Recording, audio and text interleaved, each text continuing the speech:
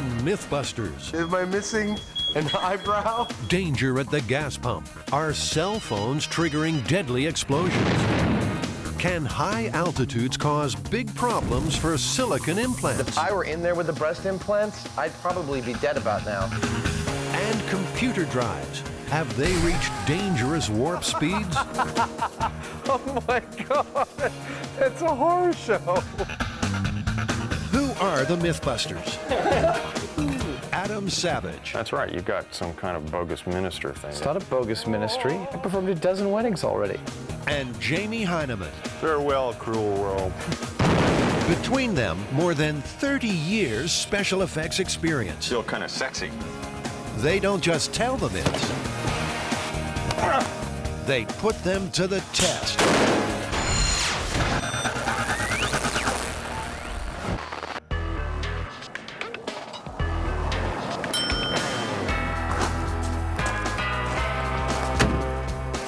Hey, wake up, farm boy. What? Can you help me with directions to Antioch? I'm lost. So what are we doing at the Stoke Gas and Oil Memorabilia Town in Santa Rosa, California? Well, we're here to see whether you can accidentally blow up a gas station with a cell phone. And even if we fail, do we still get to blow something up? Oh, yeah. Excellent. So what exactly is this myth? Well, it's an email myth that says that the use of a cell phone near a gas station can cause an accidental explosion. And in fact, people have bought into this, and on some gas stations near the gas pumps, you can see a sign saying, please don't use your cell phone here. But also, it's a very good story, and a very good story is very powerful and promotes belief. Heather Joseph Witham, resident folklorist, has another dramatic cell phone explosion story. Well, the story goes that there's an executive speeding along on the freeway in Los Angeles, and all of a sudden he hears the ding, ding, ding, and looks down and he sees that his car is just about out of gas. So cursing and frustrated, he gets off the freeway. He drives up to a gas station, gets out, starts pumping the gas, takes out his cell phone, and calls the office. At which point, there's a tremendous fireball that engulfs the executive, and then the entire gas station explodes. There have been more than 150 gas station fires across the United States since the early 90s. Could cell phones be the culprit? The Stoke Gas and Oil Memorabilia Town is an ideal location for road testing the cell phone myth. What are you doing? It's kind of a lowrider. Fred Stoke used to collect tractor parts until oil cans proved to be more rewarding. Wow. Oh, that's amazing. This is the largest one-quart oil can collection in the world. There's over 10,000 different cans here. I'm going to do my house like this. Well, we're going to need a big blast chamber, something large enough to contain a large explosion and protect us, and also to control environmental conditions like humidity and temperature and that kind of thing. We're going to need gas and a way to get it in there in a vapor form, and we're going to put a cell phone in there and call it, see what happens. The chamber will be constructed from Lexan, a polycarbonate product favored by race car drivers and jet pilots. I find this very appealing. Polycarbonate is a plastic that is extremely tough. You can about fold it in half and it won't break. It'll stop a bullet, it'll stop all sorts of shrapnel, and I just love this stuff. I love it. Anticipating a big bang, the guys are constructing the chamber with a failure point, the center of the two halves of the box. So that if the blast is too big, instead of the Lexan failing or the aluminum welds failing, the box itself will just poof, separate into two halves. Like a clamp. Yeah. The blast we might deal with might be a lot larger than we think, and so building in a failure point for this so that it can fail safe seems like a good idea. Plus it'll look really cool. Oh yeah, it'll definitely look really cool.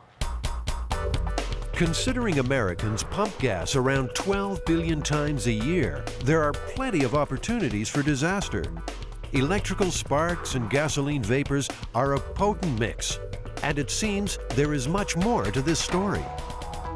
You know, I think it's highly unlikely that a cell phone is going to do this. You know, it seems like a dumb idea to me. Well, actually, it turns out that there's another part to this myth.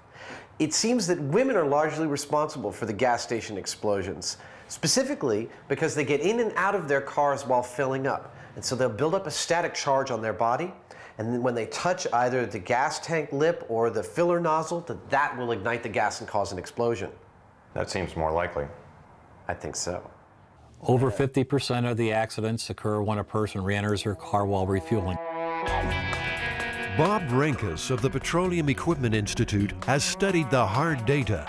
10 years of statistics place women in the most danger. We've had 152 cases now that we've confirmed. 78% are women, 22% are men.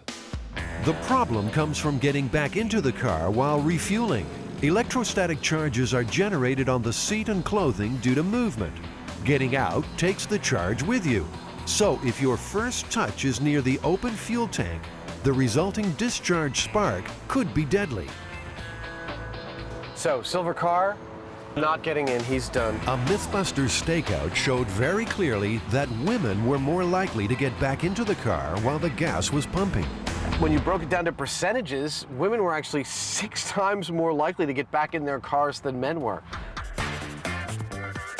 To investigate this second theory, static electricity, they'll also need to build a device that generates body-to-clothing friction and hopefully create a big spark. So the MythBusters are shopping for something shocking. So do you ever have customers come in and say, could you sell me something different? This one causes too much static shock when I wear it? No, but they've said this causes too much shock. All right. Yeah, we have to define our terms here, I guess. Right. Yeah. Should we get two? 2 of each? Why do we need 2? Well, 1 for each of us to wear. Well, if we're going to get 2 of them, we might as well get... Yeah, why don't we get one of those and one of the regular ones? Sure. Yeah.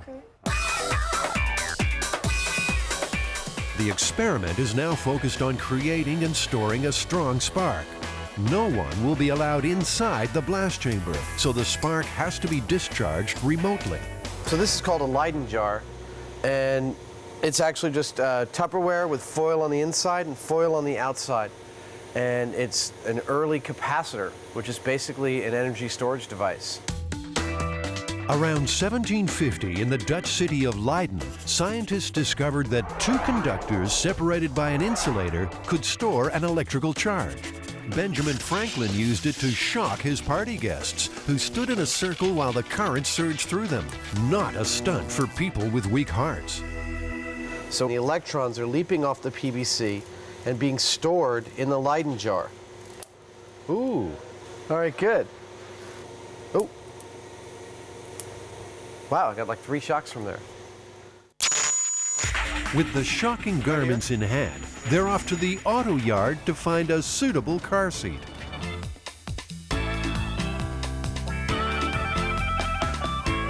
You think we could build some panty friction in the bed here? Well, that's what it's for, isn't it? Well, we won't be the first. Oh, ugh.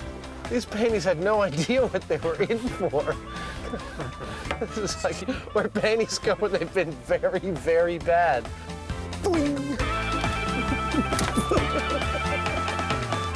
I mean, I don't know which one actually to go with anymore. At this point, it's just like a sea of rubbing and vinyl and wet car seats. It's like high school. That's actually good.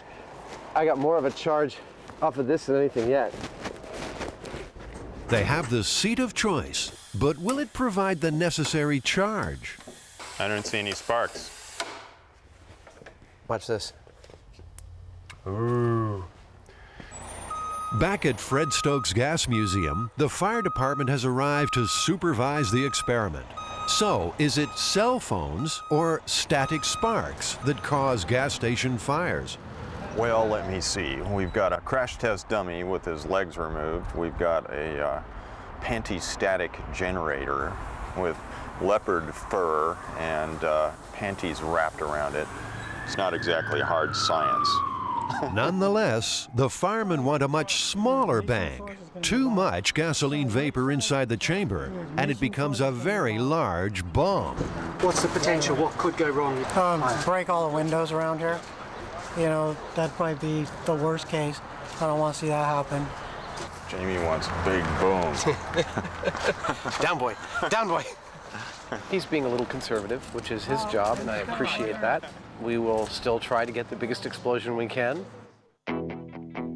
Time for the fire protection suit. Delivering the gasoline to the chamber is Jamie's responsibility. He will use an aerosol device to spray high concentrations of flammable fuel vapor directly inside the blast chamber. So I rigged up the cell phone in there. Okay. When I call it, it says detonate. Very cute. Okay, we're gonna start the fuel. You guys ready? For gas to explode, you need the right mix of fuel and air. As the concentration edges towards the flammable level, their gas meter emits a warning. Okay. Go behind the thing. The chamber is primed and ready for the cell phone blast test. Calling now. Hello, explosion. Hello? Hello?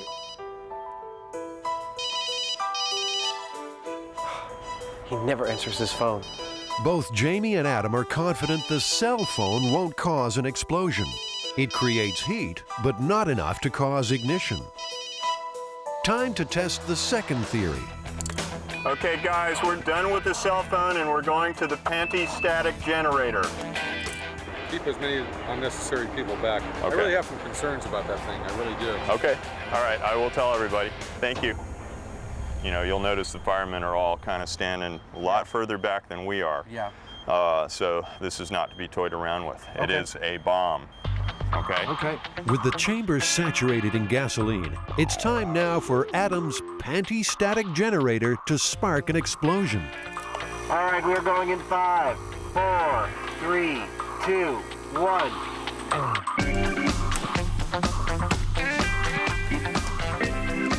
We should have had a spark right about then. Come on, baby. Okay, I've gone through what should have been like at least 3 sparks so far. Okay. Even with sparks and the heavy fuel load, the gas will only blow if conditions are absolutely optimal. So far, nothing is happening. How hard can it be to blow up a room full of gasoline? My guess is just wrong mixture. Just that simple. Wrong mixture. That's it. We're packing up and we're gonna go home. With our tail between our legs. So it's back to the drawing board to see if cell phones or static sparks can cause gas pump fires. Ignition is still proving to be difficult, but the personal flashpoint is rising. Oh, wait, hold on, Adam, before you break up all afternoon's work. Give me just a sec. I thought all 4 sides were taped. You're a nice guy and all, but sometimes you're a bull in a china shop. I'm not gonna respond to that. Working with a smaller blast box should help them figure out the right fuel-air mix to achieve ignition. You know, all of that spray presents a lot of surface area, and I think it's probably sinking down and collecting right at the ground. My guess is that one of our mistakes with the big chamber was that we had the ignition source too far above the ground. So let's just see whether this works. To get a bigger spark, Jamie connects a device called a Jacob's ladder. You'll be familiar with its climbing arc from those old science fiction movies. But this is no toy. It's high voltage and potentially lethal. Now be careful in this metal. You know, we've got some pretty heavy-duty currents here, so. All right, shall we lose the spark and get some gasoline going and blow some stuff up in miniature?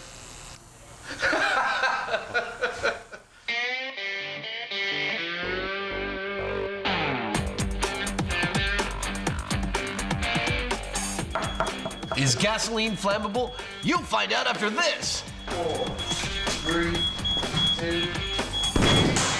Hey, we made something blow up. We made something blow up.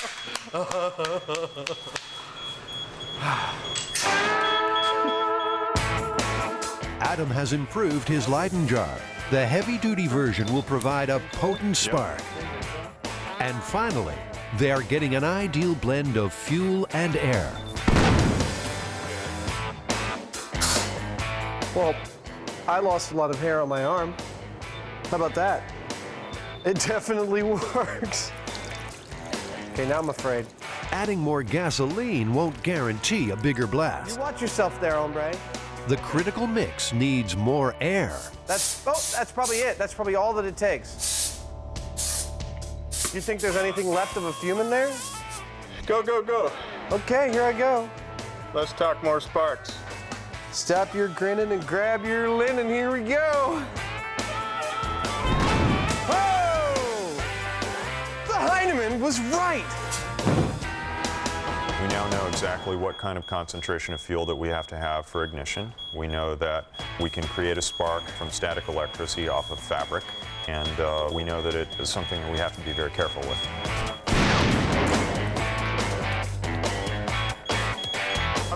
I'm fine. Am I missing an eyebrow?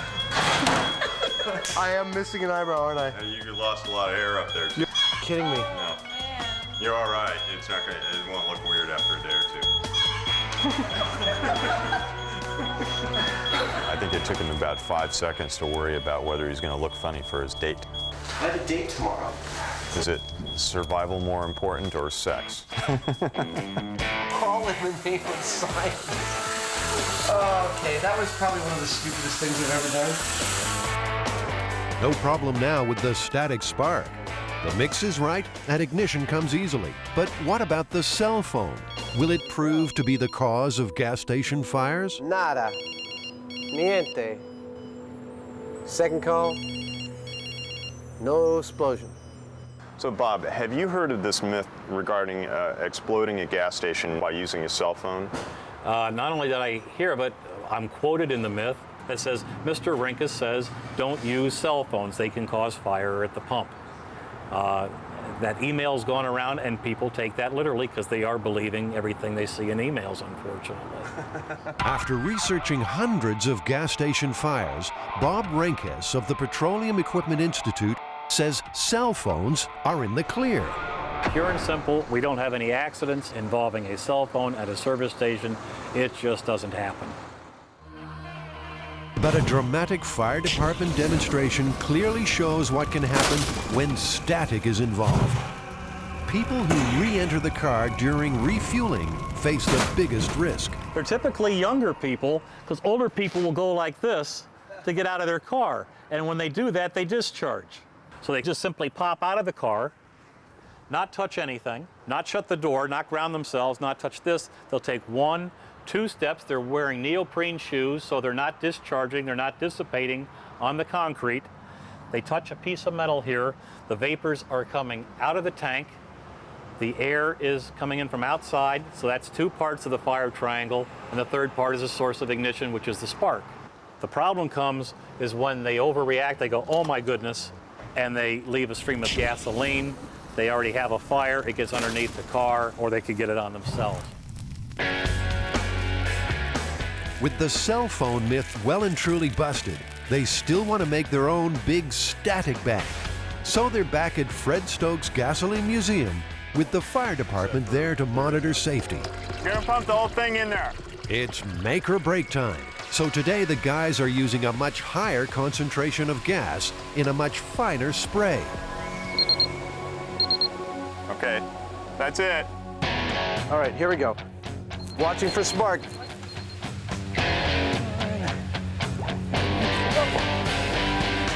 Despite a heavy saturation of gasoline vapors, still no blast. This is a pain in the butt. You know, we got the darn thing so it's foggy with gas fumes in there, and no boom. What are you gonna do? Leyden jar, I am finished with you. Desperate to get their big bang, the boys decide to use extra juice. Good spark. That good? Yeah. We're using a spark that's actually a smaller spark in terms of the kilovolts, but it's longer. We're using neon transformer to generate it, but it lasts as long as we want. So I feel totally confident we're gonna get the concussive boom that we want right now. Okay, Adam, let's get ready. Come on, okay, here we go. Stand by. I feel like something's gonna happen this time. In 3, 2, 1.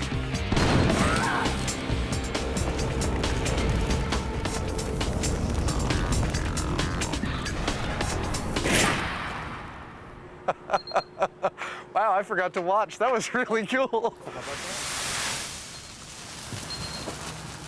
Right on. Whew. Hey, we got it. Yeah. That was a lot of force. Yes, it was. That burst apart this 24-foot seam of metal tape. Well, it's about time, huh? It's about time. Absolutely right. Don't be fooled. Gasoline vapors and a strong spark under the right conditions spell danger at the fuel pump. Bob, what is your recommendation if there is a spark, if there is ignition? What should you do? If you discharge here and you get a spark, don't be a hero. Don't take your nozzle out. Your gas tank will contain the gasoline. We don't want any gasoline spilling on the forecourt or on the pavement. Stand away and notify the station immediately. Adam, what do you reckon? Myth busted? Absolutely. This myth is definitely busted. No cell phone will ever cause a gas station to ignite. Just not going to happen. I agree.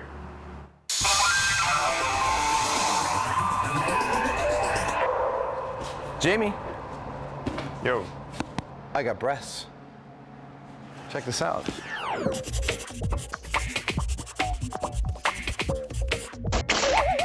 There's a myth that when you go up on an airplane, the reduction in pressure will explode your implants. The basic story is that there's a woman with silicone implants on an airplane, and there's a depressurized cabin because it's a local flight, perhaps from LA to San Francisco. And as the plane goes higher, the implants get bigger and bigger and bigger and bigger until finally they explode as she's walking down the aisle to the lavatory to see what's going on with her implants. There we go. Oh, sample not for implant. One size fits all. There's not like a bigger or smaller one. So we've got the implants, right? What else are we going to need for this, Jamie? We've got to have a chamber that will handle both pressure and, vacuum. So positive and negative pressure. Yeah, and we've got to have a vacuum pump or pressure pump, and to make it look good, put the implants in a body of some sort, maybe The ballistics gelatin would be perfect for that. We could make up a torso out of ballistics gelatin and put the implants in. It'd be very close to skin, so we could probably see, if there was any real movement. And the gel is clear, so we can see what's going on. Yeah. Okay, that's weird. You know what? Since I've never owned a pair, I don't know what they're supposed to feel like, but these feel pretty good. It just makes me feel more like a woman. Right, it's giving me the creeps. Come on, take those off.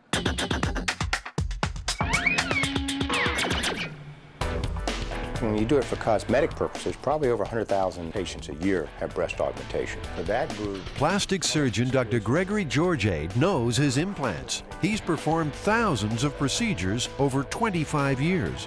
I have heard the myth, and you'd be not infrequently asked by patients, who had active lifestyles if they were going to skin dive, what would happen in their implants or what would happen in decompression in an airplane. And that was a common question. Have you ever heard any fantastic stories about this actually occurring? No, I never really have heard any fantastic stories. I have no first-hand experience with a patient that had a, quote, blowout at altitude along the way. But lots of people were worried about it, shall we say.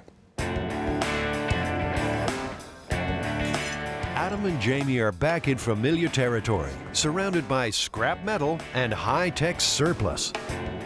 I love this place. I spend every Saturday that I get a chance down here. They have coffee and donuts, cryo containers, beer kegs. What else we got? They're looking for a tank to convert to a chamber. They want to reproduce the altitude pressures that may cause an implant to expand or explode. Looks like the world's most expensive garbage can. Yeah. Now there's a tank. Unfortunately, it feels like it's maybe 2,000 pounds or so. I see one back here that's starting to look like... Oh my Lord! You have to come here and look at this. By the looks of this is, not ultra high pressure, but it's pretty good. Look at the thickness on those. I love it when I find this kind of stuff. I mean, this is so cool. This is like sci-fi right here. Probably cost somebody maybe 30 or 50 grand new, I don't know. But it's just a beautiful piece of hardware. I get such a kick out of this stuff. How much does he want for it? It's going to be by the weight of the aluminum, I'm sure. God bless them. I don't care what it was. Just tell me how much it weighs.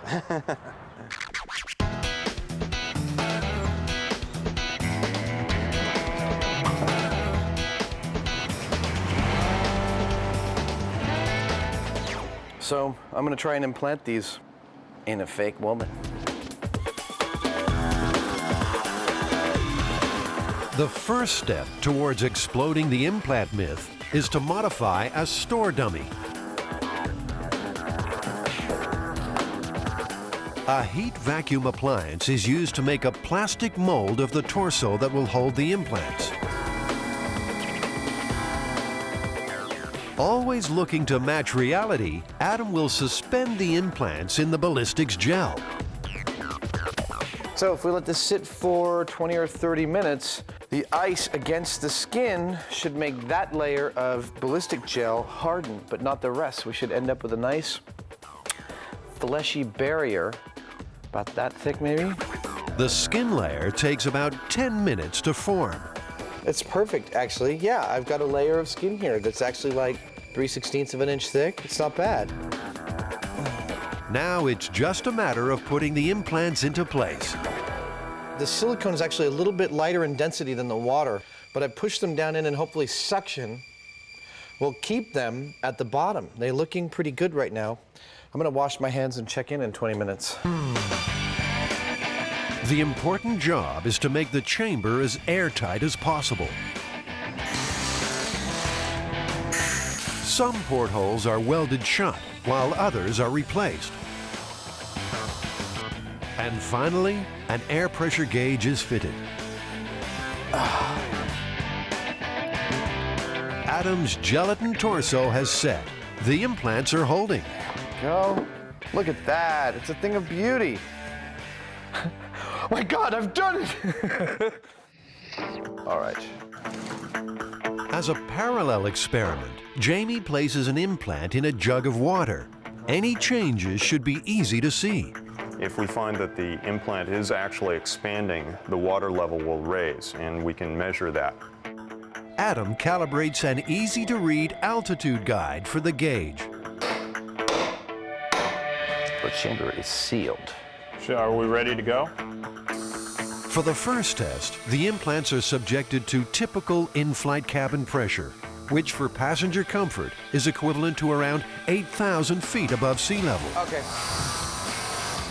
There.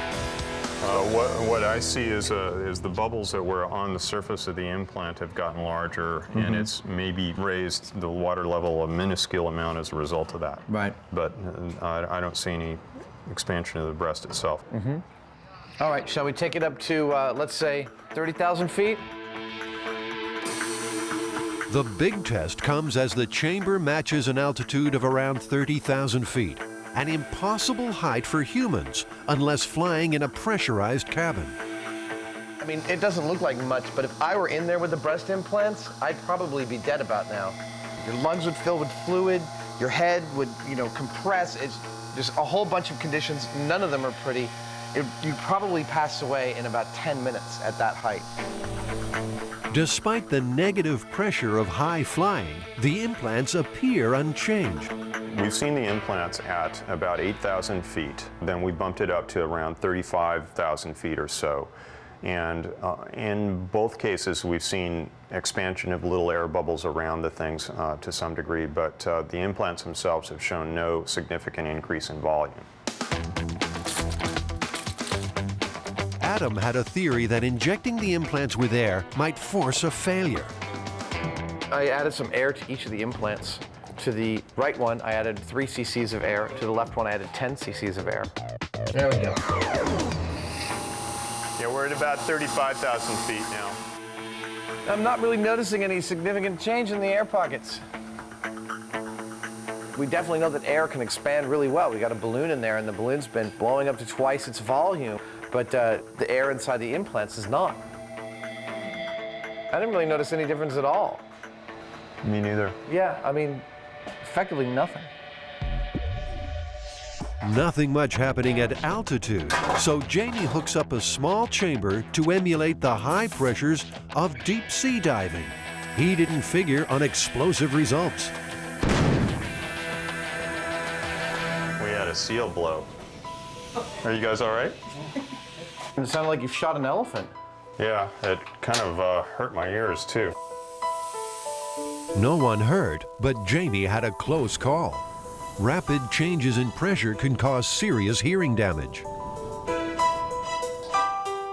No changes to the implant at high pressure, so it's back to the large chamber for another low-pressure altitude test. Within a few minutes, it's taken the equivalent of a rapid trip from the ocean's floor to the summit of Everest. Shall we go up to 30,000 feet?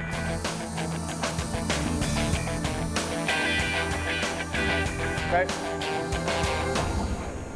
I don't see nothing. I don't see any air bubbles. I don't see any noticeable difference. So this replicated someone diving in water and then immediately getting into a plane? Yes. So effectively no difference. Scientists at Duke University have been studying the rigors of pressure on the human body for many years. This is the main clinical chamber here. Watch your heads again.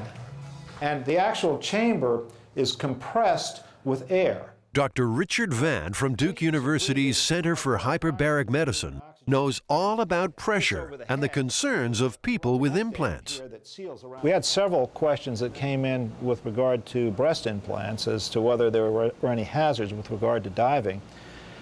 And as a result, we decided we might do a study, and so we approached some of the plastic surgeons who we'd been working with. Well, we found that basically in anything that the patient could survive, it wasn't going to be an issue. Plastic surgeon Dr. Gregory Georgiade provided subjects for the implant pressure tests at Duke's hyperbaric lab. The results were convincing. Basically what we have here is we have two implants that were initially the same size.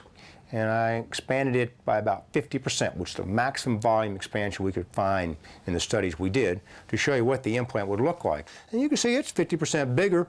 The implant could double or triple its total volume before the shell is ever going to break. So it isn't going to be an issue. And a patient that had this happen would have been dead because of the nitrogen bubbles that ended up in their brain with the bends long before the implant got to this size. So why do you think people were worried about this to begin with?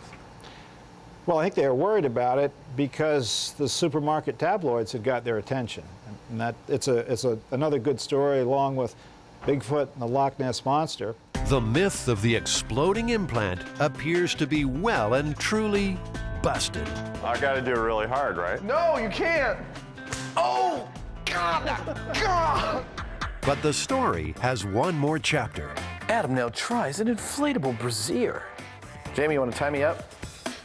An earlier version of this narrative that took place in the 1950s dealt with a national sales manager for the inflatable bra, was on, again, a flight in a depressurized plane. She was wearing her product, as any good salesperson would. And as the plane got higher, her bra got bigger and bigger and bigger, and the other passengers were kind of starting to freak out. So she had to go spend the rest of the flight in the cabin with the pilots, which you couldn't do these days. Okay, wow, that sucks. That sound? That's really bad. Adam volunteers to give the inflatable bra a personal test at 8,000 feet. Go for tank depressurization. Slowly in increments. Adam, how are they doing? Are they getting bigger? Roger that, Mission Control. My breasts are expanding. Repeat, breasts are expanding. They're definitely getting firmer, but nothing exploded, unfortunately. You know, these didn't really change that much. I mean, they've got vinyl enclosures. They're going to be pretty resilient to pressure. But, you know, they were definitely firmer at 8,000 feet, but not by much. Well, do you want to go all the way? Not on camera. Shall we take it up to 40,000? Let's do that, but not with me in them. Okay. Jamie is keen to push the inflatable inserts to the limit. There should be obvious changes at 40,000 feet. Those puppies are looking pretty taut. Looks like they're about twice the volume that they started out with or so. These things are quite resilient. I'm not sure they're going to blow. Even at an intolerable 40,000 feet, these inflatable inserts are in no danger of exploding. What do you think? We can see them all expanding individually. Always looking for a novel twist, the MythBusters loaded food items into the tank for some frivolous science. Hey, the marshmallows are definitely expanding. They're lethal. Oh, hey, we have a rupture in one of our cream-filled cakes. Look at that. Oh my Lord. Yeah. I'd say the snowballs are much larger now. They're coming off the plate. I think this just goes to show that if you're a paratrooper and you got one of these cream-filled confections in your pocket of your uniform, you better be careful.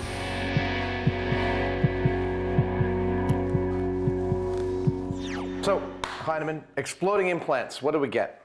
No results, no expansion whatsoever on these things. You're more in danger of your cannoli rupturing than your implants actually exploding. Your cannoli? Cannoli, it's Italian pastry that's cream-filled. Oh, okay. It's not a euphemism. Okay.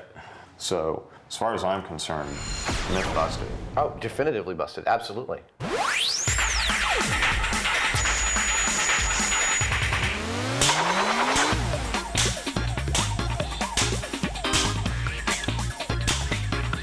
Oh, must test CD-ROM.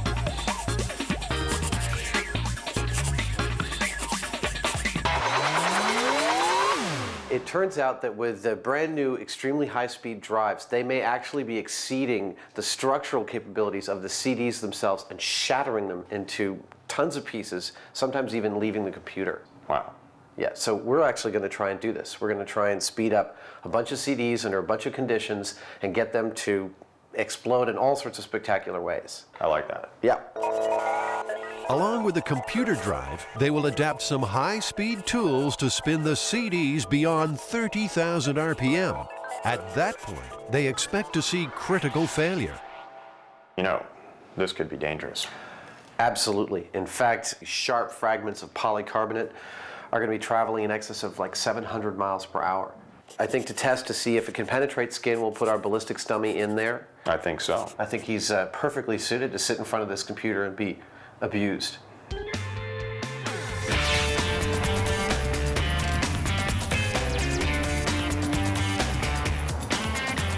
We are driving through Silicon Valley on our way to one of the largest computer recyclers in the Bay Area, and if anyone's going to have a high-speed, like 52-speed CD-ROM drive for us to test, it's going to be them.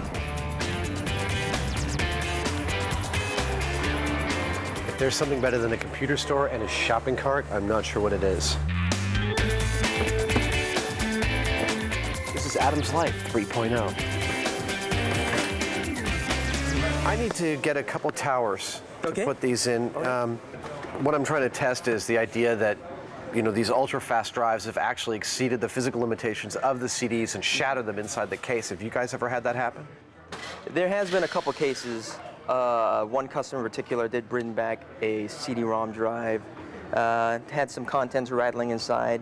As we opened it up, we discovered that the CD itself is shattered completely into many, many pieces. That's the one I remember notably. Yeah. That sticks out in my mind. Yeah. Mm-hmm. So, yeah, let's get this one. 145. 145. Hey, how about that? Okay. Good enough? That's good enough. Right. Yeah. We'll take it back to the lab and destroy it.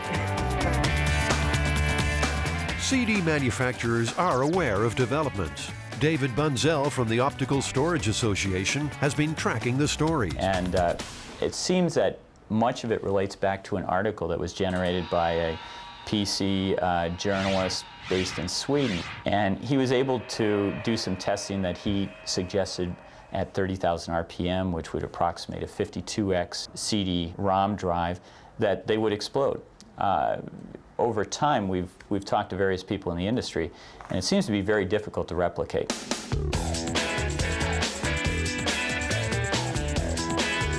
To replicate the CD shattering experience, Adam exposed some computer disks to the kind of treatment imposed on them by users. CDs that blew apart in computer drives may have been damaged by sunlight, corrosive spills, or normal wear and tear. To test this myth realistically, a few CDs had to be sacrificed. Cracked, exposed to sunlight, 24 hours. Rubbing alcohol, microwave, off-center label. Expensive, name brand, control CD. See how it does.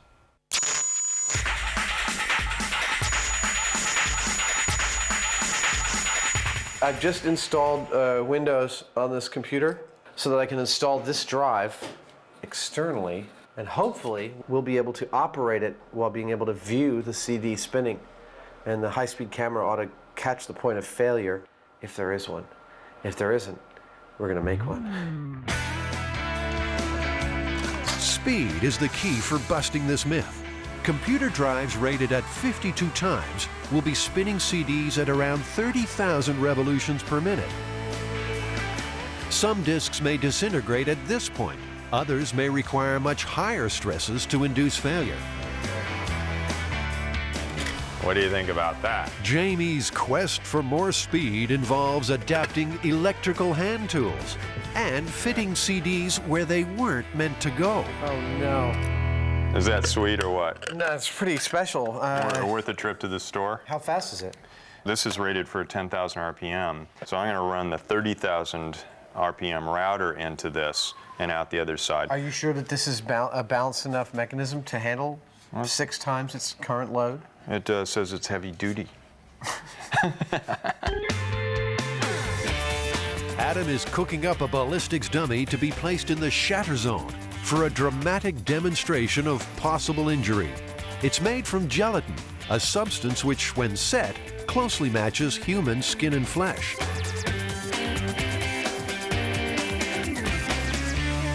Wish I could understand why we can't get this to spin up to its full speed. We've done everything we can to get it to max out, and it may just be that the computer's not fast enough to read it as fast as 56 speed. The budget computer failed with the latest 56 times drive, achieving only 20,000 RPM, nowhere near fast enough. It should be pushing at least 30,000. Jamie has another plan. Frankly, I'm terrified of Jamie's drive. He's built the equivalent of a 300-speed drive in there. I don't want to be anywhere near it, and I'm really glad we have it contained in the blast chamber because the drive itself may fail catastrophically. Jamie is adding more power to the equation. He's adapted a super fast motor and plugged it into a variable speed controller. And this motor is set up to go maybe 90,000 RPM if not for the drag on it. I'm guessing it might go like 80. Ought to go faster than it's supposed to though. Oh, this is cool. Wow. Look at me, I'm a god. Doesn't look much like you, Adam. Looks exactly like me. Look at that. You know, I've always wanted a 6-pack. Closer to the center. Okay, there we go. All right. Doctor, the patient is ready. Revving CDs up to demolition speed is the aim. Jamie's customized drive is about to get its chance. Contact.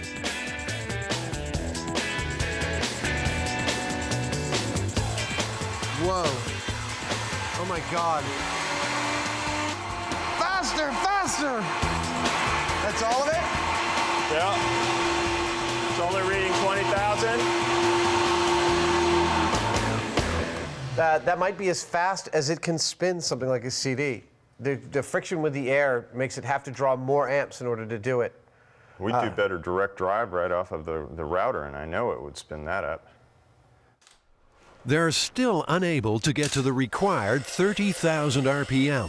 But the workshop has other fast tools. Lathe, 2,000 RPM.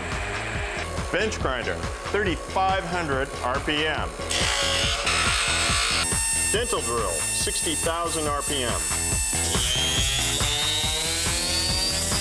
Air turbine. I'm not sure how fast it's going, but it's awful fast.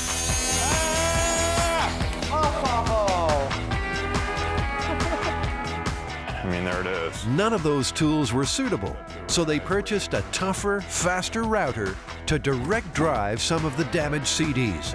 Really need to see some explosions now. We've got the microwave CD. Okay. That one's been severely stressed.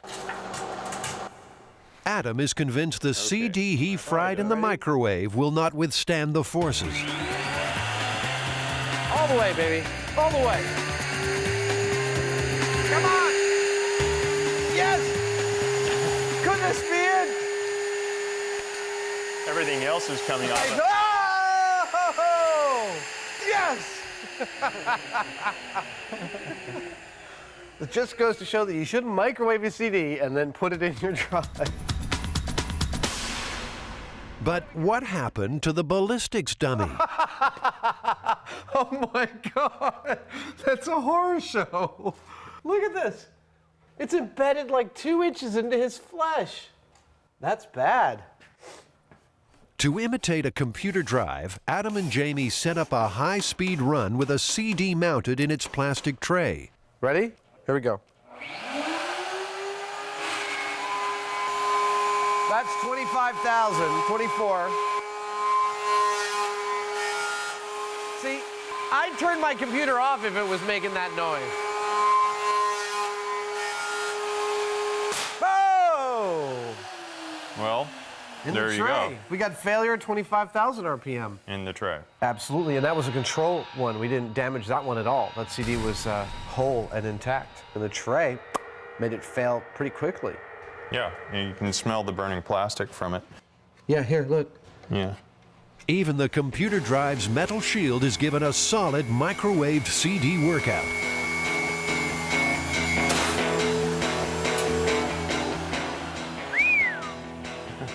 That's spectacular. Look at the damage it did to this case. I mean, it spread the sides out. Yeah, little dent marks. Yeah, it dented the steel. It's like hitting it with a hammer. If the high-speed 52 and 56 times drives are already causing some disks to shatter, what does the future hold? So, David, are we going to see 100x drives, 200? Where's it going to stop?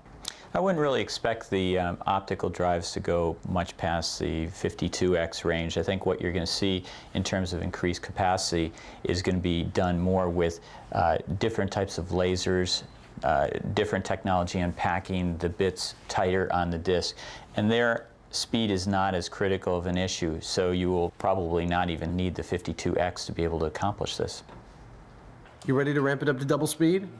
I'm ready. All right, Let's go, Spin Man. So far, most undamaged control CDs have withstood standard spin forces. Only one disintegrated. Slow-motion pictures show them warping, but not shattering. But Jamie and Adam want mass destruction. They switch from 110 volts to a potent 220. It's party time. You ready, Baldy? Wait. Okay, Ready? and unplug it right after you're done. Yeah. 3, 2, 1.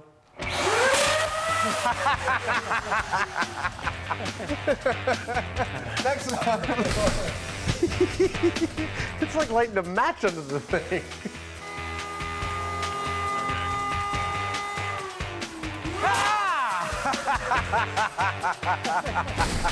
Okay, next one. Next one.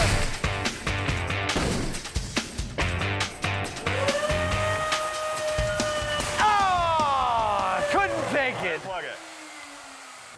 I think it actually blew the router, though. We're done, I guess. I think we've done a good day's work here. Any day we create that much shrapnel is a good day. That's astounding. I mean, it's like almost like Christmas. So listen, even if one blew up in your computer, would you be at risk? No. Why not? Well, maybe if you open the thing up and put your eye right in there, but See, that's just the sort of thing I might do. Well, there are easier ways to poke your eye out, I suppose. Now, are you worried about CDs exploding in your computers? No. I have three computers that sit around me, and I don't sit there with any concern that I'm going to have fragments flying at me. Given the millions and millions of CDs that are out there being burned all the time, and the maybe dozen cases that we've heard of this happening, it's pretty much almost a non-event. I agree. It's not something the average buyer has to worry about. Highly, highly unlikely.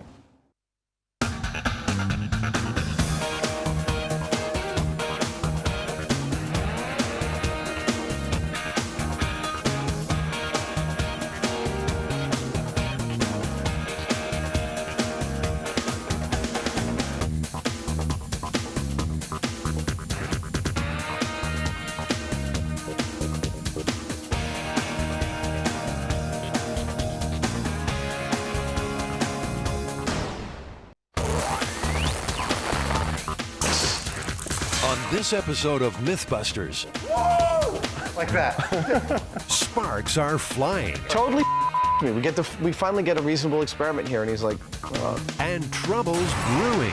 I would say that the rig is not safe at all. Adam finds out that the falling penny myth can really be a pain in the... Oh! We'll see why these guys don't have their own cooking show. And find out the link between Japanese spies and Lucille Ball's teeth.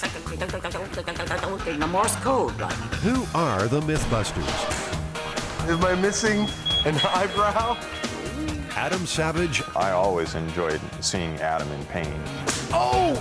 And Jamie Hyneman. Jamie wants a big boom. More than 30 years special effects experience. Feel kind of sexy. They don't just tell the myths, they put them to the test.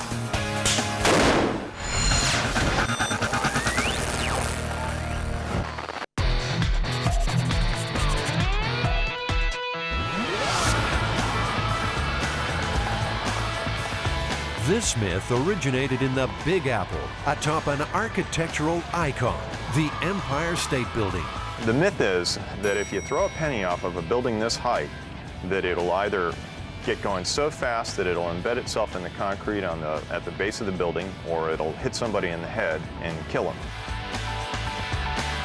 Lydia Ruth has worked here for 18 years. She's heard the penny myth many times. I know one gentleman who worked in the lobby was with the building from late 1930s, right after the building opened, and he had heard it. So I think it's just one of those myths that belongs to the Empire State Building. Tossing a coin off the Empire State is not as easy as it sounds. Tall buildings like this can generate their own unique weather conditions. Some updrafts can reach cyclonic speeds. It's 8 a.m. in the morning and the wind's already starting to pick up. And there's every possibility that if you hurl this thing off the edge of the building, that it'd just blow it back over. When the wind blows against the face of the building, the wind blows up. And you might have heard the story of it raining up or it's snowing up. Well, that actually does happen. It will blow against the side of the building. There's an updraft. So if you throw something off, no matter how far away you throw it, the wind is going to catch it. Of course, there's also the possibility that the story might be true, in which case you risk killing some innocent pedestrian. We need to figure out how fast a penny would be going if it fell 1,280 feet, what kind of damage it would do. I think we need to go back to the shop and test it. Adam and Jamie need to find out what is a penny's maximum speed when falling. In other words, its terminal velocity. Once they've done that, they'll shoot the coin at concrete, asphalt, and a head made from ballistics gel. Nice. Step 1, finding out a penny's terminal velocity.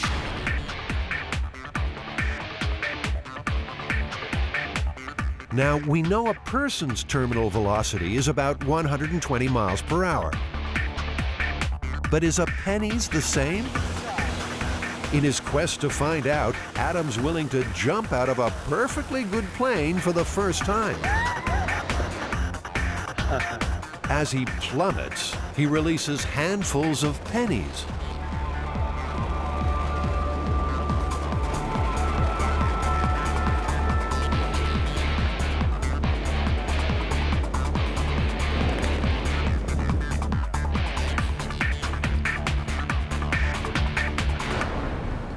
Well done. How'd it go? That was amazing. I mean, it's unlike anything I've ever tried before. You really should have done it. What'd the pennies do when you let them go? The pennies flew right out of my hands. I opened one hand and then the other, and the pennies just like shot out towards the sky. Out of one hand, they hovered for a second in like the burble above my hand, you know, the air bubble vortex, and other than that, I was traveling way faster than they were. I want to do it again. That was awesome. The guys have seen complex equations that put a penny's top speed at somewhere between 35 and 65 miles per hour. I used to be able to juggle them. But Adam's not taking those figures at face value. He wants to test them in his own penny wind tunnel. At the bottom, wind speed is clocked at 65 miles per hour. Holes in the tube allow the air to dissipate, so the speed at the top drops to 35 miles per hour. If the penny stays in the tube, then the equations are correct. Bingo! Adam's one happy Mythbuster. If only Jamie were as excited. This matches the math, the complex equations that we have showing the velocity. I think we should go for a worst case scenario, like 65 miles an hour. Okay, works for me. This is excited, Jamie? Yeah, this is We got a world first. It's going out on television that we did the experiment that showed exactly how fast a penny goes. No math, no ideas, no timing off a building. We got it right here in the lab. That's great. Good job. Totally me. We finally get a reasonable experiment here, and he's like, oh, well, that's great. You know, it's like, what are you gonna do? How are you gonna please the guy? I don't consider it an enormous feat to be able to, elevate a penny in a wind chamber. On that note, the Mythbusters go their separate ways. Jamie's looking for a way to fire a penny at 65 miles per hour, while Adam begins work on the dummy head. I decided to use the staple gun because, when we're experimenting with things here in the shop, a lot of times I don't like to go through a whole elaborate process and days of machining something only to find that it was the wrong approach or didn't have the right speed. I like to kind of find something that will allow me to move into it quickly. To make the penny fit in the staple gun, Jamie lops a little off each side.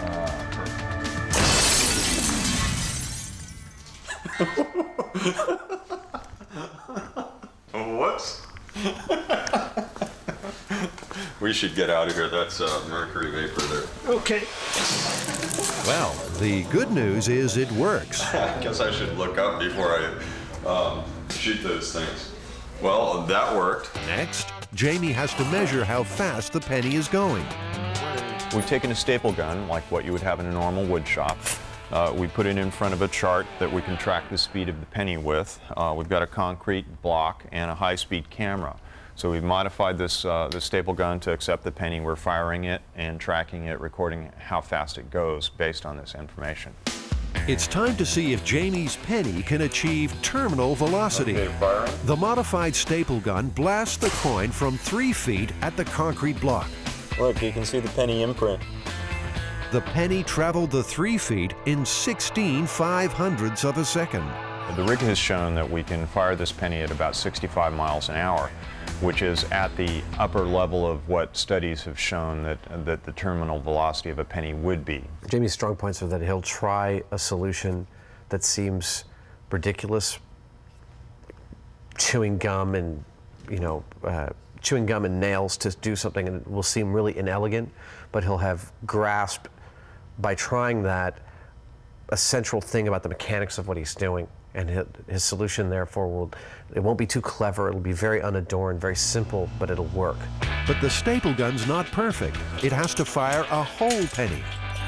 Obviously, it was really easy to nip the corners off of this penny to make it fit in the gun, and it's not that much different in mass than what a real penny is. So I'm pretty sure, based on that if I widen the channel or the throat of this staple gun, that I should be able to make it fire a full-size penny just as well and with the same kind of speed.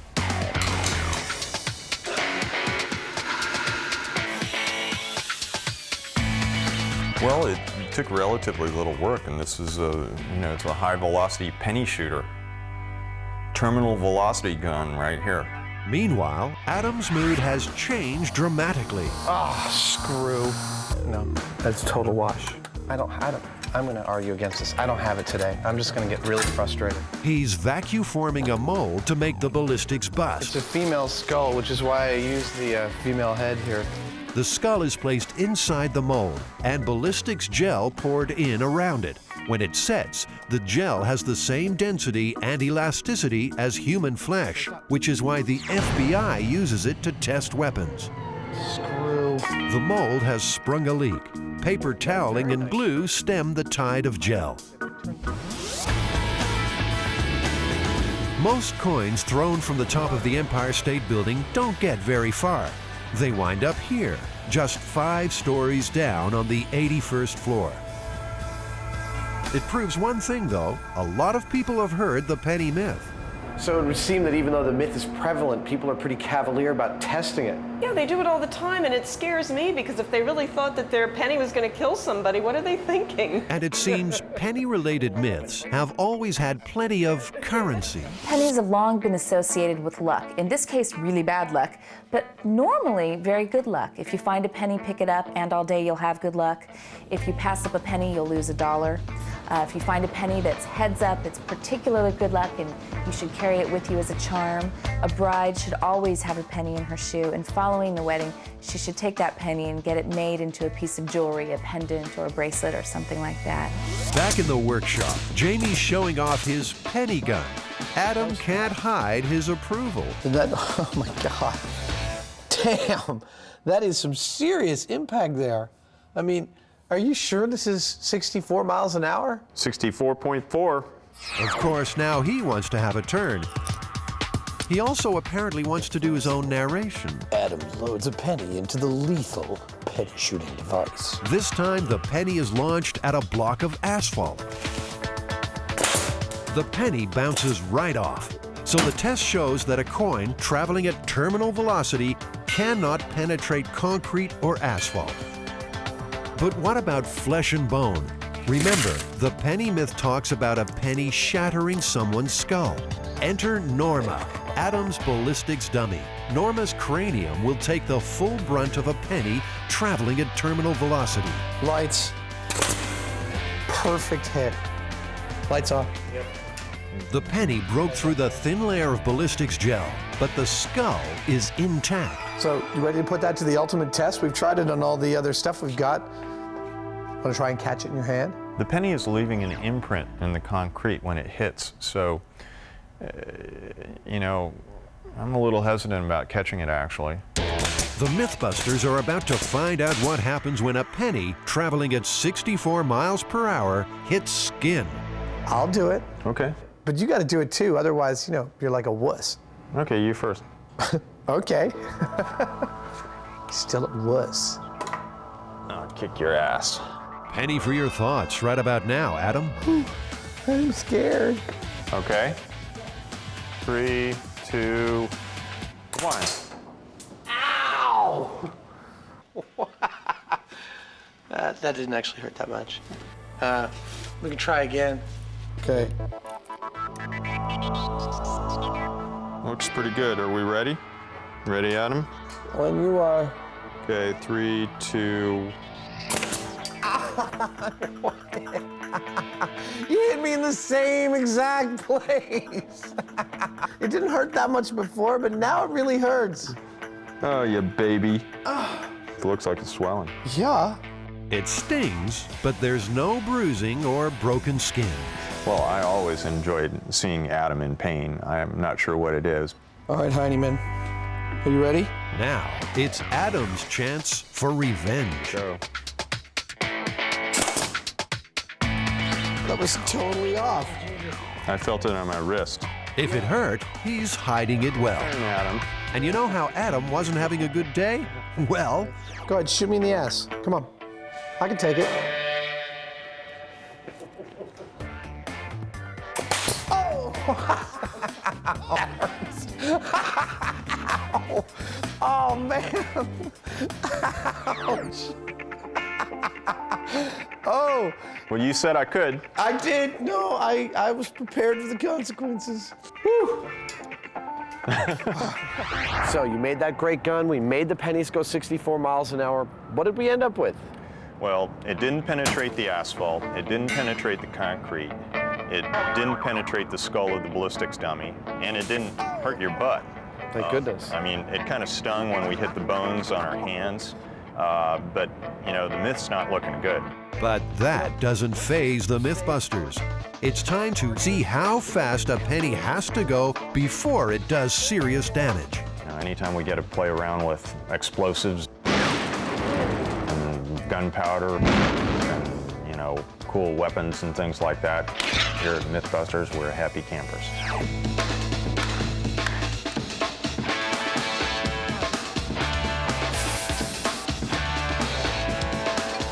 Adam's modifying a high-powered rifle so that it will expend a penny. That's not chambering around, I'm just test firing. The coin will be fired from a special aluminum barrel attached to the rifle like a silencer. The rifle itself will be loaded with a blank round. When it's fired, the expanding gases from the cartridge will explode along the barrel, propelling the coin from the slot with bullet-like speed. It's a bold plan and a potentially deadly one. Jamie's far from convinced. I would say that the rig is not safe at all. There's a significant chance that there will be an explosion, and either the breech of the rifle will blow out, or what may well be likely is that the whole head of the rifle, the device that Adam has constructed on here, may just shoot off the end of the rifle. Well, Jamie, take cover, because Adam's taking aim. All right. Firing. And 3, 2, 1.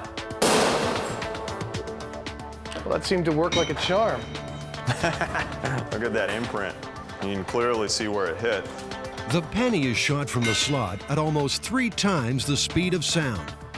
The high-speed camera result apparently is 3,000 feet per second. That's like a bullet. That's the speed of a bullet. The coin still did not end up embedded in the block. Where's the penny? This is one penny, however, that has been well and truly spent. The detail on the face of it is flattened. Work like a charm. And Jamie's forced to eat his words. Yeah, congratulations, Adam. Thank you.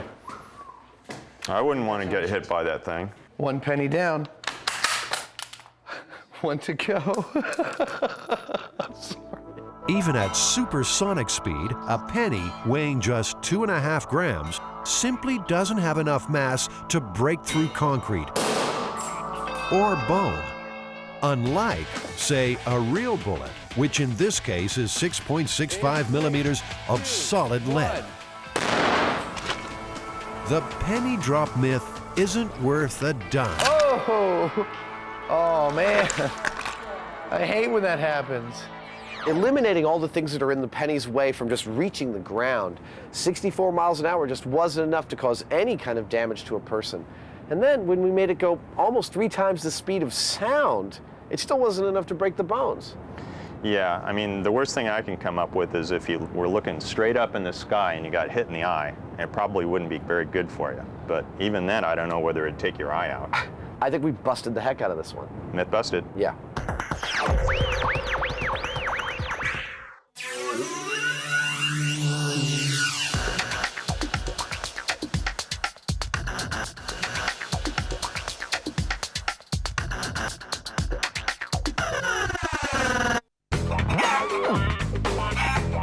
That's really disgusting.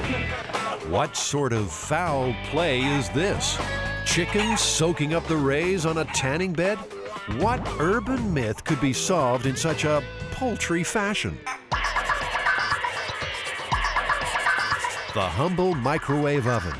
Is it a handy cooking device? Or mysterious machine with dark and frightening powers? Microwaves just seem to be magnets for urban legends. So we're going to put some of the main ones to the test. Whoa! You are the man.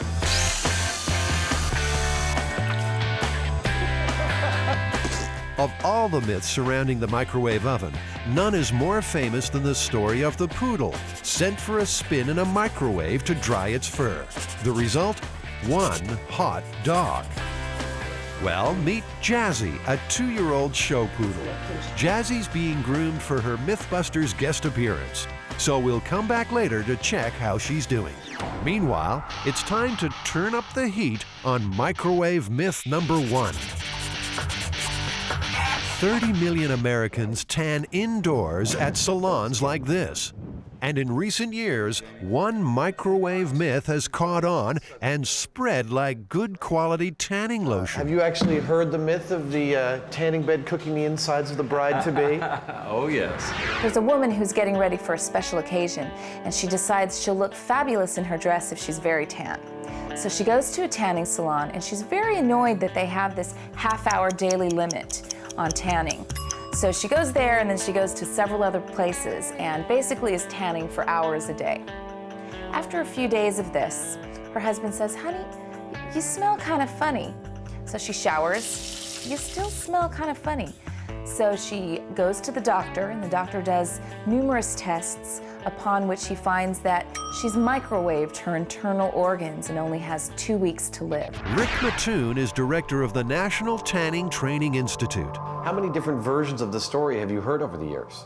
We have a tendency of getting a different version about every month for about the past 4 years that I've been involved in the indoor tanning industry.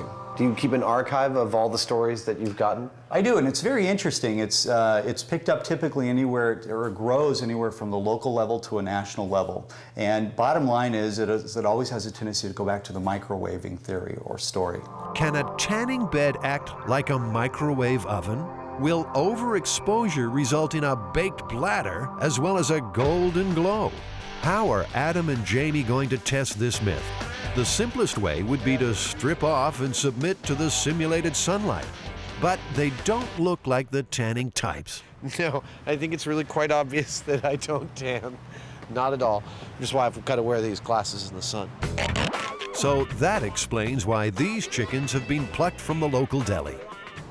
They'll give the birds 4 straight sessions on the bed and see whether or not the result is lunch. This is right up there with one of the weirder things that we've had to do. Trying to put a dead chicken in a tanning booth? Hello?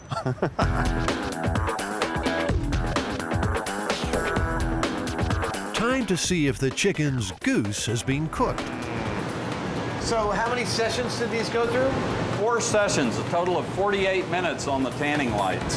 So if I'd been in here, I'd be pretty badly burned by now. You would have a severe sunburn at this point. But would your gizzards be goners? Not at all. Pink and perfect. Not cooked on the inside at all. Basically, there's no difference between overstaying your welcome on a tanning bed and spending too long in the sun. Now, this story has been told and retold so many times, it's a very popular narrative. Indeed, it was published in at least 2 Dear Abby columns, so it's got a lot of veracity. A lot of people believe it. Also, the industry magazine, Tanning Trends, had to publish an article telling people that it's not true, don't worry about it, but clearly the narrative is still out there. Do tanning beds put out microwaves? They put out nothing of the sort. They put out light waves, and that's all there is to it. Besides, for the myth to work, microwaves would have to cook from the inside out, and that's easily tested. Simply throw a roast in a microwave for 20 minutes and carve. Look at that. I mean, it's totally cold on the inside. It's not heating from the inside out. It's definitely heating from the outside in. Yeah. The myth is totally busted. Apart from testing these microwave myths, Jamie also wants to build the microwave oven from hell. Let's take a moment to find out how microwaves actually work. A microwave oven uses radio waves to cook food. A device called a magnetron bombards the inside of the oven with radio waves, which react with water molecules in the food, causing them to vibrate at enormous speed. That friction creates heat, which cooks the food. The Amana radar range microwave oven is quality. In the early days, it was hailed as a revolutionary kitchen convenience. It's a family-sized turkey. 675 watts of cooking power means faster cooking than most other microwave ovens. Uses 50 to 75% less energy than a conventional electric range. 5 and 30-minute timers with automatic defrost cycle.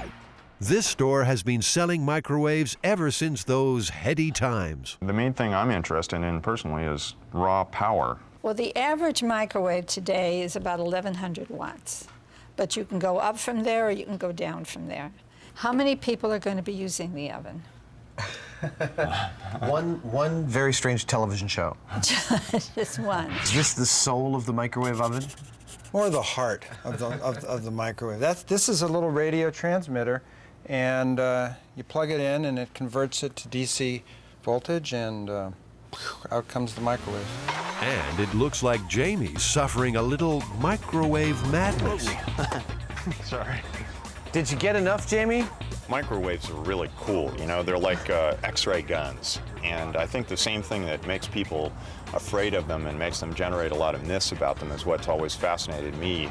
I'm gonna, you know, make this super powerful microwave gun that I can heat things up around in my shop with. And, you know, that for me is a lot of fun. I think he wants to take apart all these microwaves and make some kind of super microwave. And I don't know if he's planned on shielding or anything, but I don't necessarily want to be in the building when he does it. Back at the workshop, it's time to test microwave myth number 2. That microwaving metal makes the oven explode. You know, I once had a roommate where I accidentally put a spoon in my coffee cup in the microwave, and he refused to use it ever again. Made me buy him a new one. Wow. It's just those kind of misconceptions I want to clear up here on MythBusters. Yeah. There you go. Adam and Jamie are going to microwave several metal objects. Just in case something dramatic does occur, the pair will watch from behind a Lexan shield. Lexan is a bulletproof material used in the windshields of NASCARs. It's time for the first metallic test subject. No, nothing happening there. Spoon's been in there for 2 minutes. I don't see nothing. Turn it off. So, I mean... I'm guessing if... Ah! Ooh. The spoon was really hot. That spoon was really hot, but it didn't do anything. I mean, it didn't arc, it didn't, like, buzz or, you know, all that stuff. Something else from the silverware drawer, perhaps? Fork in the microwave. Maybe the sharp prongs will cause sparks to fly. Oh yeah, that's true. Not a thing. Adam and Jamie have heard that tin foil scrunched into a ball can have an effect. Oh, that's cool! Looks like something out of Star Trek. It's beautiful, actually. Now, that's interesting. The microwaves are causing an electric charge to build up in the metal. Scrunching the foil allows the charge to jump the gaps. Jamie tries again, this time folding the foil into an accordion shape. Whoa! The Hyneman with the precognitive technique.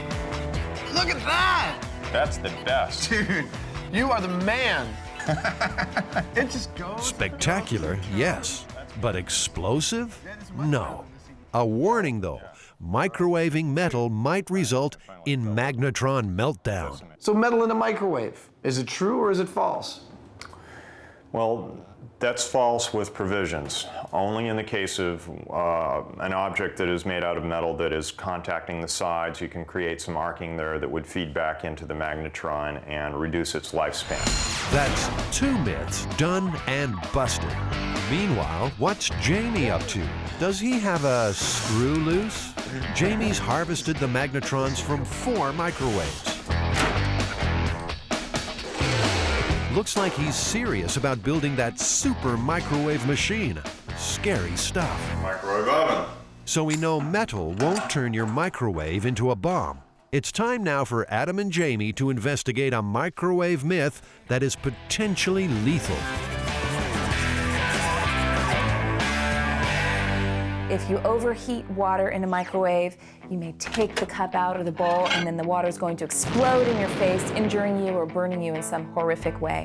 We're gonna time how long it takes to bubble.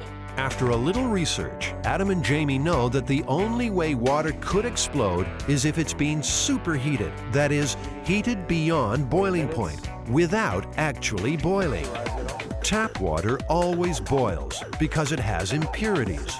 Distilled water has no impurities. That means no boiling. Yeah, the smaller experiments, you know, they look a lot simpler because they're tabletop, you know, we have small amount of variables, and really invariably they turn out to be the most complex and difficult ones to get a real result from. They put 2 cups of water in the microwave, 1 distilled, 1 tap. When the tap water boils, they'll know that the distilled water has become superheated. Just dropping in a sugar cube should make the boiling process happen instantly and violently.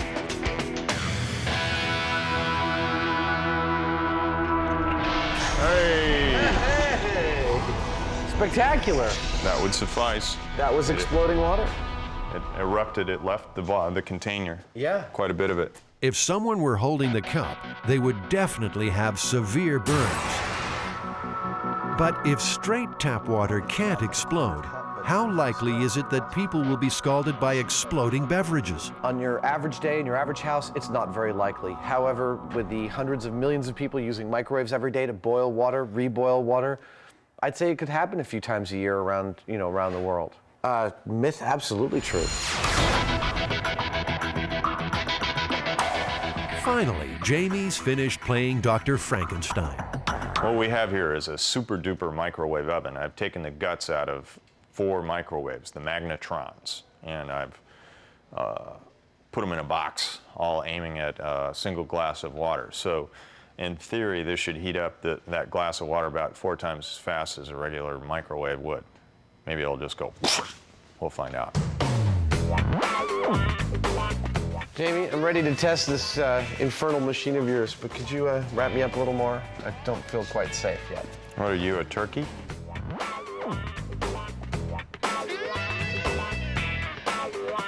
I wouldn't say Jamie's an evil genius. I know, this could be a wonderful mousetrap. I'm not sure he's evil, and I'm not sure he's a genius, but We're ready for a mega microwave test firing. What, about 30 seconds? Jamie flicks the switch. The room's filled with an angry buzz. How come my watch is stopped? I'm gonna give it. What on earth is happening behind those metal walls? Let's put the temperature probe in.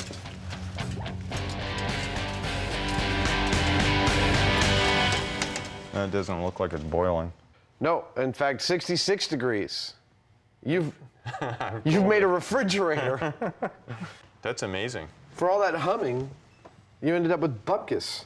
Looks like that's the evil genius theory out the window. Time for the final myth, the famous poodle in the microwave. It's the moment of truth for our guest star Jazzy, who's been primped and preened to perfection. Or is it?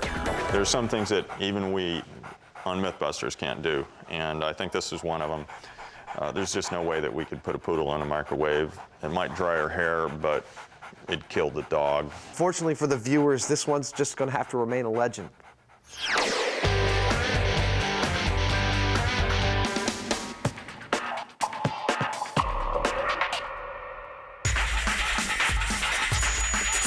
The story that we're looking at is from 1942. One of the most bizarre urban myths of all comes from wartime USA and involves America's queen of comedy, Lucille Ball. I had some dental work to be done. You know, they put in temporary fillings.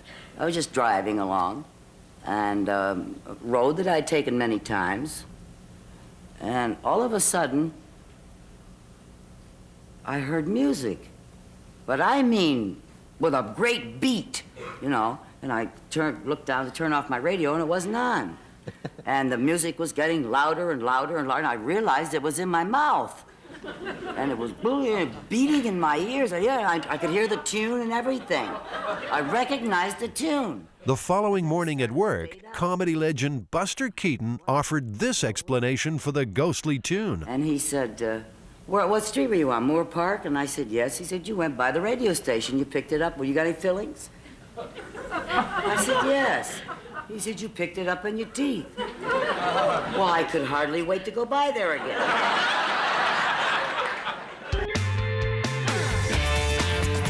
Here's a challenge Adam and Jamie can really get their teeth into. Is it possible to receive radio transmissions through the fillings in your mouth?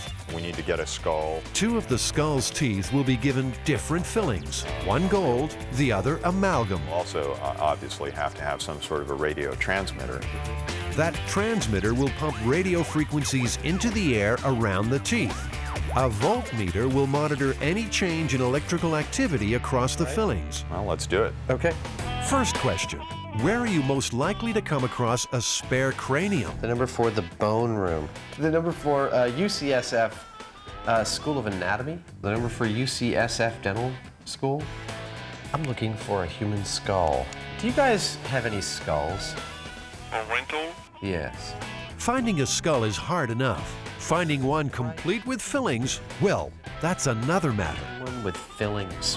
Would any of them happen to have fillings in them? So you don't have any with fillings right now? There's a dental charity. Eventually, Adam tracks down a skull. It's his father's. Well, his father owns it, that is. Next step, a little dental work. Hi, doctor. That's a grody-looking skull. Okay. Is that of a real dead person? Yes. You bet. Not got much teeth left. He has trouble eating his steak these days.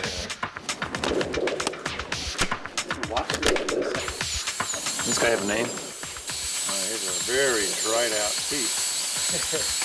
Smells the same as it usually does. Yeah. I have 7,000 patients. I'm a practicing dentist. Never in my career of being a practitioner for 30 years had anybody complain to me they were picking up sounds or signals from their fillings.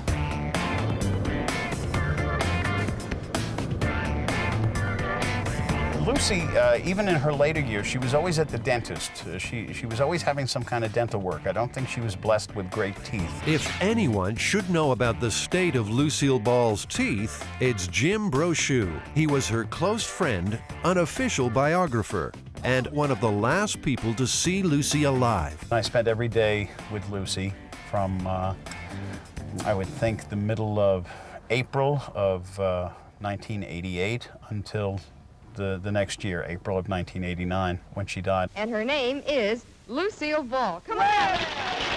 And although the star mightn't have had great teeth, Jim's positive she was always of sound mind. Lucy had no kind of psychosis. She didn't hear voices. She didn't put her faith in the supernatural. Okay, Kay, don't be ridiculous. Well, you just met me. Hey, listen, a chowhound doesn't have to wait for dinner to be hungry, you know. Phase 2, Adam's on the trail of a radio transmitter. A little bit of equipment, and I was wondering if you had... Now, this has to be easier than getting hold of a skull, right? Two-channel oscilloscope, like a sweep generator, with an oscillator and an amplifier. Seems these radio guys just aren't operating on Adam's wavelength. He had no idea what a sweep generator even was. This one had you kind of stressed out, didn't you? Yeah, this one was a real bear, actually. It turns out that it's very difficult, number one, to get the equipment to generate a very powerful AM frequency because that's been cracked down a lot, pirate radio stations and such. Like all great stories, the Lucy legend has plenty of details that lend it credence. Then there was the radio station, which is a 50,000 watt radio station that we understand now that there was some kind of clay in the ground that aided the transmission, that amplified the 50,000 watt transmission. So I associate that radio station as where she heard the music coming from that night as she passed by.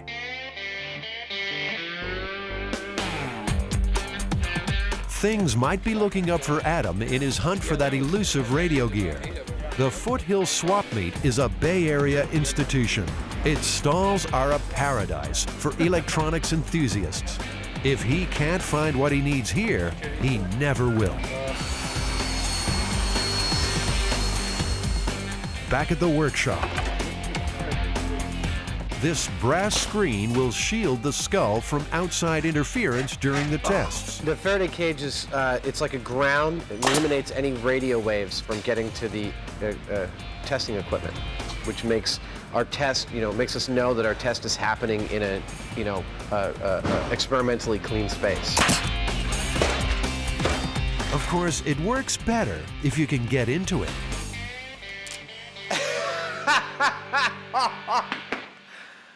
I locked the door from the inside. All right. There's my Faraday cage. Let's see. No signal on the cell phone. No signal at all. One theory is that if Lucy's fillings were made from different metals, then they might just have acted as what's known as a point contact diode. Point contact diode is the basis of the earliest radio crystal sets. In fact, in World War II, soldiers in foxholes built what's called a foxhole radio, which we have a crude model of here, in which our point contact diode is simply a razor blade and a pencil lead. Two different metals combining to capture a radio frequency. I hear a buzz.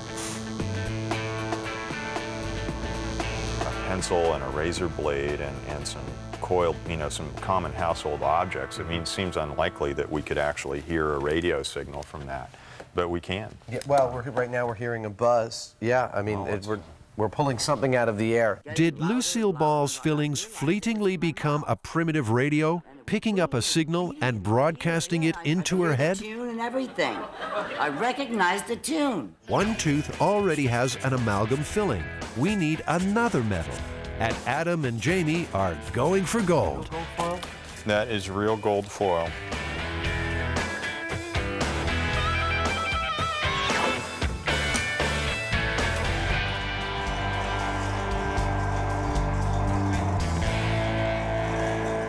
The teeth are placed inside the Faraday cage, along with a crude antenna made from a cardboard cylinder and insulated copper wire.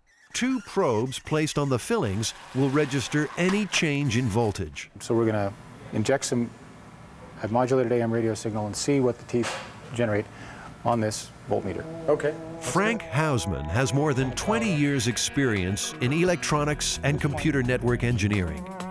He's agreed to become an honorary Mythbuster now, as I sweep just for one day. The RF field in that chamber, there's no change in the teeth. Several radio frequencies are channeled into the Faraday cage, but the voltmeter doesn't flicker. So if the teeth were acting as a diode, which is one of the theories about how they might pick up radio, we would see a change in voltage, but we didn't. So, in this test, the fillings did not become a simple radio receiver. But even if Lucy's did, does it automatically follow that she'd have been able to hear the signal? Could our nerves transmit the frequency to the brain? Time to get wired for sound. You should theoretically hear an audio tone. Just like that. All in the name of science. All right, I'm ready to take the juice. Are you ready? It's going to you. You can, you've got 0.4 millivolts. Okay. Are you on now? Uh-huh. Do you feel anything? Okay. Take one off. Okay. Well, I'm going to turn it up to 300 millivolts. This is about the highest voltage I'm comfortable putting out into your head. Of course, you say that, I'm just going to ask you to bump it up one more. No, I don't feel anything. I've just run it across several combinations of all my fillings. But what if you had metal somewhere else in your head? In 1981, the Veterans Medical Center in Miami reported a remarkable case. A Vietnam veteran claimed he was picking up radio through shrapnel embedded in his skull. He started to hear music, and then he became very frightened, very scared. He thought that he may be going psychotic, being delusional. The man was successfully treated for post-traumatic stress disorder, but still, the band played on. It's the only case of this kind in the last half-century to be published by a medical journal. For Lucille Ball, the radio filling story didn't end when the music stopped. In fact, it got even zanier. I was going up another street, almost home, and I was passing 4 vacant lots. And as I went by there, I heard, and I'm picking it up with my teeth. I stopped the car. Then I looked around, in the Morse code, like. And I couldn't wait to get back to MGM the next morning and tell the security office, and they found an underground Japanese transmitting radio station. Honest to God. Is that a great story? A great story, without a doubt. But Morse code? Tapped out through tooth fillings? One of the theories is that it could be a galvanic reaction, i.e. that the, let's say you have 2 dissimilar metals in your fillings. You have a gold crown and an amalgam filling, that those in the solution of your saliva might actually be generating a small amount of electric current, like a battery. In that case, the galvanic reaction would be building up a charge that it was discharging. Build up and discharge and build up and discharge. And you might actually think that was Morse code. Jamie and Adam want to recreate what might have happened in Lucy's mouth. It's been a little while since this mouth saw any saliva, so Adam and Jamie are going to sit the teeth in vinegar. Vinegar's level of acidity should make it an excellent conductor. That ought to be enough for a little galvanic resistance. I have the teeth in solution just so that they're, the metal of the teeth is both in the bath of vinegar and slightly above. Okay, we'll set some probes next. All right. We have positive contact on everything here. Great. Adam and Jamie have heard the Japanese bombing of Pearl Harbor had just forced the United States to join the Second World War. It was after they had taken the Japanese out of California and unfortunately put them in the camps. With people fearing a full-scale Japanese invasion, panic and paranoia raged. Professor Rusty Capps was with the FBI. He now lectures on Japanese espionage during World War II.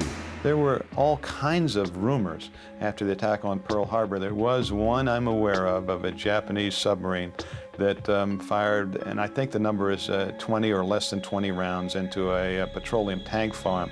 There were also instances of Japanese trying to bomb America with high-altitude balloons that were going to drop incendiaries. You didn't know how to reconcile this fear.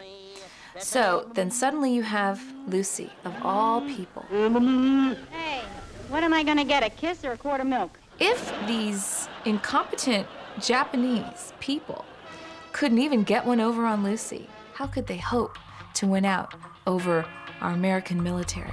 So it's really a comforting tale for people of that time period. It's saying, well, they couldn't possibly win. All in all, I'm quite pleased. Okay. To test for a galvanic reaction, the probes are once again placed on the fillings. But now we're seeing 7 millivolts. Okay, let's see. And if you lift the probe off, lifting, it should go to 0. And there it is. The fillings, reacting with the acid in the vinegar, are generating their own tiny current. This voltage would probably be similar to what would be if someone had a meal and their pH of their mouth was around this vinegar, around 4.5, 5. Right. That's right. This might exist in their mouth. That's right. Was Lucy's spy message nothing more sinister than a reaction between her fillings and her saliva? So it's possible someone could mistake that voltage discharge, if they had a nerve close to a filling, for something like Morse code. That discharge would be an oscillation and they would feel it. And it wouldn't be pleasant, actually. A galvanic reaction can only occur in new fillings before the metal starts to corrode. Lucy's fillings were only a week old when the Morse code began to transmit. It would be more helpful if she actually knew Morse code and was able to translate the message. In 1994, 5 years after her death, Lucille Ball's FBI file was released to the public. All 142 pages refer to her involvement in the Communist Party. There's no mention of her role in foiling a Japanese spy network. If it had been true, I can think of no reason why it wouldn't have been widely published. The FBI, you have to remember, like all law enforcement and counterintelligence services, has one basic rule. If it ain't on paper, it didn't happen. And one of the things that she's thinking about, I'm sure, as she comes forward is, well, how about my career? You know, I'm an actress, but if I'm also a war hero, if I'm also able to help the war effort in this way, I mean, it's going to raise my stock dramatically. I don't know how much publicity this story actually got when it happened. I know eventually there was a Broadway show called Something for the Boys with her friend Ethel Merman in it. And that one part of Lucy's story about picking up the radio signals in her fillings was translated to this musical. I don't think Lucy had a reason to make up a story. I mean, she had a very rich, full life, full of wonderful stories that, you know, she wouldn't have to make one up about herself. Adam, is the myth true or false? I think definitively we've shown that 2 different types of fillings do not act as a rudimentary radio crystal, and that there is some potential voltage or battery action occurring if you've eaten a lot of acidic food and you do have different types of metals in your mouth. It's busted. Okay, we'll call it busted. All right. Thank you, Lucy, for Pleasure. talking about I yourself. love it.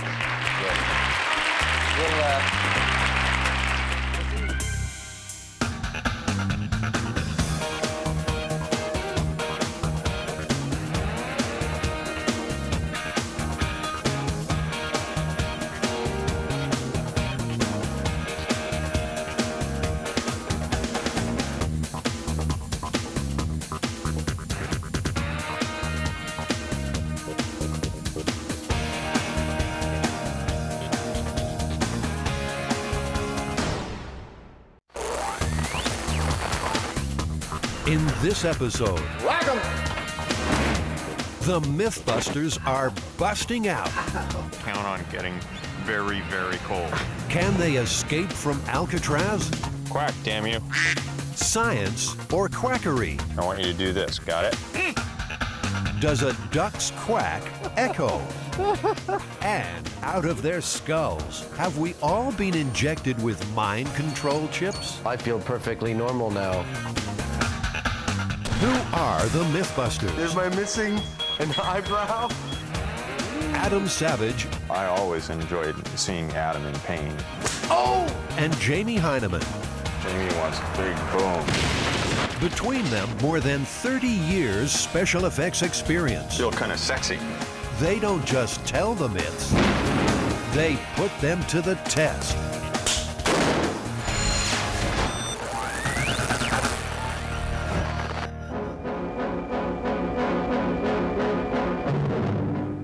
The spoon proves mightier than the bars at supposedly escape-proof Alcatraz prison. The men the walls couldn't It's hold. Alcatraz's greatest mystery. What happened to these men? Frank Morris and the Anglin brothers, Clarence and John, bank robbers and escape artists. One night in June 1962, they busted out of the rock and dropped off the face of the earth. Whatever their fate, the three convicts have apparently accomplished a feat that many have tried with no success.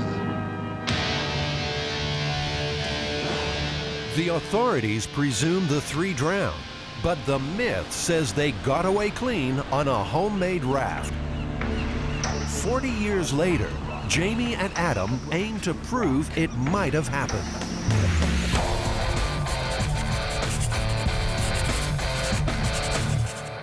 Well, you know, Adam, we're based in San Francisco doing a show about myths. So obviously we have to tackle the myth about the escape from Alcatraz.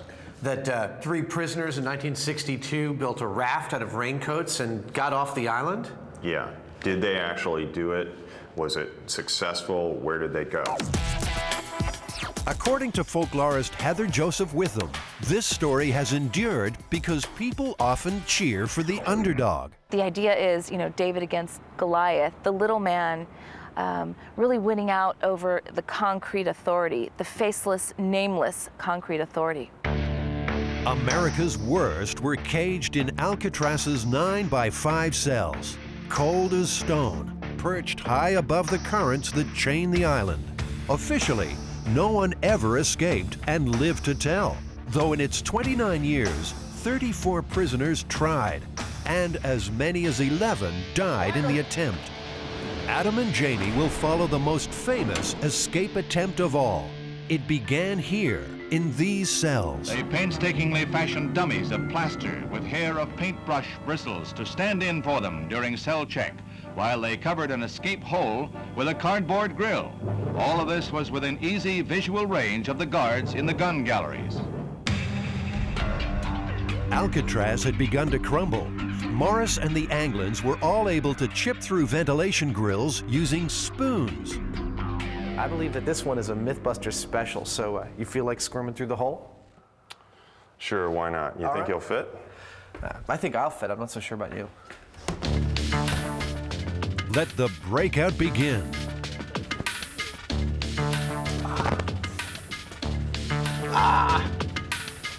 Well, I don't know.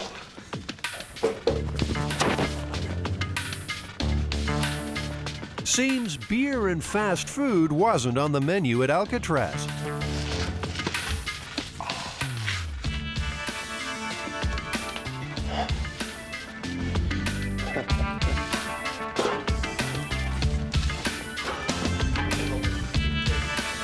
Incredibly, the escapees found themselves in an empty service shaft. You know, Jamie, note to myself, if I'm ever designing a prison, I don't think I would ever design it with a huge, secret, unmonitored walkway behind every cell.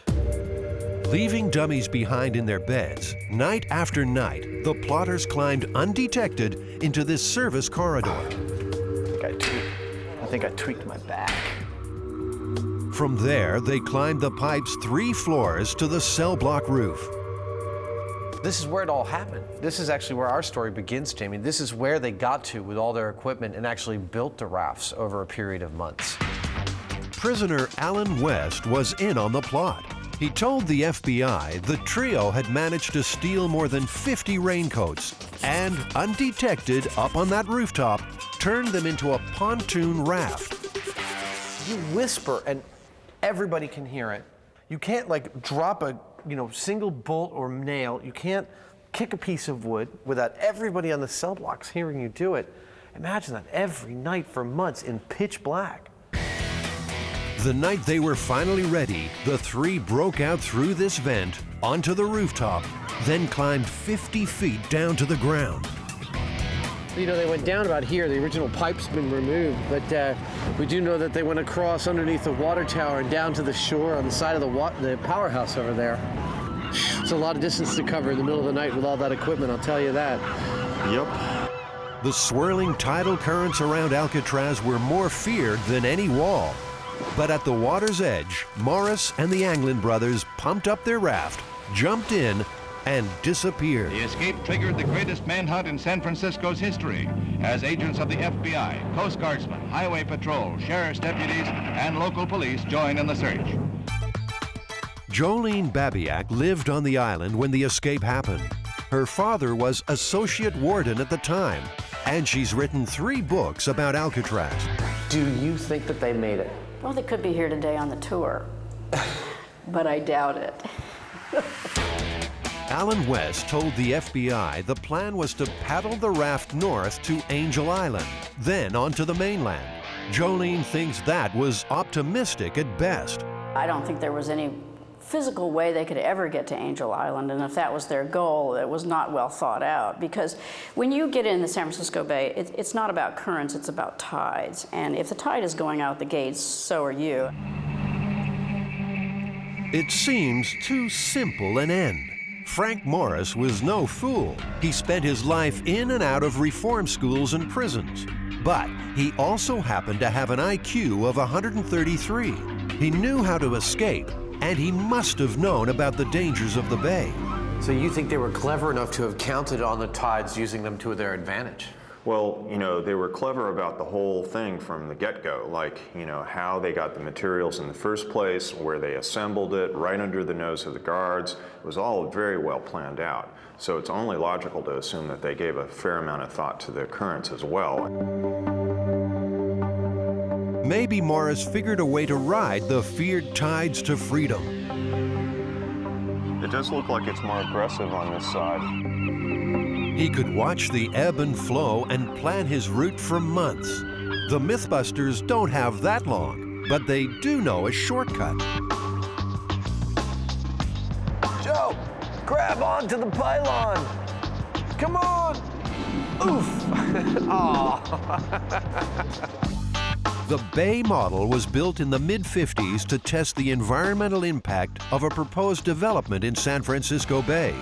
It's a perfect scale model covering 2 acres and replicates a full day's tidal movements in just under 15 minutes. If we took a small model boat and put this in here at Strategic Point, would it actually tell us what would happen to that boat in the currents?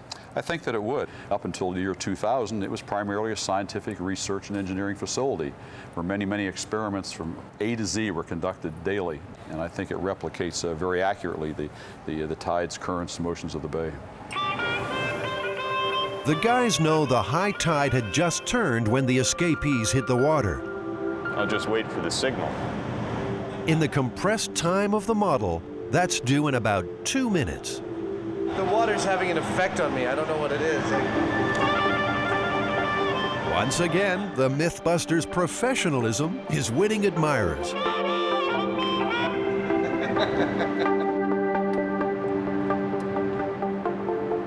Oh, we're good. Drop it. Nicely done. Remember, the myth says Morris and the Anglins were heading north to Angel Island. The current tells a different story. The raft is heading west in a hurry. We're escaping Alcatraz at Mach 1. No wonder they didn't find them. They're probably in Japan by now. Stand by, Jamie. Okay. Release it, Jamie. The same thing happens every time on this tide. There they go. Now the current catches them. The raft is always washed west to the Golden Gate Bridge, and it's doubtful the escapees could paddle against it for long. basically there's no way, I think, they'd make it to Angel Island, though. The guys think Morris was smart enough to work that out. So, despite what they told other prisoners, maybe Angel Island was never in the plan at all. I think they actually took advantage of the currents and got on them as a you know, like a river headed towards the Golden Gate Bridge, and specifically the north side of the Golden Gate Bridge, where they could easily make it to shore. The Mythbusters have hatched a new theory and a new plan. Forget Angel Island. They're going to see if they can build a raft and paddle across the tide to reach land around the Marin headlands. Jamie, what do you think our chances of success are? 100%. 100%? Yeah, absolutely. All right. No doubt about it. We can pretty well count on getting very, very cold. Jamie sounds like he's getting cold feet. But before he does, the guys have a date with some webbed feet. Another bird-brained myth to bust. Could it be true? Or have Adam and Jamie gone quackers? Anything to say to the ducks back home?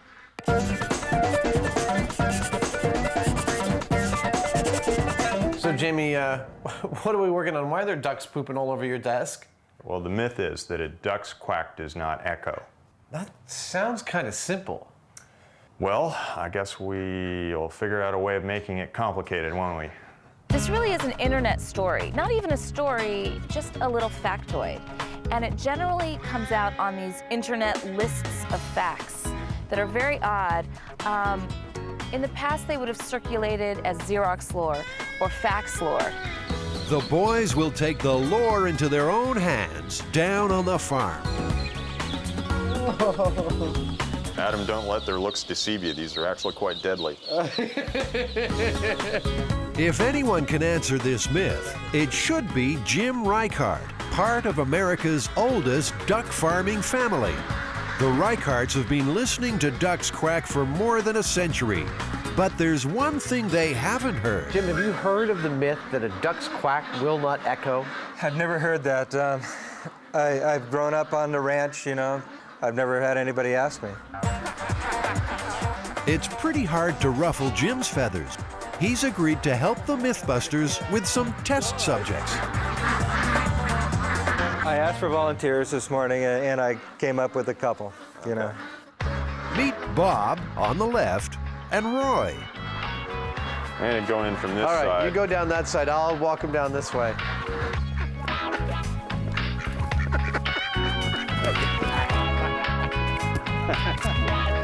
That wasn't so bad, was it? That wasn't so bad. All right. So, they've got their ducks in a row. Now they need a man who can catch an echo. That would be him now. Roger Schwenke is an acoustician, which means he knows a thing or two about noise. Roger, have you heard the myth about whether a duck's quack echoes? I have heard that myth. Mostly I see it in these lists of factoids and jokes that you get in emails. Roger's agreed to help catch a duck's echo. The science is simple enough. Sounds are just vibrations in the air. An echo happens when those vibrations hit something and bounce back. So one of the challenges I have for you is we're going to use a tie clip mic as the trigger mic to start the recording, and we need to attach that to the duck. Duct tape. Yeah. Oh. That microphone acts as a trigger. It'll hear Bob quack and switch on the main mic a few yards away.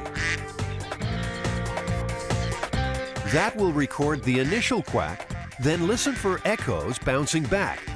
The whole shooting match plotted by a computer. You know what happens to ducks that don't cooperate, huh? Yeah. Got it. That was a test. You can see the initial shot from the starter's pistol is the peak on the left, and the smaller bumps after it are the echoes coming back. The system works. Now, for the ducks. I'll tell you guys to be quiet because any sound will start the computer recording, and then you need to silently induce the duck to quack. Can you quack? Silently induce a duck to quack. Look me in the eye and quack. Quack. Come on, boy. Quack. Quack. All right, see if they're ready. Are you guys ready? Don't mess with me, duck. When I say quack, you're gonna quack, right? I'm the boss here. Don't give me any beak. Quiet. Give them the thumbs up.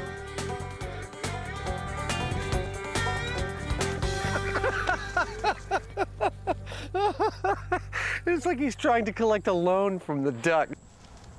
Duck Loan Collection Agency. We want to talk to you about some outstanding feed. Who'd have thought ducks get cold feet? Oh boy. There's nothing but wind noise. Clearly, Bob's got stage fright. I want you to do this. Got it? Quack. Quack, damn you. Done. I'm gonna swap him out with the other one. All right, I'll bring him over to you. Bob's out. Roy's in. But a funny thing happens in the changeover. Oh, maybe that may be bringing them together. Yeah. They just needed someone to talk to. Seems obvious now. The MythBusters are back in the hunt.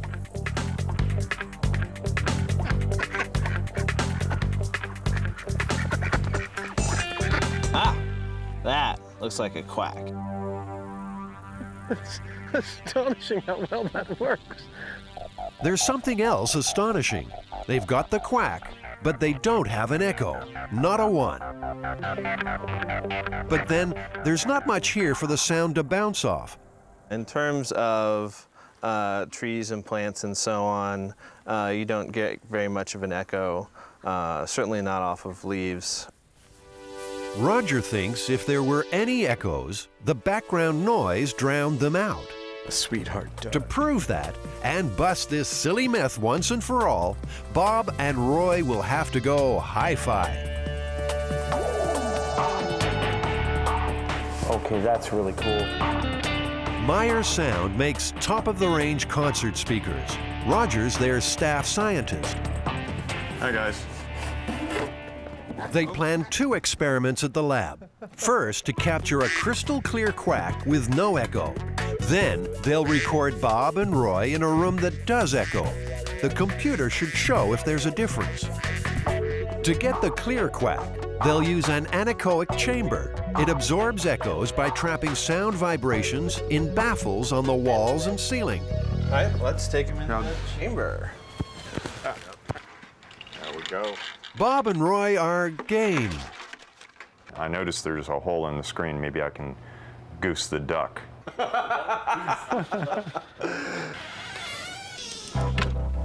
Quack!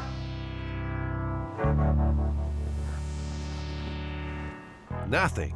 Bob and Roy have wised up. Jamie, I have an idea. We get underneath the platform and we stay there for like a full minute or two, and then we both pop up on both sides of them. A duck ambush. It's risky, because if this doesn't work, Jamie and Adam will look really stupid.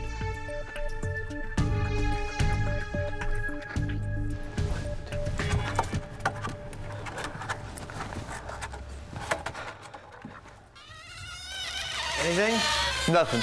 Nothing at all. Peep. Not a peep. It's all starting to look like a high-tech waste of time. When, for no apparent reason, Bob and Roy get chatty. Got something. It's a pristine quack. And it turns out there is something different about it after all. Well, I never, he's saying. It's a series of exponentially decaying impulses, which looks almost exactly like room reverberation. This is the exact moment Jamie is blinded by science. Have you been paying attention? What they found is that when you plot it on the computer, the quack looks exactly like an echo. And that could explain the origins of the myth. Its echo might actually sound just like its quack. It might blend together for you.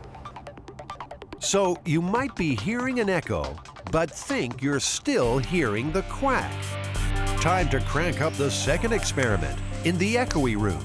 Hopefully the computer can tell the difference. You ready to quack for science?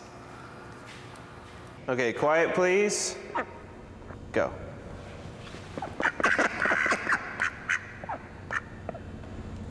Got it. You did really, really good. Good job. No, you did excellently. Finally, Bob and Roy have produced on cue. This cavern of a warehouse is perfect for echoes, if there are any. The moment of truth has arrived. Okay, so you want to see our quacks? So here's the duck quack that we recorded, and I think this initial part here is the quack. Yo, well, does that mean it echoes? You know what? It's just hard to tell. Really? The reverberation looks just like the quack. You'd think the combined brains of man and machine would be more than a match for Bob and Roy. But somehow, once again, they've frustrated science. And for one final time, they'll have to sing for their supper. Roger knows the echo is there somewhere. Got it. And sure enough, amid the techno babble, at last he finds what he's looking for. This series of decaying impulses is the reverberation, definitely the echo. Definitely the echo. Myth busted. Don't be so hasty. Myth busted, let's go home. See ya. They've conclusively shown that although a quack's echo might be quiet and tricky to hear, it does exist. So how does it feel to be riding the absolute crest of urban myth busting? Busterific. And for their contribution to modern science, Bob and Roy have earned a rent-free Bayside home for life. Well, what do you think? Looks good? All right. Where were all those quacks when we needed them?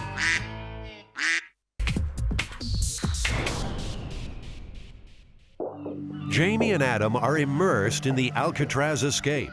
Did Frank Morris and the Anglin brothers drown, or could they have gotten away on a raincoat raft? To find out, the MythBusters will make a raft and attempt the crossing themselves. Some living history will help their cause. That's the raincoat. So this fabric now is very fragile. If I tried to unroll it, it would deteriorate, it would fall apart. This brittle old raincoat was actually part of the escapees' raft. For some reason, they left it behind on the cell block roof.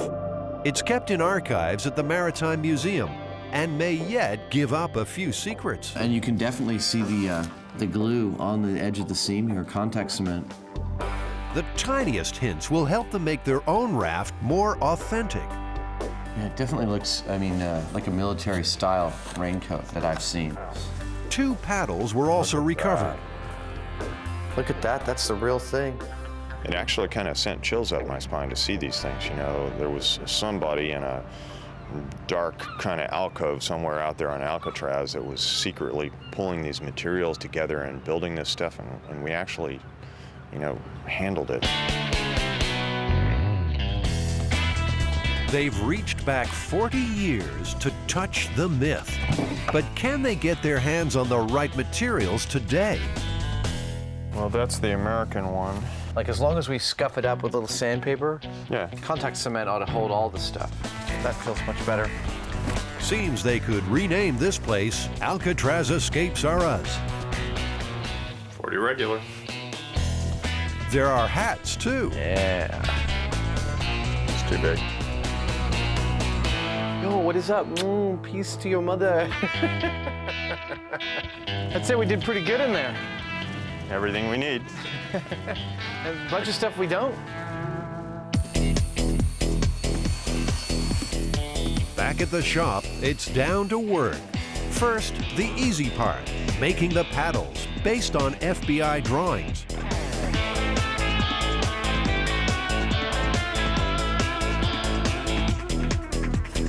One prison escape paddle. Jamie, you want to come over here and bend over? I think we could have a little prison hazing ritual. Whack! There's a bigger pain in the backside ahead. Now our wannabe jailbirds have to make the raft. I actually am feeling really confident about how this boat's going to do. Of course, the very next cut in the show will be us like flailing in the bay in the dark, freezing and screaming. They might not even get that far. 2 seconds into construction, and they've discovered their raincoats are PVC, not rubber. No. This stuff isn't remotely airtight. The plan is coming apart at the seams. It's a totally different material. At this point, it looks like I'm not getting off the island. I'm gonna have to finish this life sentence. Turns out the right stuff is almost never used anymore. But Jamie tracks them down. It's delivered direct to the big house. This, I swear, this is exactly what they used on the Alcatraz one. The raft was never found, but according to FBI intelligence, it was made of 3 pontoons. It was 14 feet long and 6 wide. It's going to be a rainwear massacre. The plan is to first cut them into equal panels. Morris and the Anglins used more than 50 coats. We are on our way to Alcatraz.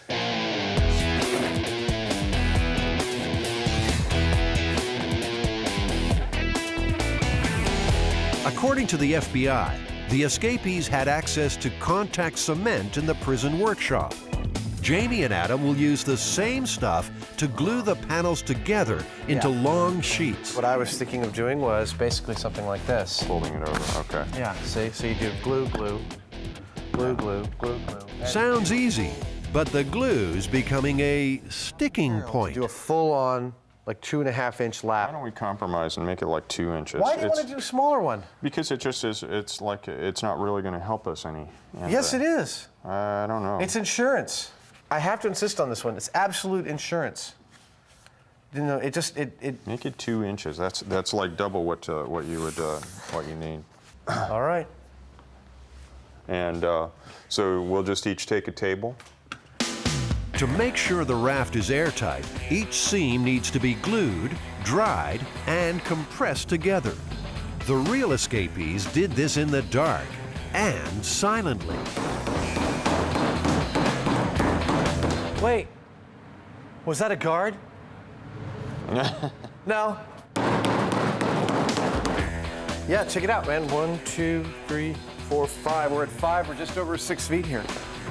That's big enough for the first pontoon. Might help. They just have to roll it up like a rug and seal the ends. I'm a little worried. It looks a little too good. And it's almost going to be like, no, we swear it was raincoats. Hey. The fact that they even made something that was remotely inflatable for a period of time, got it up the roof through the blower, down to the shore and into the water is astounding. If they get this done, it'll be quite an achievement for the MythBusters, too.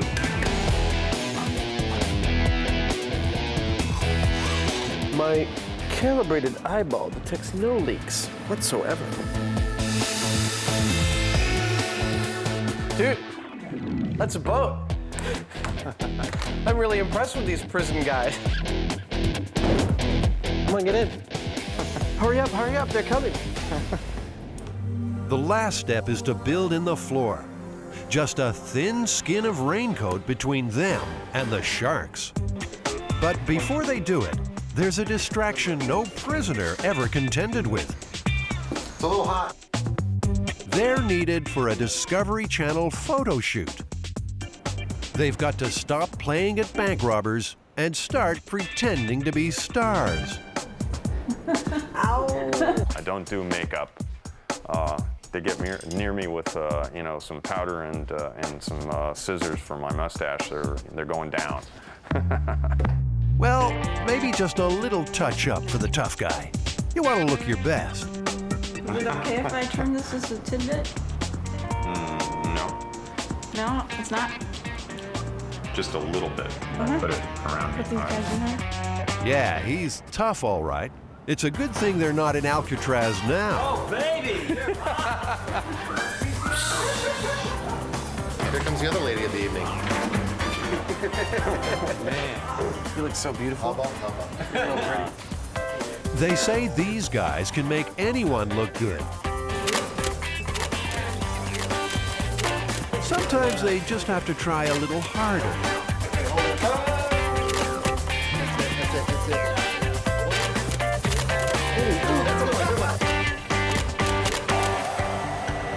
Mugshot's over. Back on the cell block. The guys are making up for lost time. Lower your end a little bit. You drew the line, so you have a good idea about where the whole deal sits, yeah? Just do it one a section at a time. It's gonna wrinkle. Yeah. They're nearly done.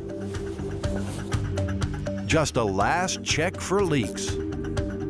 There's one. See that? That's a leak. And a rousing sea shanty to get in the mood. Oh my God. According to the FBI, the gang modified an accordion to pump up their raft. As always with these instruments, silence was golden. I am your father. Using a ping pong ball, Jamie engineers an ingenious one-way valve so the thing will blow air in but not suck it out again. Works beautifully. That's pretty good. Working. Yeah.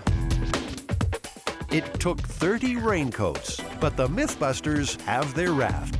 They're ready to use it to escape the rock. Based on the information that we have, I think the raft is very similar to what they had on Alcatraz. I give us a 60% chance of making it, 20% chance of immediate catastrophic failure, and 20% slow descent into the depths of hell. Hell will have to wait. It'll be a few days before the tide is right to make their attempt. In the meantime, the MythBusters have another mission. Adam and Jamie are about to go deep undercover, armed with only their wits and a large television production team. You're really sensitive. You've got a sensitive kind of belly button there, don't you? They plan to tear the lid right off a scandal that could rock the Western world. And see if we can determine when exactly the government installs their mind control chips. These guys laugh at danger if there's a myth to bust. And they know this one must be true. After all, they found it on the internet.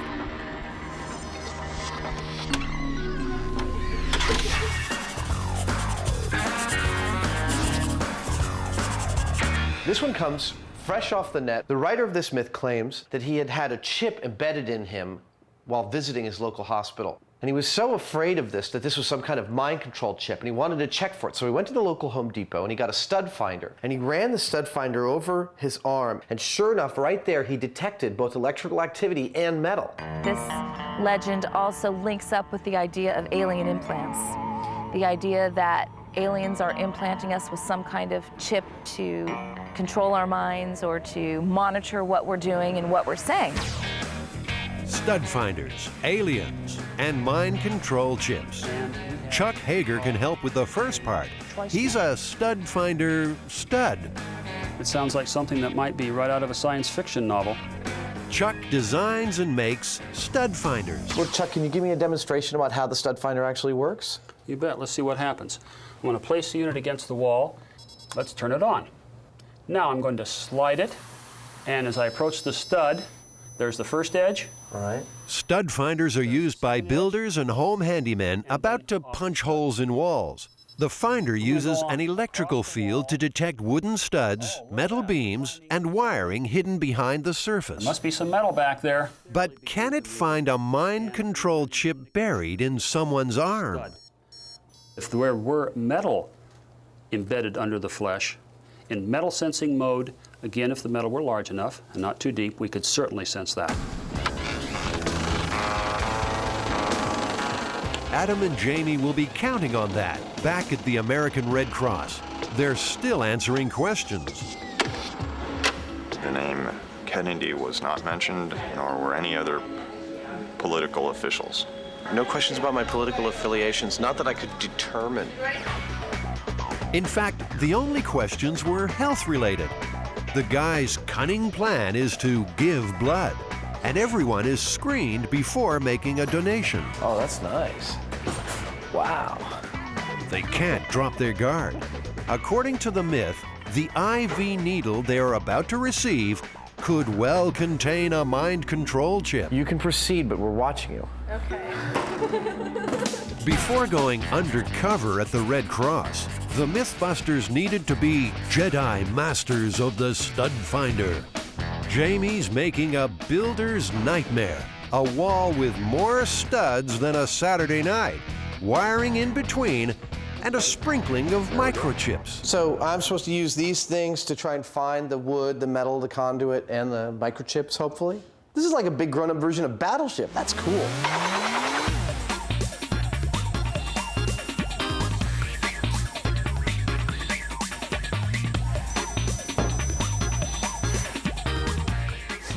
You're messing with me. I'm trying to work it out, but I'm not happy about it. Adam's map is pretty close, but he still hasn't found a microchip. And there's a nasty black hole top left. Come on around and check Can I it come out. check it out? Interesting. It's funny that, like, yeah. That's it. That's what I couldn't see. And you didn't pick up any of the chips as far as I can tell at all. No, none of these showed up as a hot spot. There's too little metal in a chip to show up through a wall, but Adam's hoping they can be detected through flesh. This gel replicates human tissue. P.U. That's rank. Woo! I'd really like to see someone come across this and try and piece together for themselves why it exists. It does seem to be picking up this chip over here. They're definitely picking up, hints of the chips. Some of them pick them up better than others, and the bone. But stud finders are designed for use on solid walls. Wobbly flesh gives plenty of false readings. No, we're just trying to find the vein. It's almost there. Are you okay? Want some juice? What the guys really need is some practice looking for chips under living flesh. Microchipping seems far-fetched, but responsible pet owners have been doing it for years. And the idea behind the microchip is to make a kind of permanent identification of that animal that can't get lost or worn away like a tag could. Less than 1 in 7 pets lost in America are returned to their owners. These tiny chips act like barcode. They're read with a radio frequency scanner. The ID number is registered to the owner. Is it possible to actually exert like a radio frequency on this chip to control the mind of the animal? Like you could push the stop ripping the curtains button and the don't pee in the corner button? Free of mind control, Bethany the dog is being chipped today. She's kindly agreed to also let the Mythbusters scan her. The chip is inserted with a hypodermic needle. And the needle goes in. Once the microchip is placed, we want to make sure that it still works. And so we'll use the scanner, just scan right over that area, and we get the unique identification number again. That's great. Now, it's only meant to be found with a radio frequency scanner. But can the chip be located by a stud finder's electrical field? I'm getting a little blip, actually, right over the site. There you go. I think I found it. Yeah, right about there. Yeah. Everyone's happy. And armed with their new chip-finding skills, Jamie and Adam are ready to spring their surprise back at the Red Cross. We want to make sure that we're starting out with no mind control devices embedded in our arms already. So we're going to use a stud finder. Here you go, Jamie. If there are mind control chips being dispensed here, it looks like the game is up. All clear. It's time to make their donation. A little sting. Here we go. That's not so bad. Common sense says the Red Cross is far more interested in collecting blood than brains, particularly in the case of these two minds. But Jamie and Adam have put their heads on the block in the name of myth-busting. Could they pay the ultimate price? I don't notice anything at all. I feel perfectly normal now. Everything feels great. Life is good. The world is in perfect order. That's Adam's mind in normal, out-of-control mode. And any attempt by the government to bring it some order seems to have failed. Those stud finders aren't finding anything. It would seem that their technology is far more advanced than I previously suspected, and that I'm riddled with microchips. Or maybe there are none. What do you think? That's right, that is a third option. Didn't even occur to me. Anytime there's a story... The Red Cross's Becky O'Connor has heard her share of ridiculous stories about blood donation. So you categorically deny it? I do categorically deny that there is anything left behind when you make a blood donation. The Red Cross always needs new blood donors to help save lives. Less than 5% of eligible Americans donate. I would think that if we were actually somehow controlling people, we probably wouldn't have a shortage, because the first thing we might do is encourage them to come in more often. I really think that's one of the sillier myths that we could have run across. I think we should look for a couple more interesting myths to dispel, so, hopefully more people will do this. The Mythbusters have come through with minds intact, a giving glow, and myth busted.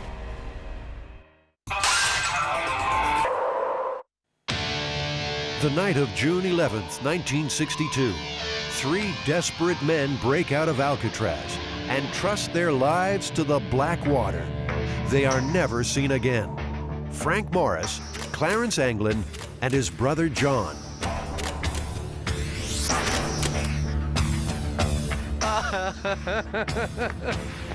You look funny. You don't? In fact, Jamie and Adam are wearing what the escapees would have been on the night they broke out. Dressed like this, could the 3 have paddled their raft made of raincoats to safety? Tonight, the Mythbusters will find out. The FBI files say the escapees were aiming for Angel Island, but the Mythbusters will test their own theory, that they were smart enough to use the outgoing tide to carry them to the Marin headlands. Of course, there were 3 in the real escape attempt, so young Will Abbott has been drafted from the workshop to be their partner in crime. It's gonna be a whole other world, not to mention the shock of the cold, cold water. Just remember, kid, if it doesn't kill you, it just makes a great story later on. Oh, hell yeah. Will's about Frank Morris's weight. He'll wear a buoyant wetsuit so he can immediately help the guys if things go wrong. Just so that we can communicate for emergency situations, this means I need help. This is not hello. Okay. This means I'm okay, everything's all right. All right? The guys will also wear strobe locator lights. Well, we'll get you a battery on that just as soon as we can. It'd be a good idea. On the northwest edge of Alcatraz, the tide is rushing out at more than 3 knots. The water just over 60 degrees. The wind about 5 knots. Those conditions are very similar to what faced Morris and the Anglins. And remember, they are presumed to have drowned. Dead or alive, I imagine that the 3 escapees would get a kick out of the fact that we are getting into a boat and retracing their steps for an entertainment show. I can only imagine what the convicts were saying when this was occurring. I guess nobody will ever know. But I'm pretty sure they weren't talking about how nice the view was. They're in position just off the spot where the escapees took their chances. Like them, the Mythbusters have no idea if their raincoat raft will float. You and me, 4 and F with Will in the middle. That puts the lightest weight at the highest Okay, we're weakness. in the same. It's cold, it's dark, and it's time to go. Paramedics and a trained lifeguard are standing by. Got it? Got it. Go, Jamie. It's all you, buddy. Oh, Jimmy, you're the man, baby. The raft's passed its first test. It's holding Jamie's weight. Here I go, Jimmy. Here I come. Oh, yeah. We're taking on water. Okay. Okay, I'll take that. I got it.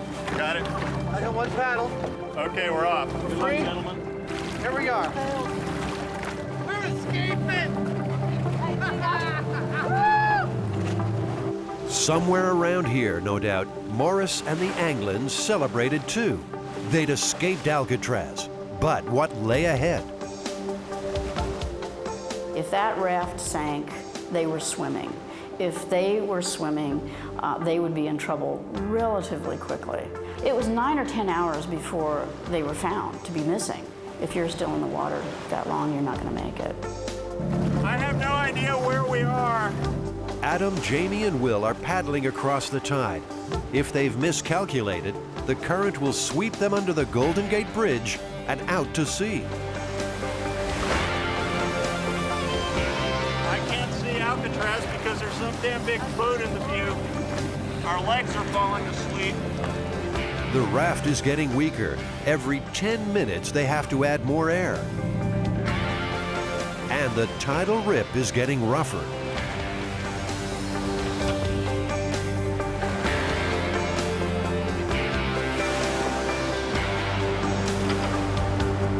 Did the same waves sink the escapees?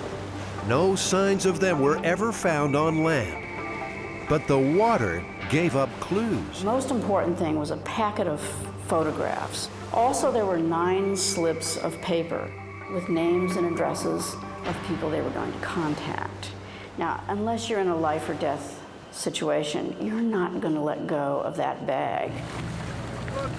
Hey, Adam, we can see Alcatraz straight behind us right now. Wow! We've come quite a ways, haven't we? We have. After about 40 minutes, they're closing in on the bridge and the shore. If the real escapees made it this far, their spirits would be starting to lift by now, too. This is so cool! It seemed impossible, but the MythBusters are almost there. Paddling a raincoat raft more than 3 miles across a rushing tide, making landfall just east of the Golden Gate Bridge. We made it! If the escapees came ashore here, they've stepped lightly ever since. There were no stolen cars, no phone calls home. Frank Morris and the Anglin brothers disappeared without trace. In doing so, they created a great myth. There were sightings in New Orleans and Washington, D.C., and I personally had a guy tell me that the Anglin brothers were down in Florida playing golf, and they were not the type of guys that would be allowed on a golf course. As for the MythBusters, their running days are over. Beautiful, man. Good job, guys. Yeah, good job. Good job, Jim. Given a reasonable amount of intelligence, I think it's entirely possible that they made it. Again, I think the most damning evidence that they didn't is the fact that no one's heard from them since. Unless they find any specific evidence that these guys, lived happily ever after or something after they got ashore, we won't know whether it was true or not. But we know that it could have been done, which is cool. Here's something to ponder, though. The tide carried an oar to Angel Island. That tide came directly from the Marin headlands. How did the oar get there, if not with the escapees?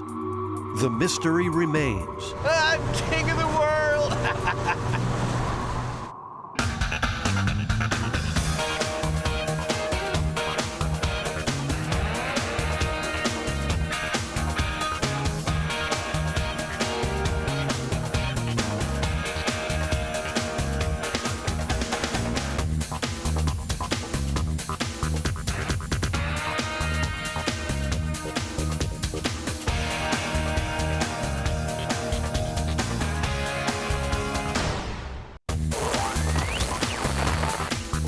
In this episode of MythBusters, There may be bricks everywhere. a barrel of bricks and the world's unluckiest builder. We gotta go now.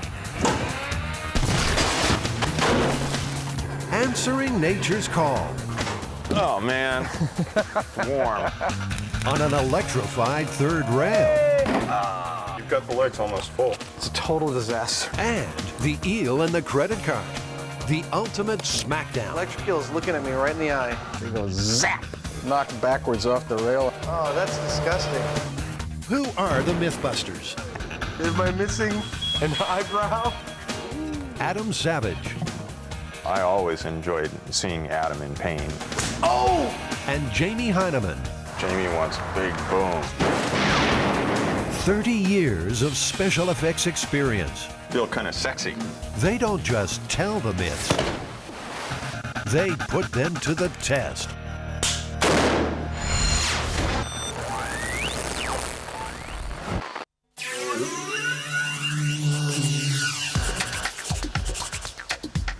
This one is the barrel of bricks myth. Oh, this is the one the guy is trying to take bricks off of a roof and the barrel's too heavy and it drags him up, hits him on the way up. Cracks his skull, injures his collarbone, keeps shooting straight up until he's about 2 knuckles deep into the pulley. Of course, the barrel exploded when it hit the ground, losing the load. Then his weight was obviously heavier than the barrel's weight. The barrel goes back up and this guy goes back down. He hits the barrel about halfway down. And I'd even heard that he then let go of the rope and what was remaining of the barrel came down and hit him. But he survives. Yes. So we're going to replicate this. Yeah, it's going to be tricky. This is a study in physics and bad luck. Victim holds rope, heavy barrel pulls him up. The barrel breaks and loses its load, so the victim falls. Victim lets go of the rope, gravity does the rest. To test this myth, the guys will have to create a building site scaffold 30 feet high. They'll run a rope through a pulley at the top with a 500-pound barrel of bricks on one side and the victim on the other.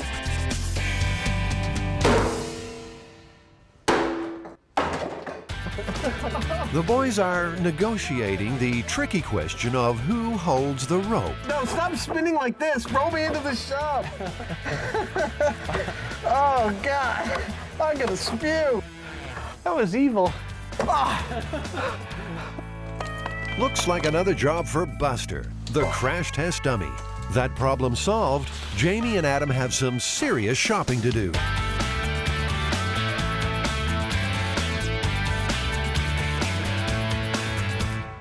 First, they need a rope and pulley capable of lifting 500 pounds. This is a roofer's block.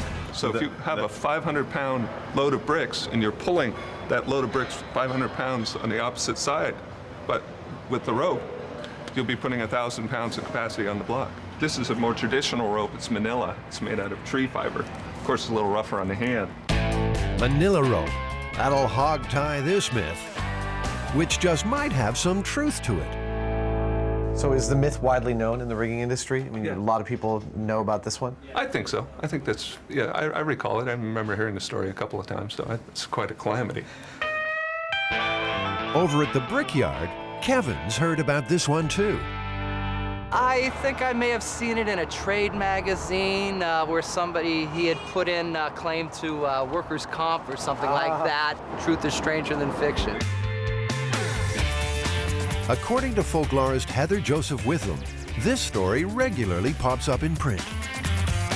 It purports to be an accident report or a workers' compensation claim or something like that. So it's by showing the written form of it, it has more veracity and seems more truthful. Almost like Wile E. Coyote on one of his adventures, getting hit here, getting hit there, dying here, dying there.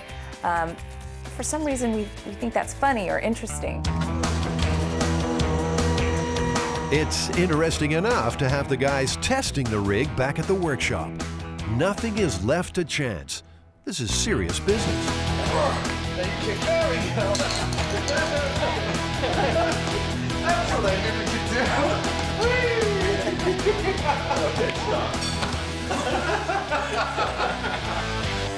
do. Buster has been fitted with a quick release hand, so the guys can make him let go of the rope at the right moment. In this myth, precision is everything. We get to see what happens when you fall from 8 feet. Okay, go ahead. The quick release failed its first test. Adam, it's a good thing to figure all this out before we get down there with 500 pounds of bricks on the end of that line. I have some ideas about how to fix that. I gotta say, that looks like it hurt. Unfortunately for Buster, there's more to come.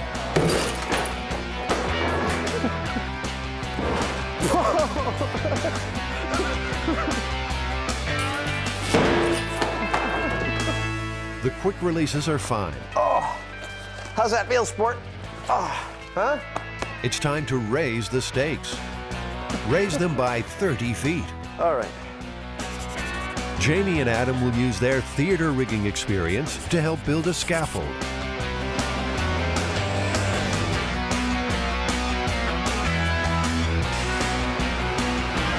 You got any idea what these are for?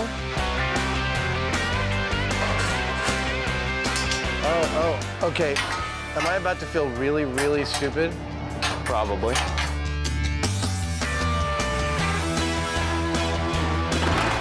Now that's a floor. Both of them know the risks. More than 10 feet, you can break limbs. At where we are at about 30 feet, you could easily die falling that high. The pulley is attached to a crossbar at the top of the scaffold. With 500 pounds in the barrel, plus the counterbalance on the other side, there'll be 1,000 pounds of pressure on the rig. Where the pulley is actually pulling on the backside of the scaffolding. So in fact, a tremendous amount of force is on two little bolts that are holding the back of the scaffolding up. The guys are also worried about the strength of the barrels. Here's perhaps the critical question. When the barrel supposedly falls, it breaks and lets go of its bricks. Do you think these barrels will do that? Personally, I doubt it. See, I think they'll fall out on the first try. I think it'll shatter. Well, you want to bet? Oh no, here we go again. Come on, I got $1. There we go. You want to drop some bricks? Yeah. Okay, let's go. Wait a second. The empty barrel is raised into position on the pulley and tied onto the fender of Jamie's truck. Latching on. Got it. Buster's quick release hand is attached. Okay. And things start to get dangerous. 500 pounds of bricks will be loaded into the barrel. Everybody keep their eyes on the barrel and keep yourself out of its path. A lot of creaking going on up here. Our main pipe is bending a little bit. If that pipe bends any more, the whole rig could crash.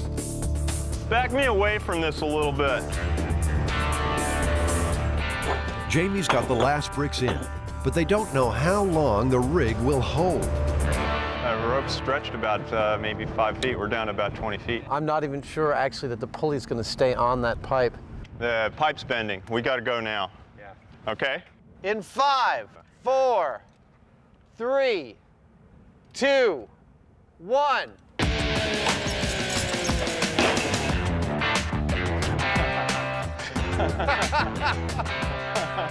Barrel didn't fail. All right, I owe you $1. There you go.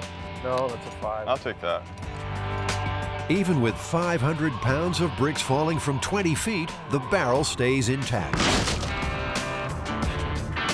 The barrel is supposed to spill the bricks, fly back up to the pulley, then fall when the rope is released. Instead, Buster is left hanging.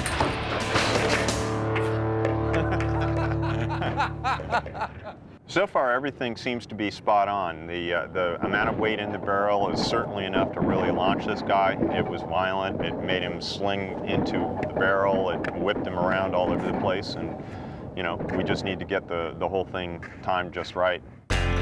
It's not only timing. They have to strengthen the rig by putting in a second pipe to share the load.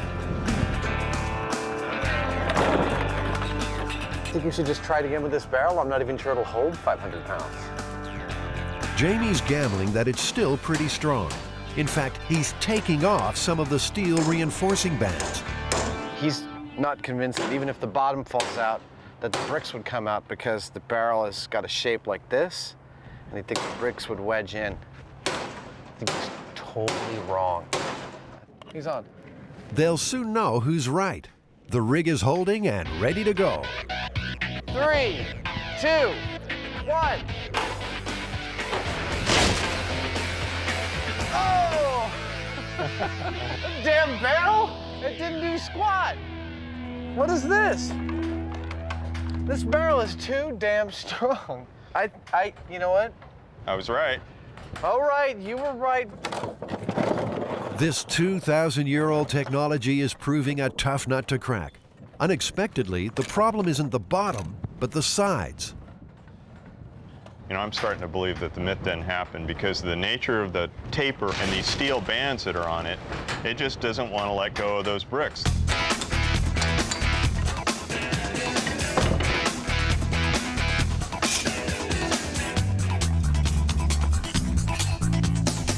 A board in the drop zone will make for a rougher landing.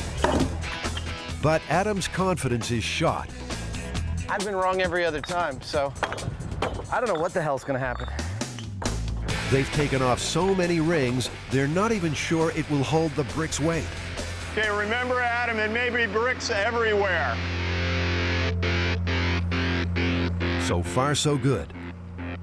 You've got that knife blade of a board down there. I don't know what that's going to do. You don't know what it's gonna do? It's gonna wreck the barrel for us. In 5, 4, 3, 2.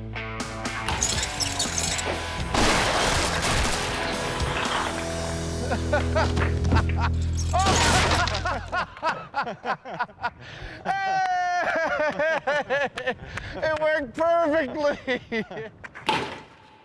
That was fun. That was really cool. I mean, it went up, it went down, it went up, it went down. It's like dummy getting beaten every which way all through the whole process. That was hysterical. Best of all, they finally managed to break the barrel. The board did the trick. But what does it mean for the myth?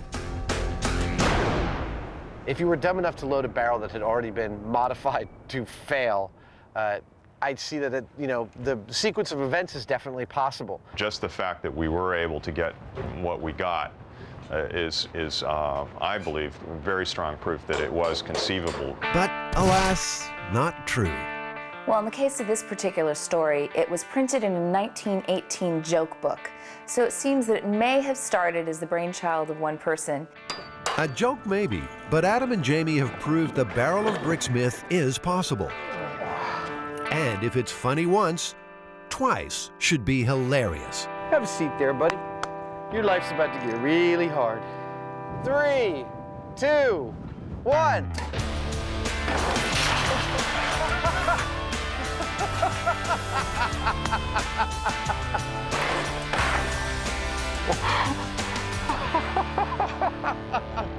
Buster is busted. He was designed for testing inside a car with seat belts. Smashing unprotected into the barrel was just too much. We broke a crash test dummy, man. I think that's a red letter day. Yeah!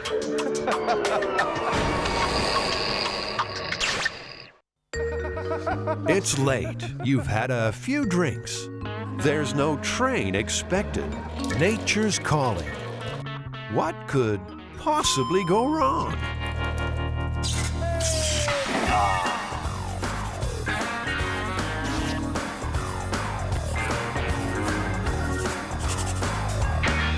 Where are we? We're here at the Golden Gate Railway Museum in San Francisco, and we're testing the myth about peeing on the third rail.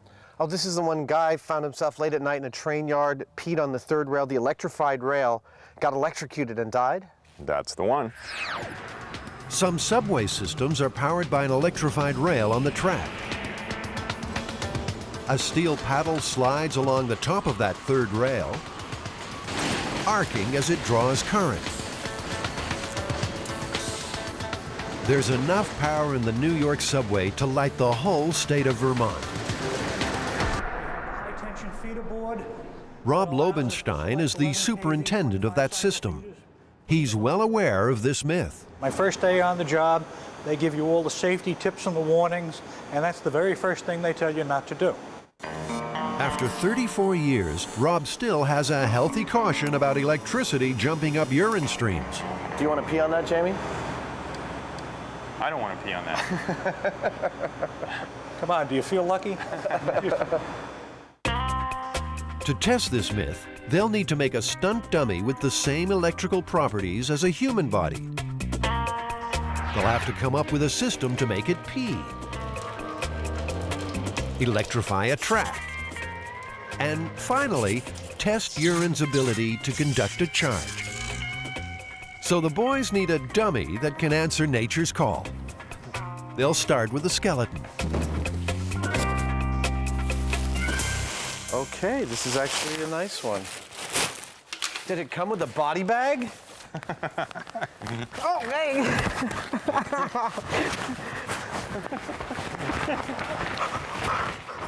Stop. I'll always miss my old skeleton. It's too bad. He got his head blown off with a Mannlicher Carcano rifle.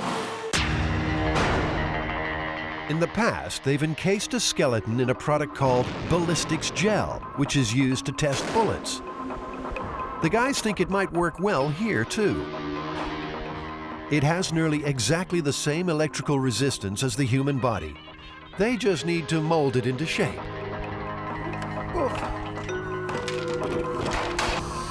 We use the vacuform for all sorts of things. We use it all the time here in the shop. Let's carry this over and cut it out. We use it for toy prototypes when we're, inventing something. The same plastic is used in soda bottles. They'll mold the dummy's front and back and join the shells together. Normally, they'd use glue to do that.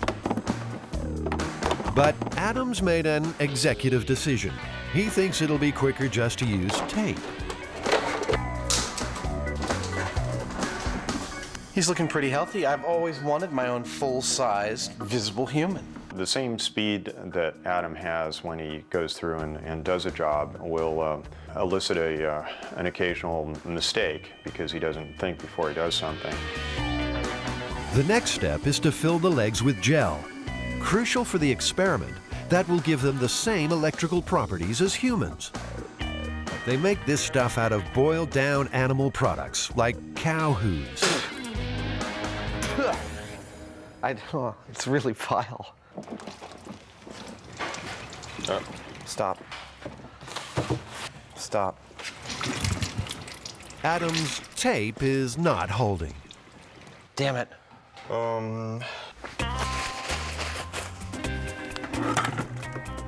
It's leaking from everywhere. We didn't glue that at all, huh? No, I didn't. Adam. Yep.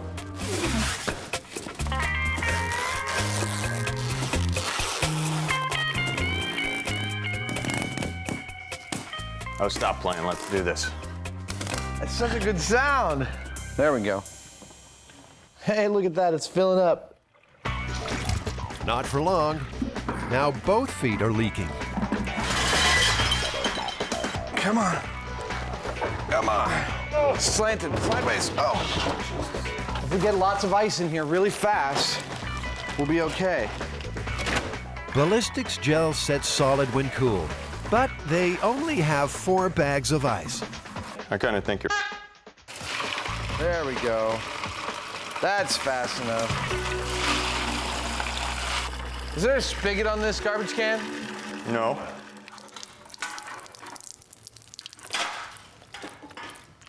Total crapola. This is a complete and utter disaster. It is not. You've got the legs almost full. It's a total disaster. I mean, the tape not only didn't hold, but the gelatin acts in a completely negative way upon the tape to render it, like, useless. He just kind of forged ahead because, he wants to get the job done, and I normally applaud that, but it's clearly a situation where we need more speed, less haste. At last, a break. More ice means they'll get the legs set for the experiment.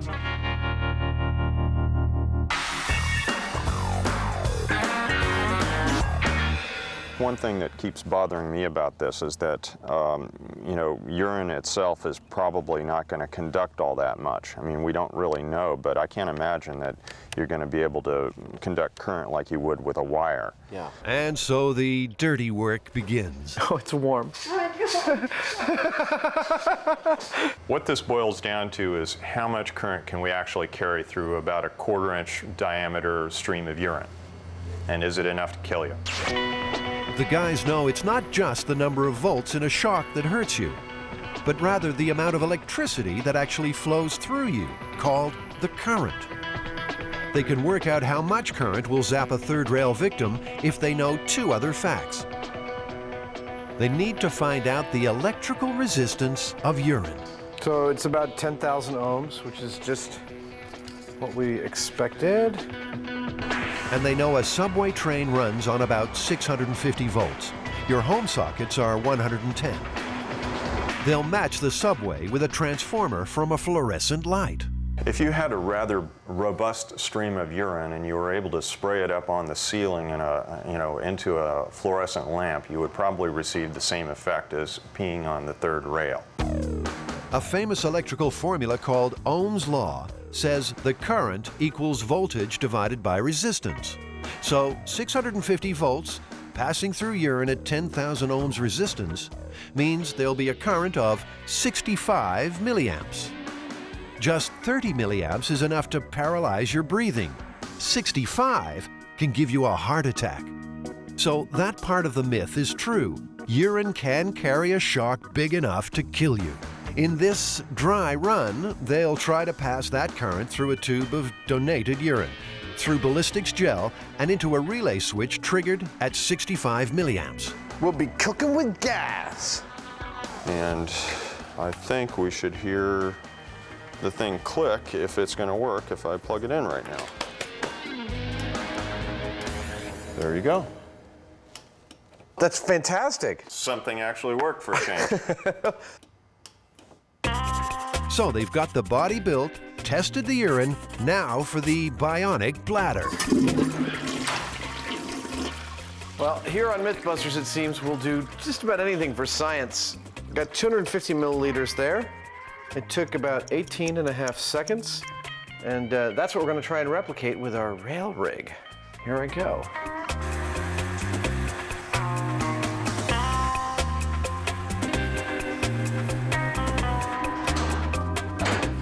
Start in now. 5 seconds. 10 seconds. 19 seconds, that's perfect. That's a relief. But Adam's still got bladder problems. So the question is pressure, I think. Yeah. Personally, I don't let gravity do my trick. You know, there's some pressure involved. So the question is how to add pressure to the system. What better way to pressurize a fake bladder than with a whoopee cushion? Yeah, that's holding pressure. Better still, it fits perfectly. But, of course, that's only half the equipment. If you make the stream really small and narrow, the surface tension is going to tend to make it go into a spray or a droplet. Yeah, I've gone as close as I can to the real thing. You got to fill it up? Yeah. Are you ready? Ready. Commencing. Wee wee.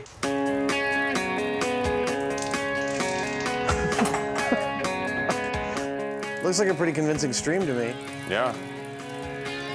Getting urine everywhere. It looks okay, but how close to real is it? What they need is a comparison. Volunteers? Anyone?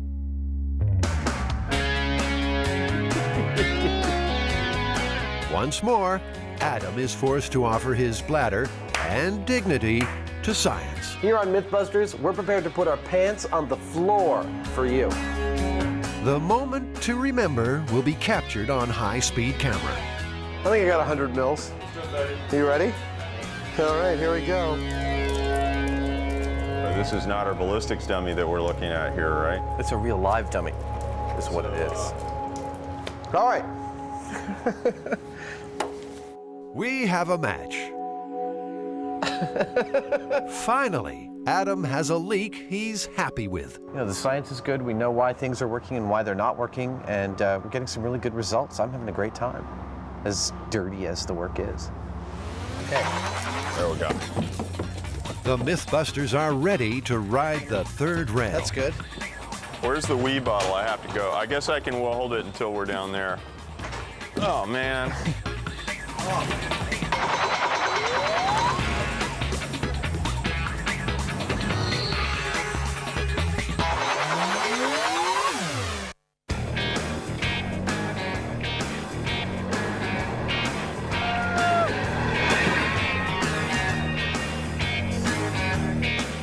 Jamie and Adam have rolled into the Golden Gate Railway Museum to test the myth about the guy who died the nastiest of deaths, relieving himself on an electrified third rail.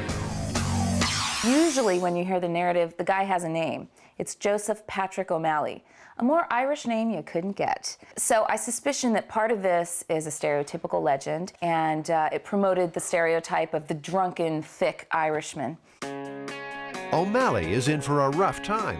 He's been built with the same electrical properties as the human body. The plan is to wire him up so that if the myth is true, current will run from the third rail up his urine stream and trigger an electric release switch, knocking him over backwards. The current by then will be exiting his feet. There's no third rail here, so they'll build their own, attaching a section of track to a 650-volt transformer. And once in position, there's the delicate but most important issue. Oh, perfect. Okay. How's the P-aim look? P-aim looks pretty good to me. I think that's going to hit handily. Okay. He looks beautiful. I wouldn't mind having this in my house. Start to stink after a while. Yeah, I've had that problem before. Adam, is your bladder ready to do the real thing? Yeah, we've got it set up basically the way we think it would be set up in real life, the way someone would actually happen across the situation. It's a dry day, the ground is dry. Our subject is wearing normal rubber-soled shoes.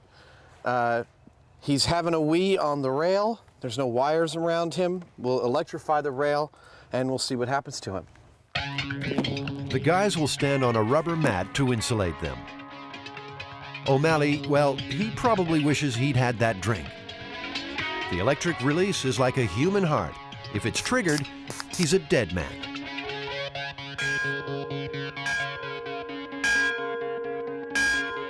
Let's make the set hot. Hot set.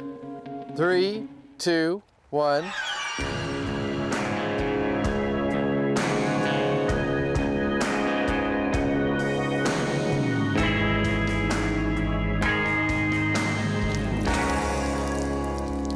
Nothing. The release wasn't triggered. O'Malley lives another day. Adam's putting on a brave face. That's exactly what I expected. He's got rubber-soled shoes. He's on dry ground. There's no way a mere 600 volts is going to arc through his shoes. But there's life in this myth yet. Maybe it was a rainy night. The guy's shoes were wet. That would help complete the circuit with the ground. Bladder recharging. Hot set. We're electrified. Here we go.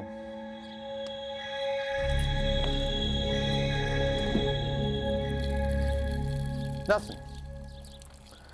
Not a thing. Damn. He needs to see a doctor. Set is cool. Jamie, dry shoes didn't work. Wet shoes, wet ground didn't work. What's next? Well, I guess the only thing left is to take his shoes off, and we'll assume he's barefoot. Okay. Okay, there's 2. Stumbling around a train yard late at night, looking for a place to pee, barefoot. All right, are we good? Hot set. All right, here we go. Nope, there's no connection going. The guys are starting to suspect the problem isn't in the feet, but the urine stream. Perhaps it's not carrying the current. Yeah, it looks like those are not forming a solid stream. Yeah. But suddenly they've got another, more dangerous issue. What's that sound? The wet ground beneath their mat is live with electricity. Yeah. Off, turn it off. Again, it just shows what we knew, which is that the urine is highly conductive and that couldn't have been a continuous stream of urine, because if it was, we would have activated the relay, right? Yeah, we should see that on the high speed. Yeah. Sure enough, by the time the urine reaches the rail, it's broken into separate drops. It needs to be solid to carry a current. The guys might have a solution for that. The only thing we have left is to try a larger stream of urine. You know, maybe that'll be more likely to create a continuous connection there with the ground. That's what we started out with, and that's where we're going. This could be the best day in O'Malley's life, or the worst. But it's not safe to power up until the ground dries a little. While they're waiting, there is another rail yard myth worth testing. Legend has it you can derail a train just by putting a penny on the tracks. Guys have actually graciously allowed us the use of their engine to test this. My guess is they don't think it's going to derail the train. I would agree.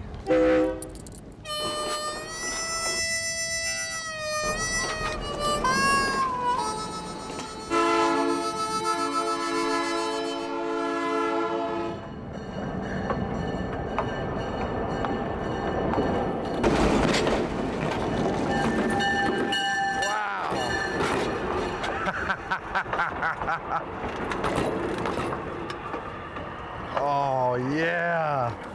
Look at this. Oh, my God, they're really hot. This myth isn't just busted, it's flattened. It's very rare that you'll get more. Rob, the engineer, is not too surprised. So, Rob, do you think a penny can derail a train? Absolutely not, unless it's lodged in the engineer's eye. That's good.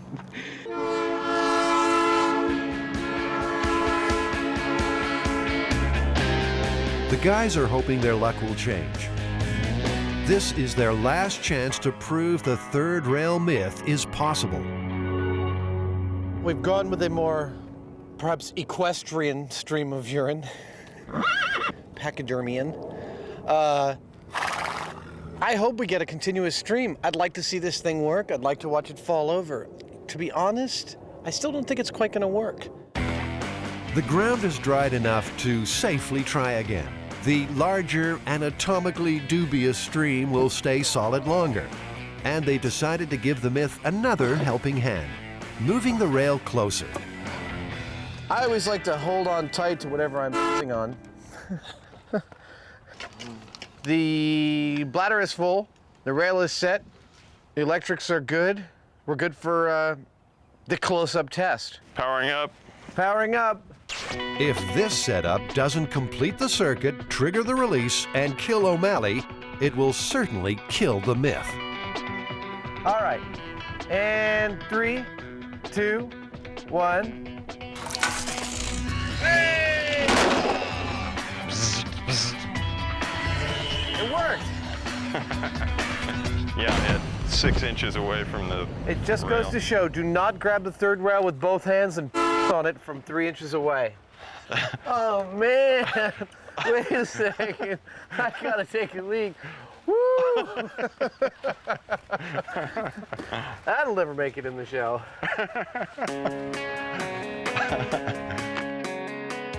It was tricky, but they've successfully jumped a current from the third rail up a stream of urine with lethal results. So after all the testing we did, Jamie, do you think it's possible to electrocute yourself by peeing on the third rail? Maybe given the right circumstances, it's raining, the ground's wet, his shoes are wet, or maybe he's not wearing shoes. Could happen. In fact, there are no recorded cases of O'Malley or anyone else dying like this in the New York subway.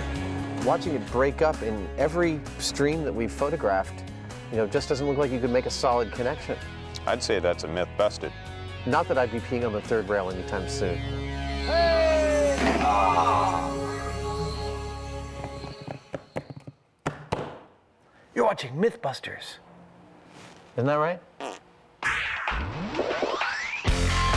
2 million dead fish, a demagnetized credit card, more slime than the Ghostbusters, and Jamie and Adam have a slippery myth by the gills.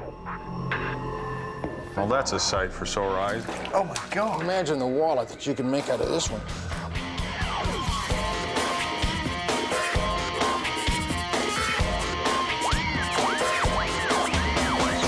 The myth here is that in 1986, reports started to surface that there were problems with credit cards due to eelskin wallets. Apparently, the rumor was that the eelskin wallets were coming from electric eels, and therefore electromagnetic currents or something were causing problems with the credit cards. Eelskin wallets wiping out credit cards? A fishy myth if ever there was one. There's only one place to start. John McCosker is Dr. Eel. He just loves them. And there are plenty among the 2 million specimens at San Francisco's Steinhardt Aquarium. I was called about eelskin wallets and the fact that somebody who owned this had on more than one occasion found a credit card didn't work. So she asked me, is it an electric eel? The eelskin myth slipped out of the deep. It was soon shocking readers coast to coast. Electric eels really pack a wallop. This is an electric eel right here. Yeah, it got about 400 to 500 volts. It sure put you on your keister. Turns out that there is an electrical discharge in you and me and every fish when they move a muscle mass. But they have concentrated this in muscle packs so that it builds and stores a very large discharge. And it's able to release it all at once. And when it does, it just stuns everything in the water around it, and then it just gobbles it up. The guys know flowing electricity creates a magnetic field, but surely leather from a dead eel can't hold a charge. Their mission is to put a lid on this myth once and for all.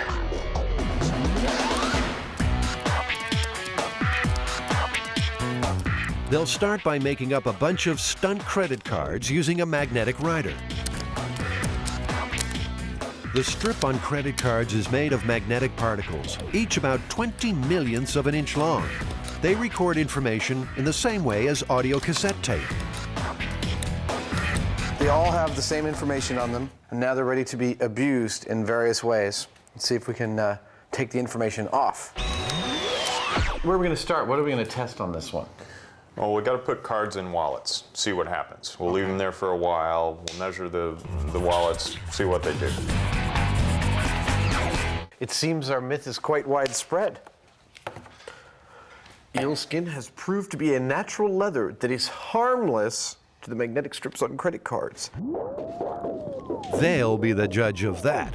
First, what happens after just a few seconds contact? Want to swipe them, see if anything happened? Yeah. There it is. All the data. No surprise there. Maybe it needs some wear and tear. There you go. Wallet didn't do anything to it. Let's leave those in there for 24 hours or something and see what happens to them after that. Another theory, actually, is that during the tanning process, residue could get left on the wallet that gives it a small charge that could demagnetize a card. Something like that might have iron particles or something in it that they've impregnated the leather with. Yeah, and if such a thing is possible, we should be able to test for it. I can't help myself. I need some satisfaction.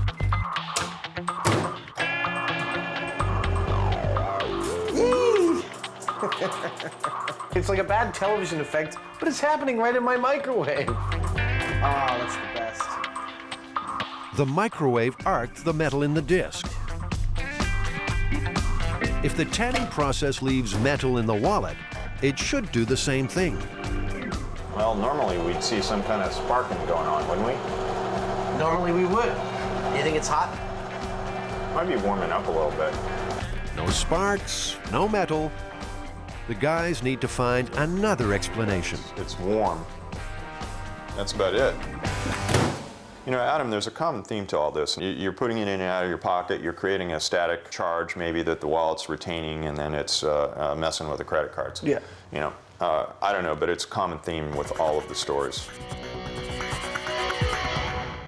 So, can Adam use eel skin to generate enough static electricity to wipe out a credit card?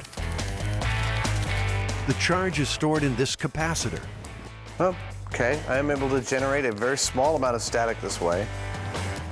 Maybe some nylon underwear will do the trick. Let's see what we get. It works just fine. They just can't seem to get a grip on this eel skin myth. Maybe that's because there's a twist in the tail. So eel skin wallets aren't actually made of eel skin at all, right? Well, not electric eels, not moray eels, or any other kind of eel. Actually, made from a disgusting fish called a hagfish, called the slime eel. Now this is a slime eel. You gotta be a little odd to like slime eels. Somewhere, somehow, a fisherman discovered this skin makes great leather. You know, I wouldn't look at this and think, wallet. No. This is Adam and Jamie's lucky day. The aquarium has live hagfish. They just look like snot in the bottom of the tank. Look at this! Wow! Look at this thing. Looks like the mummy. Isn't that great? I'd rather put my hands in formaldehyde than in a tank full of hagfish. The slime is a defense mechanism in the wild, which seems to work pretty well in captivity too. Oh, that's disgusting. Yeah, that's really spectacular. Oh, there you go. Oh, please get it. There we go. There we go. You guys are hired. I warned you. Yeah, no, I know. They are no closer to busting this myth. The slime eel left them empty-handed. Or did it?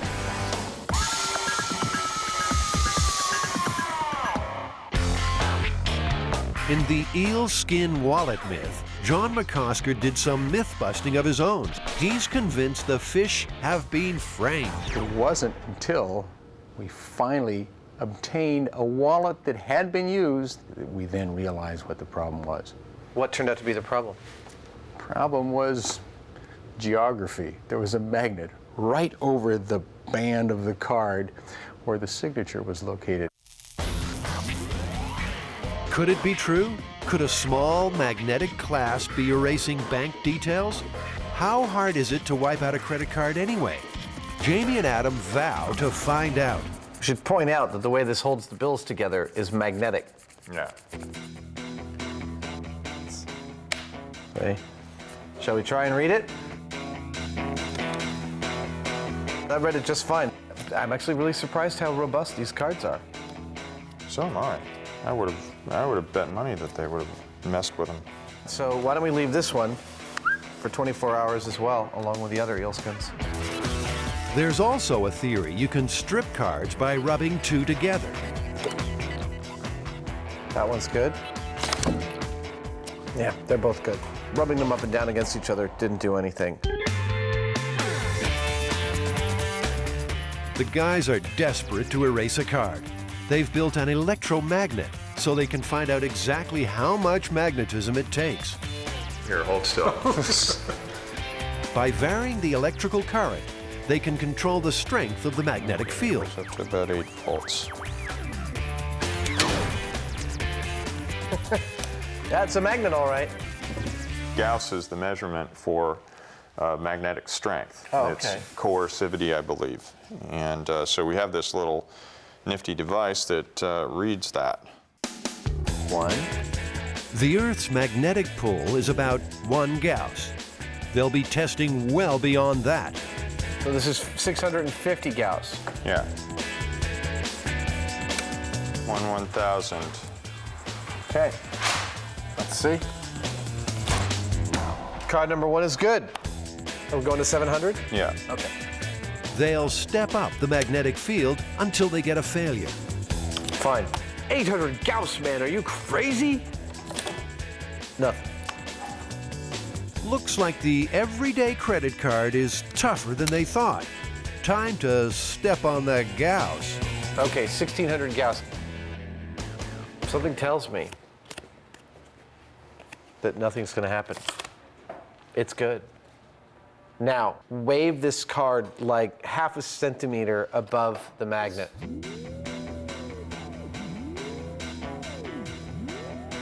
Let's see what that did. Hey, we got a read error. Read error. We got a read error. Swiping the card has proved the key. By moving it through the field, the tiny magnetic particles in the strip are dragged out of alignment. 1,000 Gauss. Number 4 is totally screwed. Number 4 is bad. I would say that we could call 1,000 Gauss the point at which the cards regularly start to fail. There's nowhere near that much magnetism in the wallet. So could the person in the myth have come into contact with it some other way? Calling this cell phone, I didn't get anything above 30 Gauss. Nope. Nothing. It's going up to around 16 at most. That's a speaker. That's about 70 Gauss. Nothing comes close to 1,000 Gauss. That's a wallet with a clasp? Even after a day's exposure, it's doubtful a wallet could generate that sort of field. Fine, all the information's still there. Try this one. Go. Nope, all the information's still there. No ill effects at all. Let's try the eelskin money clip that has magnets in it. Nope, all the information's still there.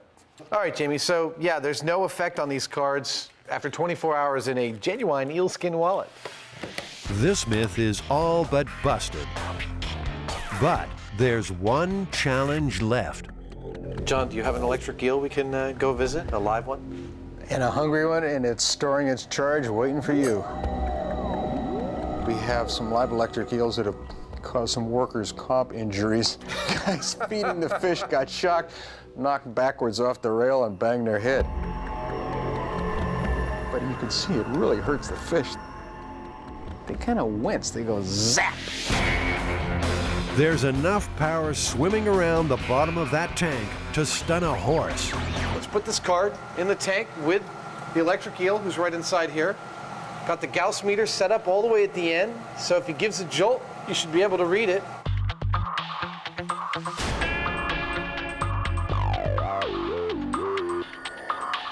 An electric eel is looking at me right in the eye. Are you getting any kind of reading at all? No, I'm just getting minuscule variations, nothing at all really.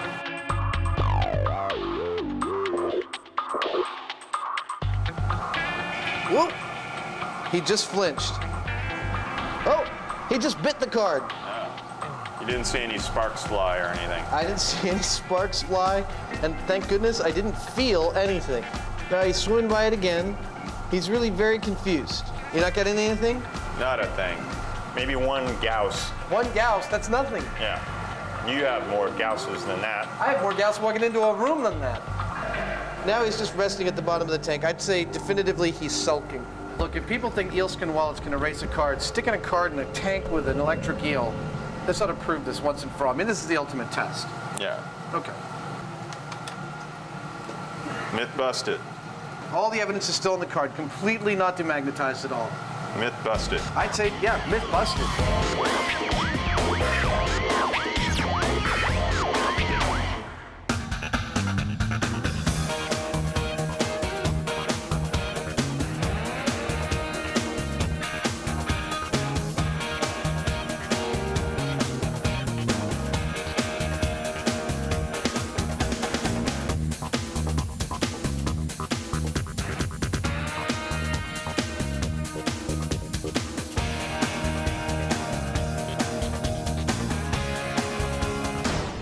I'm Jamie Hyneman. And I'm Adam Savage. We're going to find out what happens when you strap a rocket to a 67 Chevy.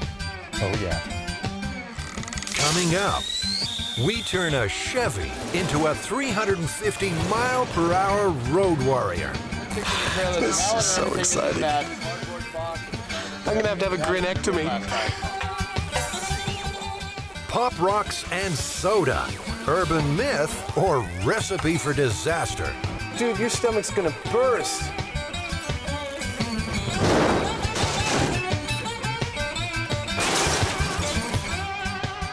Here Here on MythBusters, we're not just going to retell the stories. Small tip. We're going to put them to the test.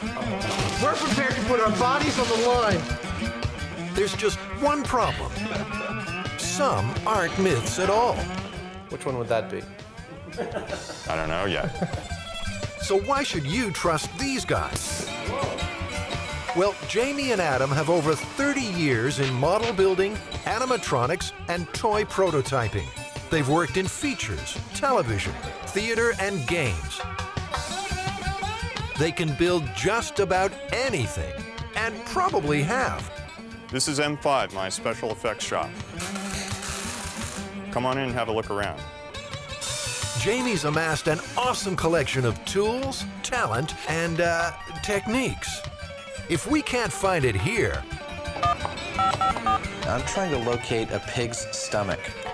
there's always Adam's eclectic collection. I come from the planet Butthead. And if that fails, the guys are backed by experts in folklore, crime, medicine, and engineering. Jamie and Adam are supposed to be experts in what's real and what's not. And they'll need every trick in the book. So where do we begin? What do we got? Let's go.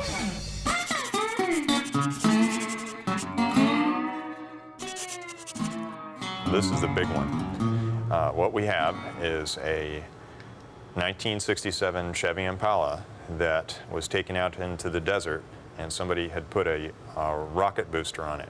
Now, they found out about it because there was a smoldering wreckage that the highway patrol there found. We pieced together a gentleman or an individual that had put a JATO, or a rocket assist takeoff unit, on an older model vehicle. The guy apparently was an Air Force sergeant, former Air Force sergeant. He made sure he had a long straight road and there was nothing around. He got up to highway speed, about 80 miles an hour, fired the things off. The car had accelerated from like 80 to 300 miles per hour in a couple seconds. There was a curve in the road, a slight increase or upgrade, and a mountain shortly thereafter. So he applies the brakes, and of course the brakes burn out. They found about 1.5 miles of skid mark. He didn't make the turn, he went airborne, and he crashed into the side of the mountain approximately 100 or so feet up in the air. So do we have any corroboration of this, or any photos, or anybody come forward? Well, that's our job to pursue that, and we need to get a hold of a 67 Chevy or something as close as we can to it, and need to get a hold of a JATO or a RATO, or again something equivalent to it. I foresee some wreckage, actually. Well, personally, there's so many variables here in terms of, you know, a car that's got to accelerate even to 150 miles an hour for a 35-year-old car. It'll look really cool. It'll look really cool. I mean, that's going to be big flame shooting out the back. It's going to be great. I can't think of anything more fun than doing this.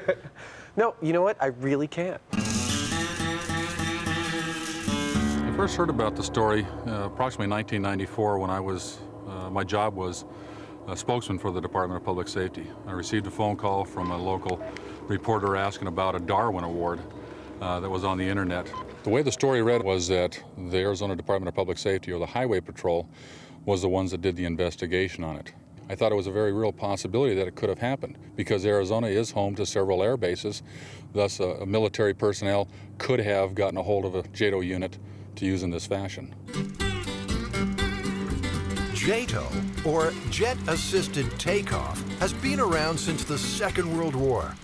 We should call them RATOs, because each canister is filled with solid rocket propellant. A single unit puts out 1,000 pounds of thrust for 12 to 15 seconds. Up to 8 JATOs are used when large military aircraft are operating with heavy loads or from short runways.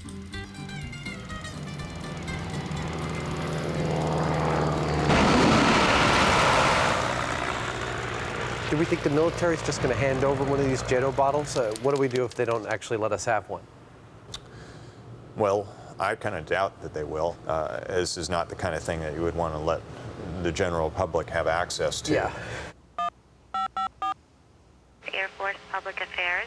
I'm not at my desk right now, so leave a message.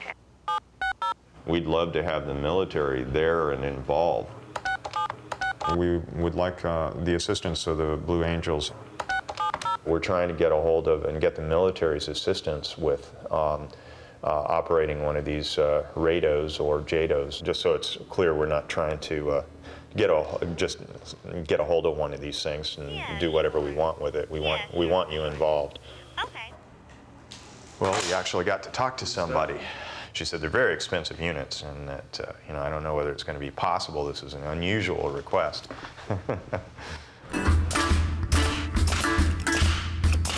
Most good urban legends have good details, names, places, dates. In this case, often it's a Chevy Impala that the man was driving. So we need to find a 67 Chevy. I wonder where we're going to do that. Well, I picked this up at a flea market, actually. This here is a 67 Chevy Impala. That's our goal. Yeah. Hopefully we'll be able to find a junker, something with a crappy body.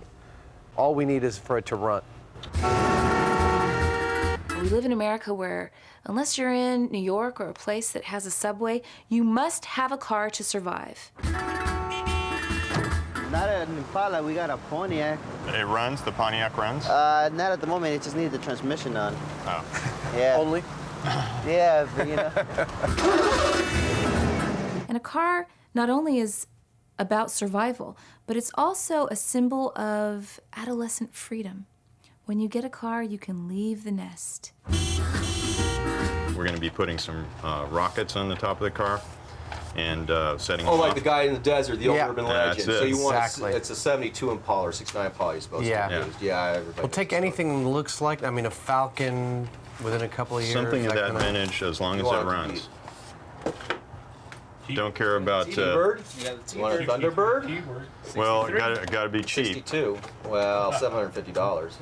That's let's have a very look at it. plausible. It's also a symbol of sex. This is where a young man can have his first sexual experiences in this car. Oh, yeah. That's the we're done.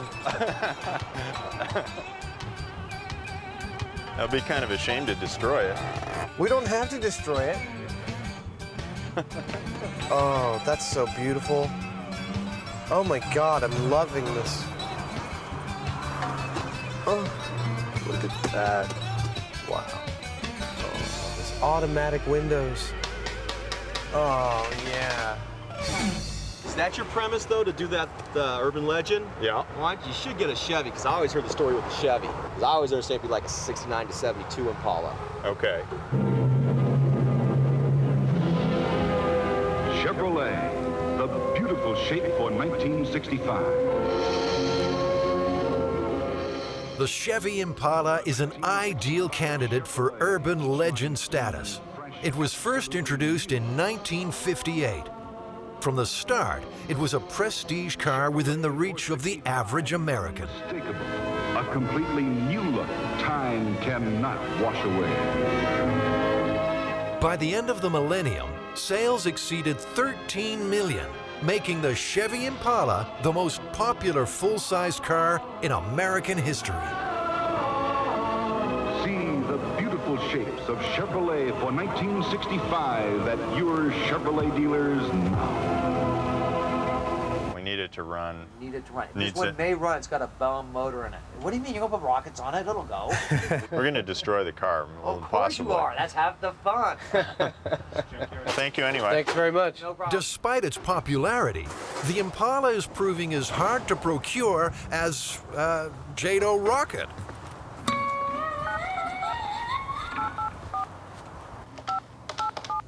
We called you last week concerning procuring a JADO. Procuring a JADO or a RADO. So far, we've had very little luck with getting anybody to return our calls. I'm Sergeant Bob Stein with the Arizona Department of Public Safety, and you're watching MythBusters. Jamie and Adam are following a promising new lead on that 67 Chevy. Well, we're going to strap some rockets to its back end. Yeah. You know that thing where they took it out in the desert and set those up? I got the perfect car for you. We're going to do that. You got it. It's a 67, all right, but unfortunately, an Oldsmobile. Heavy. Very. So far, we haven't seen a single 60s Impala. We were looking at a T-Bird. It was that they had for $750. It was pretty nice. Adam's beautiful T-Birds already been sold. 67.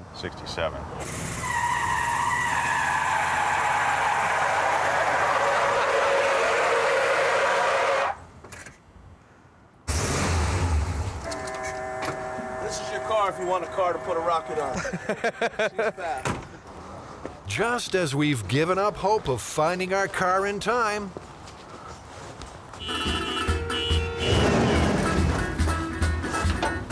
It's officially an Impala. Would it be all right if I drive it around the block?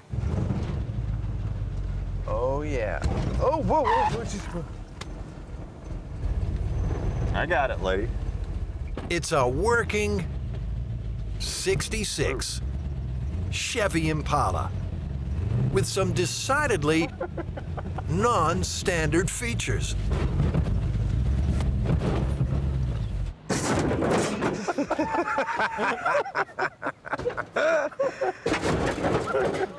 This is without a doubt our car. It's destiny. I think the hydraulic aspect of it is just hysterical. You know, this thing we get a couple of get the rocket mounted right up here. I mean, this is nice and sturdy. We're gonna mount it on top? That's what the legend shows. Well, thank you very much. Really appreciate it.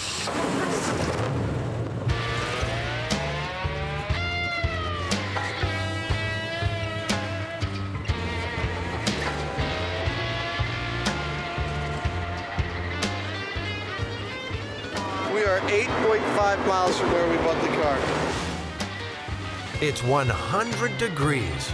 We're 3 hours from the shop. And thanks to a blocked fuel filter, our rocket car is doing exactly 0 miles per hour.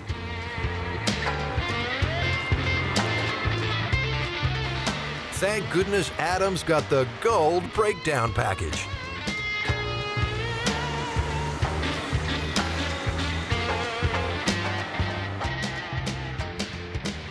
So, the Air Force apparently called us back and turned us down on the JATO rocket? Permission denied. Yeah, I think, did they call us back again just to deny permission again without being asked? Twice. So we got these things. Yeah. How are we gonna, these are the hobby rockets. This is like an example, one of the tubes. How are we gonna fire these off? Well, these are actually more powerful than the JATOs. The ones that, you know... But they're smaller, how's that possible? Well, we're gonna use more of them. While they're running, they put out 1,500 pounds of thrust as opposed to 1,000 pounds, but they only last for 4 seconds. We're going to get several of them, and we'll set them off successively.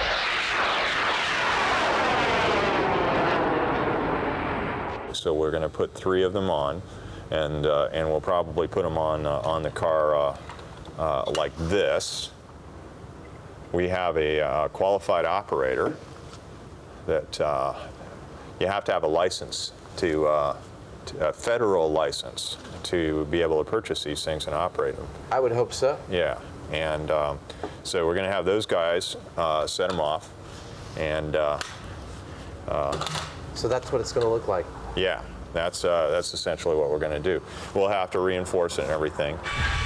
That's all fine in theory. But it's an awful lot of power to put on the roof of a junker.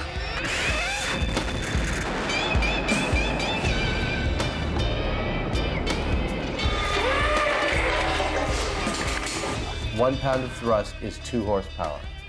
So one of those rocket motors at 1,500 pounds of thrust is 3,000 horsepower. Yeah. That'll make our Chevy almost 4 times as powerful as an Indy car. Think of putting another car on top of this car. It's that kind of weight that's up there.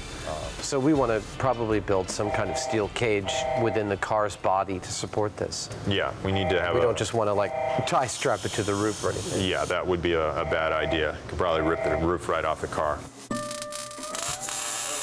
Fire. Oh, how about that? There we go.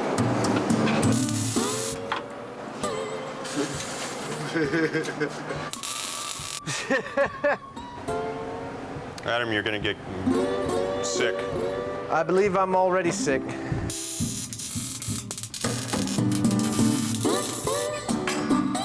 me the fire extinguisher. What the? This time it's no joke. The fire's burning through the hydraulic lines. That sawdust with the hydraulic fluid's a nice little kind of wicky thing. Yeah. Wiki. I was thinking that we would drill up through here and bolt the top frame onto here. With this design, the whole roof structure becomes part of the rocket rack.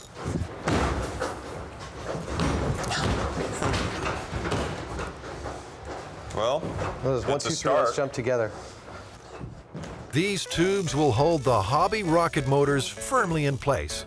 Fins for the rocket.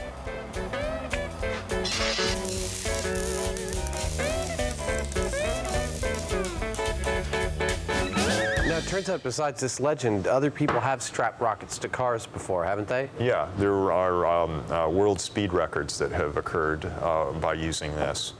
In 1965, Walt Afrons built the first rocket-powered land speed car.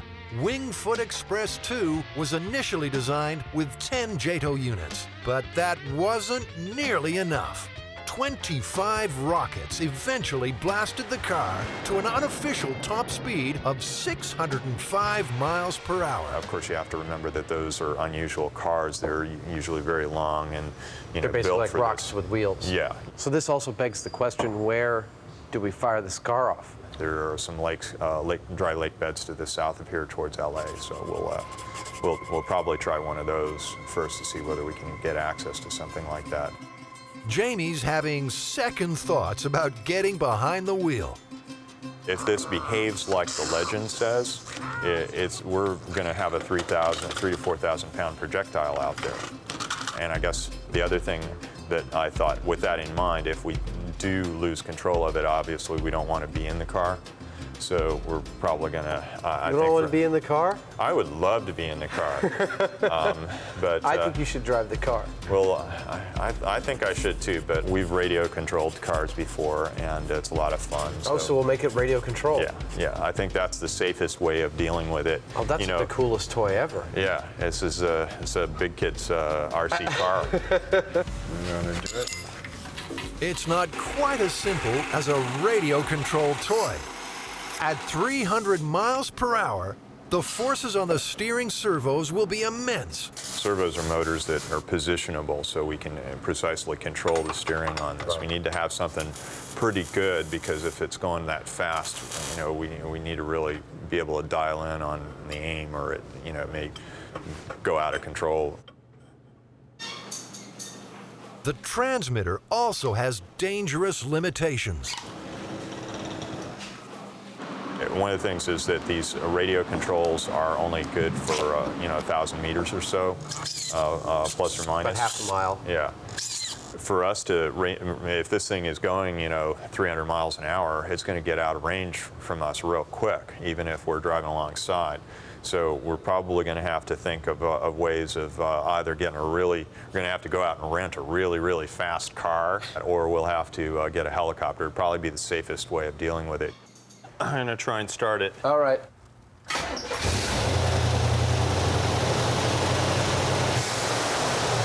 Yeah!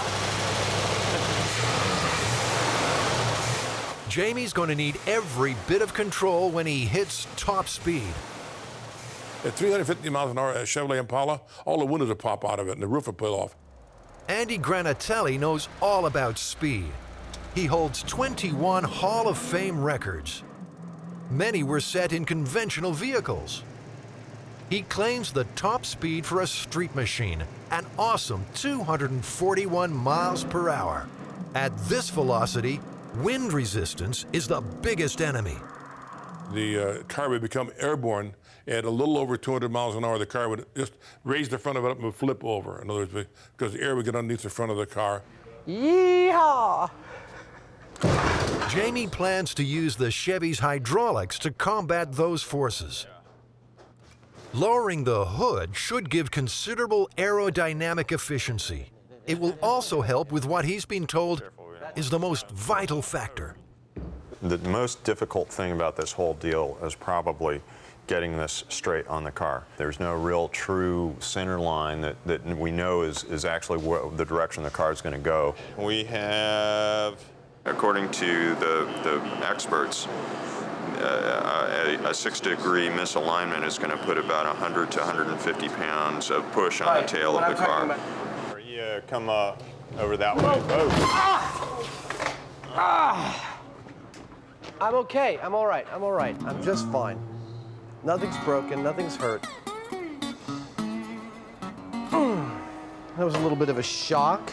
I just had a massive release of adrenaline. Okay, so... I am my own stunt double. That way. All right. Yeah, that's as good as anything. So that's right about 86. And that's right about 86. Beautiful. Let's tack this puppy down.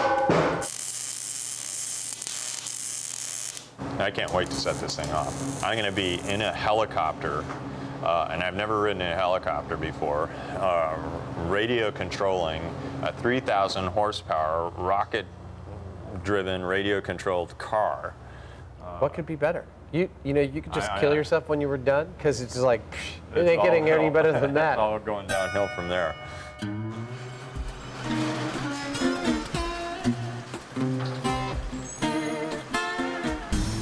Hi, I'm Andy Granatelli, and you're watching MythBusters.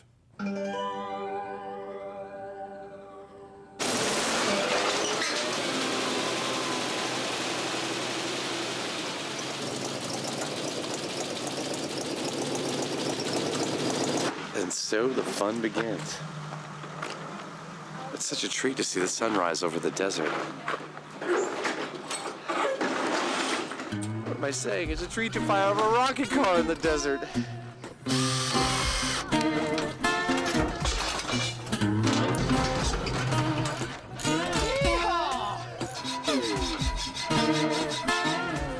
Finally, all the pieces are coming together on the lake bed.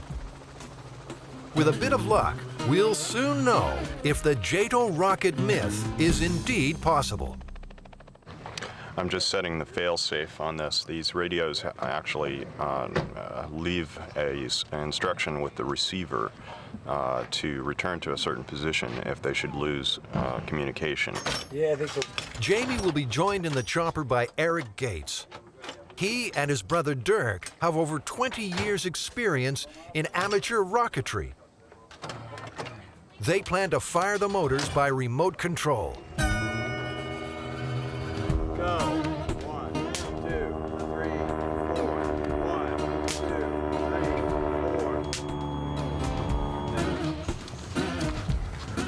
3, 4. Jamie's gonna do a dry run in the car.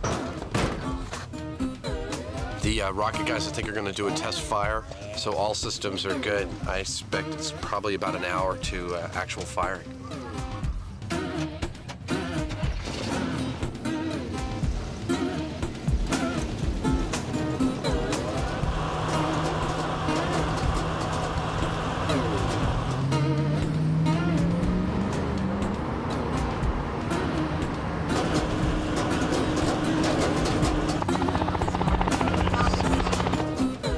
The remote control and fail-safe are working perfectly.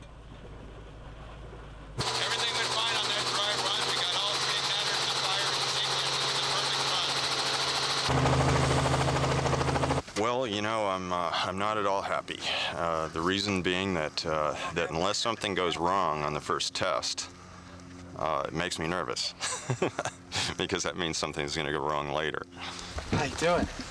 Adam Savage. If this new visitor is right, Jamie may just get his wish. I looked at it, the mount's not strong enough, number one. The mount's not straight either. We warned them about straightening the mount. It's got to be dead straight or it'll steer the car all the time. George should know. Not only did he work on the Apollo program, he's conducted numerous speed trials out here. 8 points welded into the frame of the car. I hope it works. I mean, you know, because I don't want you to dig up my leg bed. Not exactly comforting words for our final briefing. The helicopter's going to do a pass around just like we did the last time. About the time that it passes in front of the car, I've released the brakes and the car's going to start to roll. Like the Myth, our plan is to get the car up to 80 miles per hour before firing the rockets. Giving it a lot of gas. When the motors go, they're going to have a tendency to scare you. So when you're hearing the 3, 2, 1, brace yourself, don't veer. You sound like a jet engine. It's going to get a 15-foot flame out the back. 15. Yep. Is that when the rocket fires, is it going to cause the... We don't know. We don't know. The car might end over end, whatever. You want to be far enough away that you have, you know, several seconds. Cool. And if you do, a general rule of thumb with that kind of thing, if you do see something coming at you, go off at right angles to it. Don't try to outrun it. The crew are not the only ones who'll be keeping a close eye on the rocket car. It seems to have attracted the interest of security at nearby Edwards Air Force Base. Let's have a good bird, man. Get your game face on. Good luck. This is so exciting. Cardboard box at the front of the I'm going to have a grinectomy.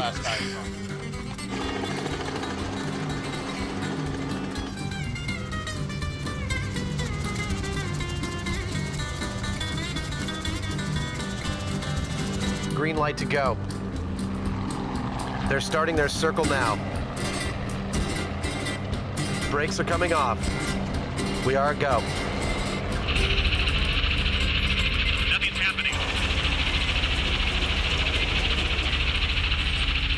We're aborting? Yep, we're aborting. We are aborting. We are aborting. Copy that. Copy that. Let's abort the whole thing. Okay, helicopter's coming in. Doesn't it go through the inside? So how do you get it? Looks like the car's old gremlins are back to haunt us. With all the focus on horsepower and thrust curves, we never did fix that fuel problem. The problem is that this is an older car, and we've been stirring up sediment in the bottom of the tank, and it's gotten into the fuel filter and clogged the fuel filter. All we have to do is pull the filter out and flush it out once in a while. We should get a good run here soon. That sort of answers my need for a small failure. I'll accept that one as a small failure.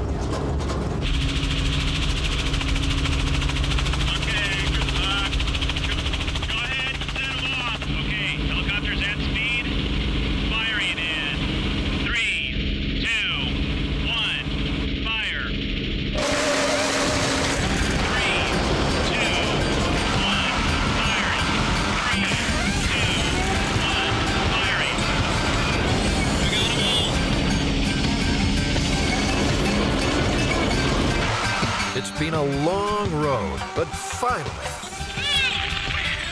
we have liftoff.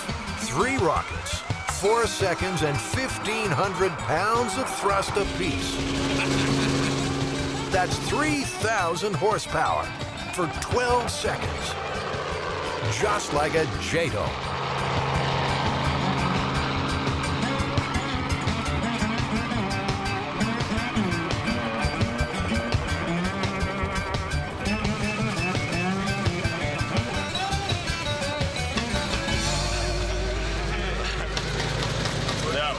hysterical. That was absolutely outrageous. What kind of speed do you think it got to? I don't know. The helicopter was having trouble keeping up with it. The chopper's top speed is 130 per hour. Hey! Ah! That was beautiful. We lost track of it. Oh yeah, we couldn't keep up with it with the helicopter. It just once those suckers lit, it just like. It's one thing to see them go up, it's another thing to see them go horizontal. Leave you guys in the dust. Just the dust trail from the car. It's so beautiful. I was quite impressed. I was hoping it would go good, and it did. You know, I was a little apprehensible, but no. Jamie did his homework. Over the years, many have claimed they were the inspiration for this story. For those who really tried it, the results were the same.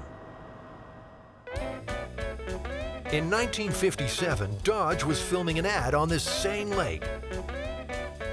They replaced the gas tank with a single JATO bottle. The car topped out at 140 miles per hour. So, Jamie, given the structure of the original myth that the guy ignited the rocket, accelerated to like 350 miles per hour, supposedly hit the edge of a curve of the road and was airborne for several seconds before hitting the side of a cliff, do you think it's possible? Didn't happen. Yeah. They'd have to have at least around 4 times the power that we did. Back in '46, Andy Granatelli and his brothers did just that. They put 8 JATOs on an Indy racer. The explosion was horrendous, and the thrust was such that you couldn't believe it. We looked at each other as if we were going to the moon. The rocket left not a little fizzle like this, but for a lot 300 feet long, for wider than the road and higher than the telephone wires, a tail of fire. And the car accelerated up to approximately 180 miles an hour. I mean, and believe me, I mean, it was unbelievable. Andy's antics may well be the origin of the JATO myth. One thing's for sure, we can all quit calling the Arizona Department of Public Safety.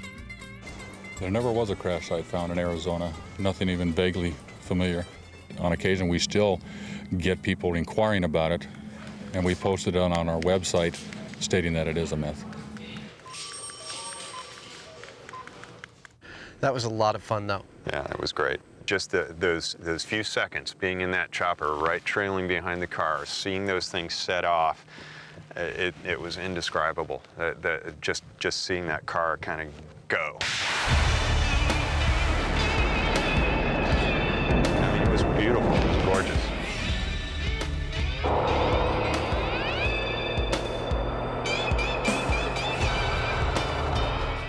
Coming up next, Pop Rocks and soda, myth or recipe for disaster.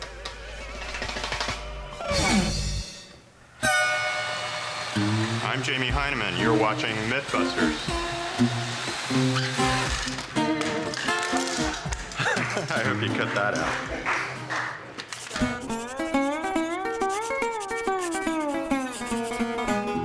So do you remember Pop Rocks? Yeah, they were invented in 1956, the year of my birth. Really? Yes. The legend we're approaching now is the legend that little Mikey from the Life Cereals commercial. I remember it so clearly. The kid goes, "Let's get Mikey to try it. He won't eat it. He hates everything." Whatever Mikey could eat, everyone could eat.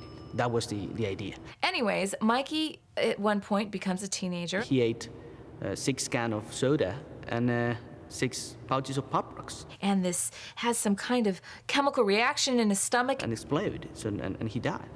So the myth is that, you know, that a combination of 6 packs of Pop Rocks and a 6-pack of soda is a lethal combination of gases that will make your stomach explode. We'd like to determine a couple of things. We want to see how much pressure is generated by a rapid infusion of 6 packs of Pop Rocks and soda. We'd like to determine how much pressure a stomach can withstand. I've been thinking about this, and I think to imitate a stomach, the pressures of a stomach, that the best course is to use a pig's stomach, which is actually physically very close to a human stomach, which can hold about between 1 and 2 pints, generally, of liquid. I'm trying to locate a pig's stomach. A pig's stomach. With this, should we continue further? Is this about the size of a human stomach? I really could say. How large is it? I mean, it's obviously it's deflated, right? Like a swimming cap. What? Like a swimming cap. Like a swimming cap. A very, very meaty swimming cap. Originally, the idea was to create an instant carbonated soda by General Foods. Can I try some? Yeah, absolutely.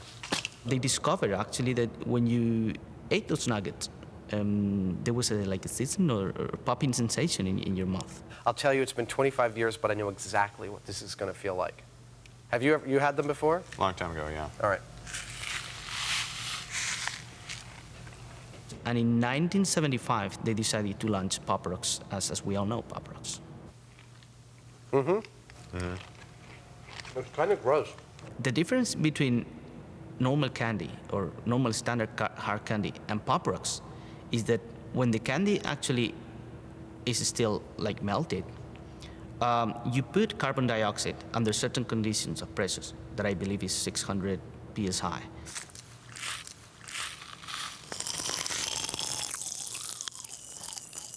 This isn't getting us any closer to that pig stomach. Does it have like the esophagus and the intestines attached at all? No. Just the stomach. I need all the tubes attached to it. Would it be possible to get it with as much of the attachments to it as possible? No. It turns out that the Food and Drug Administration have listed the esophagus and bowel as hazardous substances. 5825 South. It looks like that says 580 is going. Well, I think we should just get a real pig and feed him. It'd be kind of fun to watch see what a pig does when you feed him a bunch of it. See, again, there goes your lack of political understanding. You can raise so much hell with that. It's better to kill the pig first and then give it to him? Absolutely. And people are much more comfortable with that arrangement. Right, here we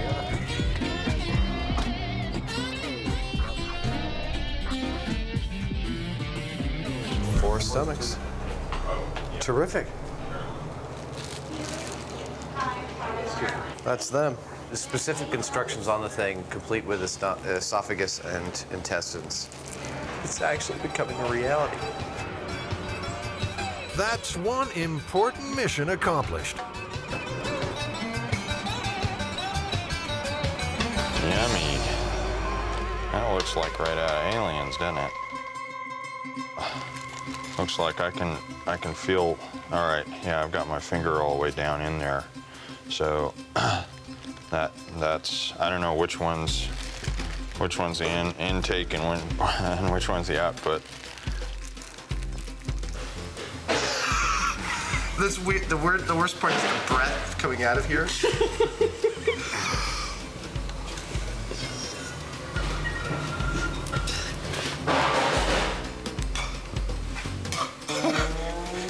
Soda. It's interesting that the valves on this thing actually work. That's like it's holding its pressure. You know, I mean, we just put air in there and walked away. And how do you think we'll get the Pop Rocks and the soda actually into the stomach? To get these in there, we have to get them wet, unless we're gonna. I mean, they're not gonna pour. They're gonna stick along the side. They're gonna immediately clog the hole. You know, I had an idea. Yeah.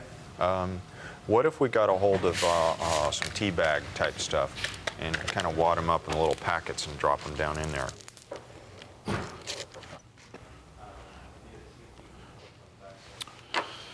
It's too big. Well, the packet's not going to work. It's too bulky, and so that's that. I think we want to equate a worst case scenario here. You know, like the Pop Rocks are going in one bunch along with the soda, I guess as rapidly as you could do it. I mean, as rapidly as someone might drink it. Big syringe then. A big syringe? The myth appeared, I believe, was in 1979, 4 years after the candy was launched. and actually has devastating consequences for the brand name.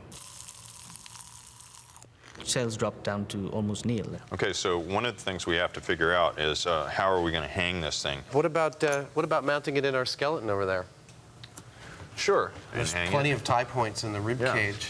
Yeah, and it'll, you know, we'll get to see, you know, fluid dribbling out out of the skeleton, and you wanted the dramatic effect, that'll do it. Yeah, and of course, actually, the inlet tube will have to come up and out through the mouth of the skeleton. Yeah. And you know where the outlet tube is going? No. Where is the outlet tube going? Oh, don't make me say it. By the time we're done, he'll be playing the piano just like old times.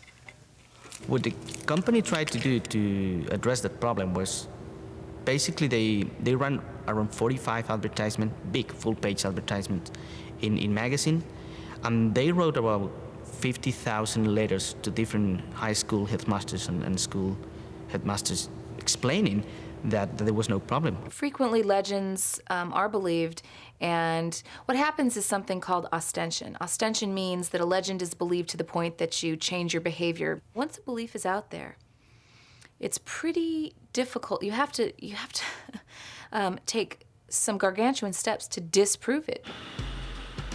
We've got to mix up one last ingredient before the experiment can begin. I'd say it's about a pH of 2. Okay. So that's the equivalent of one stomach's contents of hydrochloric acid, That's 1.7 pounds of water. Okay. Gastric juice is secreted, actually, we believe, as a protective mechanism. It's not designed to aid in digestion. It's designed, the hydrochloric acid along with pepsin is designed to kill things. So it's kind of protection over when we were back there fighting the hyenas for the bones. It might not aid in digestion, but we think a quart of hydrochloric acid will be critical to busting this myth. Oh, yeah. Oh, yeah. Your gloves. Now, the fun begins. Once you're pouring the liquid, I'll be opening cans of soda, handing them off to you. Okay. We're clamped everywhere. All right. Oh, man. All right, Mike, you said 2 cans. He's out of control. Oh, my God, he's going for another one. Mikey. All right, Mikey, man, you can't drink those last 2 cans of soda. Dude, you are an animal. Dude, your stomach's gonna burst. All right, here comes the plunger. Slow down. You didn't drink it that fast. Listen to that. You can hear those pop rocks going for it. Yeah. Well, that's pretty impressive. Oh, there goes a burp. Mikey's burping. Come on. Oh, man. Look how big that stomach's getting. All right. It's more or less got it. All right. Wow. Okay, I wouldn't have called that he could drink all that soda and pop rocks at once. That's huge. That's like 3 times the size of what it was. We're not reading any real pressure in here. By its nature, the human stomach is a capacitance organ. That means it's designed to stretch. Receptive relaxation is the concept in human physiology, so it will relax and stretch up to some limit. So my guess is Mikey's feeling a little ill right about now. I know I would be. Do you think we should give him some time to digest? Sure, why not? You got 2 built-in vents, one on either side of the stomach, that should be the places that this air goes if you reach those kinds of pressures. Even with time for digestion, the pop rocks and soda just don't produce enough gas. We put 6 cans, about another, almost a liter of acid, 6 doses of pop rocks. I can still hear it, can't you? You can still hear it crackling. Yeah, pop rocks are going. So, does this myth contain any elements of truth? The human stomach clearly can rupture. There's no question about that. You can get rupture in blunt trauma, automobile accidents, for instance. It's starting to get kind of special in here from a olfactory standpoint. After a quick reset, we're going to try and see if we can make our pig's stomach explode. Who the hell could be calling me? I can't answer that. I'm tying a pig's stomach into a skeleton. Clamp. My name is Fernando Arguis, Vice President General Manager of Pop Rocks Incorporated, and you're watching MythBusters. Now, it turns out that in the annals of medicine in the last century, there are a half dozen cases of people's stomachs exploding from an excess of CO2, usually from something like baking soda. We're going to see how the bicarbonate of soda compares to Pop Rocks in terms of the expansion of the stomach. Oh, right. 1. Let's do 3. That's an awful lot of sodium bicarb. Well, you know, I've taken 2 with heartburn. Let's say someone feels Unlike really bad Pop there. Rocks, the baking soda and acid react. Injecting acid. All right. The result is carbon dioxide gas. Lots of it.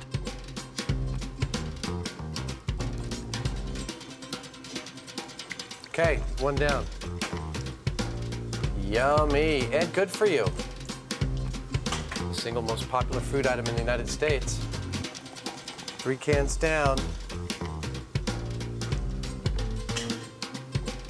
4. Come on, you gotta drink a little faster, piggy. 5. 6. We've fully drunk the soda. Bicarbonate. You ready? Ready. Oh, yeah. Oh, my God. He's still drinking. Now it's getting really big. He can't hold it anymore. Clamp it. See what the pressure is rating. Whoa. Okay, that's much bigger than before. It's still hardly reading. It's reading about half a PSI. There are probably lots of folks out there who have for years and years and years been using baking soda. And in the amounts that would be prescribed to reduce acid, there's very, very little gas formed. It usually stays in solution, comes out, doesn't cause very much by way of distension if you stay within the limits that are recommended. Here on MythBusters, we're never afraid to push the limits. 1 second. Okay, ready? Ready. Oh, I feel the pressure. If you have a stomach that's greatly distended by a large meal, and then you add on top of that either gas in the form of sodium bicarbonate to try and relieve acid indigestion, you can, in those very, very unusual situations, see gastric rupture. But no one should have the impression that this is common by any stretch of the imagination. Okay. Whoa! Wow. Well, that did cause a reaction. That turned out to be a little too much. Yeah, that's what we call a hell of a Saturday night. Oh my gosh. Totally blue. With the addition of a little more stomach acid and the bicarbonate of soda, what was that, 2 tablespoons? Yeah. Just ripped a hole right in the back. I felt the pressure as I was plunging it. You know, wanted to push the plunger back out again. Yeah. And then that final bit, I don't know if we were watching what the meter said, but it might have spiked. Yeah. I mean, in a body, something like 2 or 3 PSI is a huge amount of pressure. Yeah. I can't imagine a human consuming that much crap. Well, maybe I can, actually. Well, the sodium bicarb with the person's own stomach seems to me to be the main thing. Yeah. Somebody that's just taking, you know, eating candy or something, I don't see it happening. MythBusters tried to contact John Gilchrist, the actor who played Little Mikey. He never returned our calls. Another one bites the dust.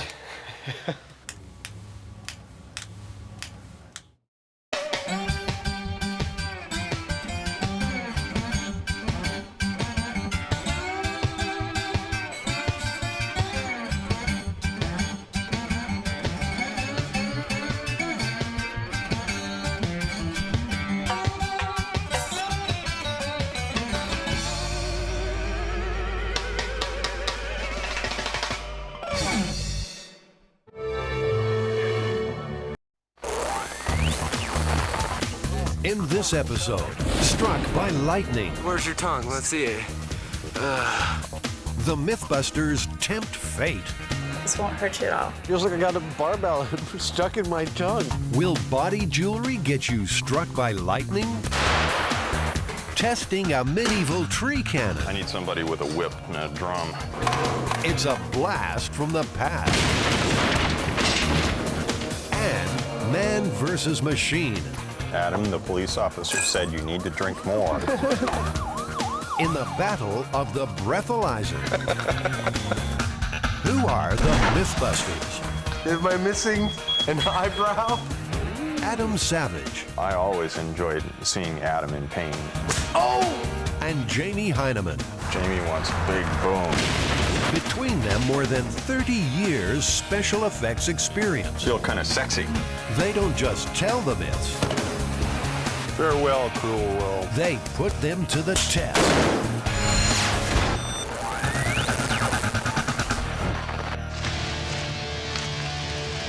Come on, please help me up. Yes, we'll carry you. Hold on. I got struck by lightning? Yes. How the fuck did that happen? It's not. In August 2003, Matt Thompson was hit by lightning in the hills outside Keystone, Colorado. A bolt of lightning taken straight in the chest. It just came out of nowhere. The direct hit traveled all the way through Matt's body. I had no clue what happened. Matt's story was big news. On websites worldwide, the issue was raging. Matt, you almost died. Was Matt's metal tongue stud the reason he was struck? So my tongue ring. Oh no, dude, you might have swallowed it. Let me see. Where's your tongue? Let's see it.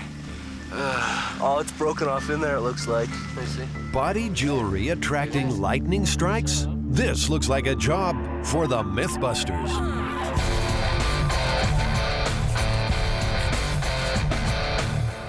The myth is that wearing a tongue stud increases your chances of being struck by lightning. So what kind of cockamamie theory is this? Well, this cockamamie theory says that the lightning bolt is being attracted directly to it. Like a lightning rod. Yeah, exactly. It sounds kind of silly. Being loaded into an ambulance with a fried tongue, you can bet Matt Thompson didn't think it was a silly myth. Still, the boys are skeptical. It's obvious that jewelry does affect your body if you get struck by lightning, but the question still remains. Does it increase your chances of being struck by lightning? For the tongue stud lightning test, 2 heads made from ballistics gel will be mounted near a lightning generator. One of the heads will be pierced with metal studs. Adam and Jamie want to know which head the charge jumps to. That'll be fun. Well, that's definitely why we're doing this.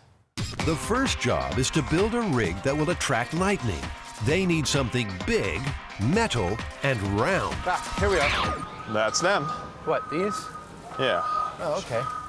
Well, we're using woks because the round surface of a wok is a perfect thing to test an electrical field around because it doesn't have any point that can gather the electricity to a single point. 7, 8. It's like they knew we were coming. Imagine that. Normally, you'd probably put the heads on a spike, but that would not give us an accurate test as to the conductivity of the piercing as it relates to the whole head.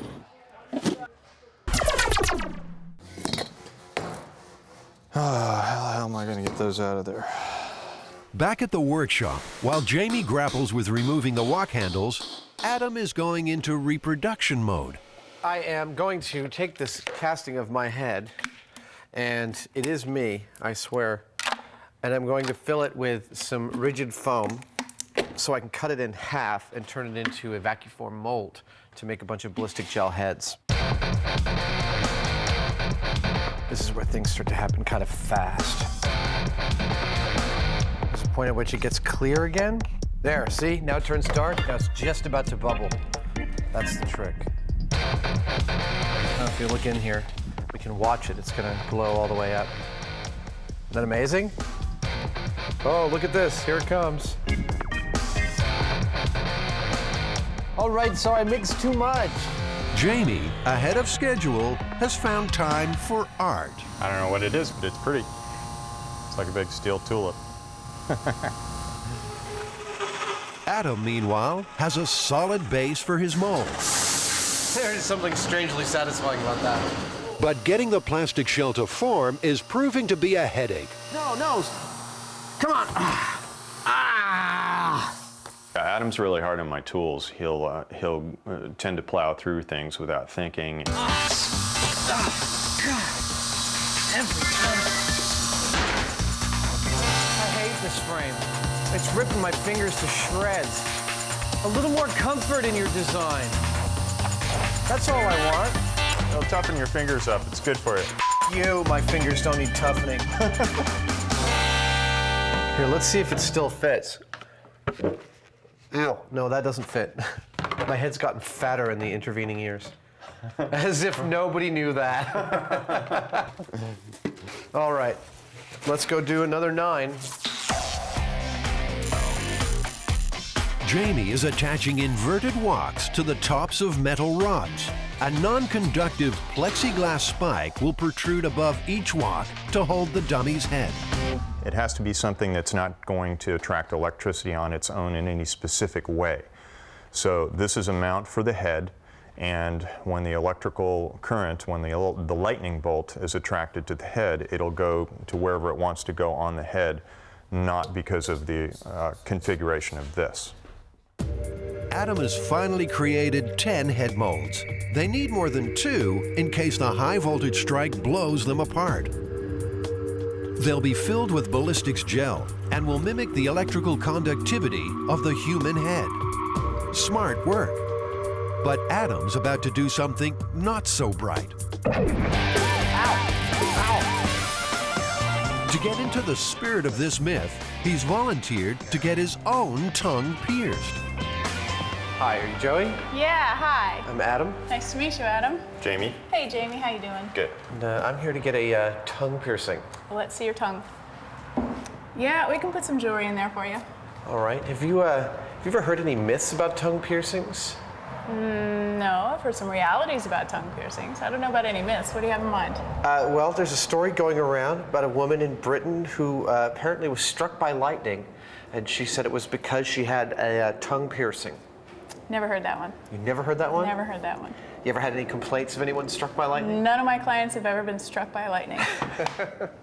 So these are some of the basic beads that I have for you to choose from. Probably the most comfortable size to start with is this one right here. If you want to go with something a little fancier, it's possible to wear gemstones for it as well. So if you want to get really flash, you can wear something like that. What do you think, Jamie? Should I go flash or plain? I think you should go for maximum conductivity, actually. Yeah, I suppose you're right. Do you have anything shaped like a little, lightning rod or No anything? lightning rods, and we don't have any copper. I think you're going to have to go with the stainless steel. All right, the stainless steel ball about that size was exactly what I was thinking about. Okay, that should be great. So why don't you come on in here, have a seat on the dinosaur chair there. Oh, do I get a lollipop when this is done? You do get a lollipop when this is done, but only if you earn it. He's just seen the needle. For once, Adam's at a loss for words. All right, so, you ready? It's very, very quick and very, very easy. You can set your glasses right there. What I want you to do is swallow one last time. Breathe easy. Give me your tongue. There you go. This won't hurt you at all. I'm not gonna pull on you. Just wanna make sure I got you right where I need you. Piercing's real quick. I'm just getting lined up. Here you go. Give me a breath in and out. You're done. Your jewelry's in. I'm gonna take the clamp off and screw the bead on the bottom, but it won't hurt you. You're absolutely done. Let me just make sure the beads are tight. You can have your tongue back. There you go. You're done. All right. Woo. That was not so bad. Oh, but now I'm talking all funny. Feels like I got a barbell stuck in my tongue, man. How about that? She sells seashells by the seashore.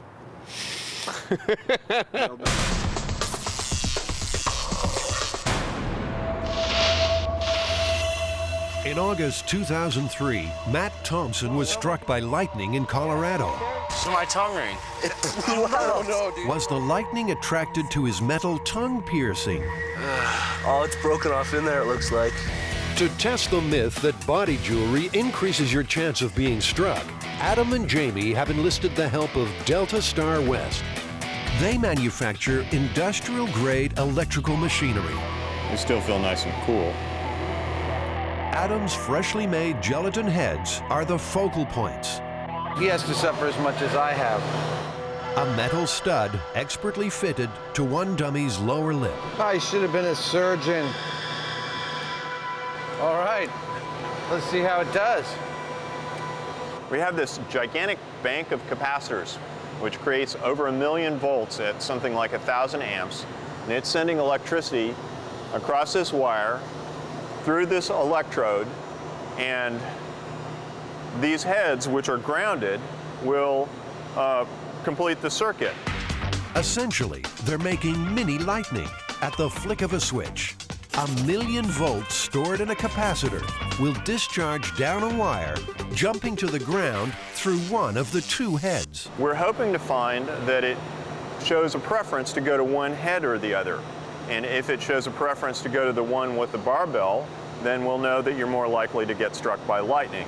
If it doesn't, if it goes for this head, then the myth is busted.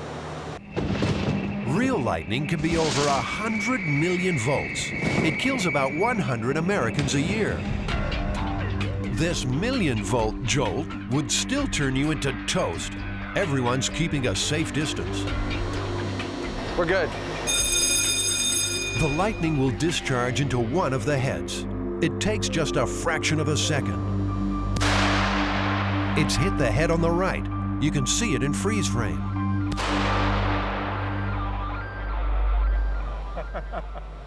Here it is again on high-speed camera. Well, it went to the one without the barbell in it. It did.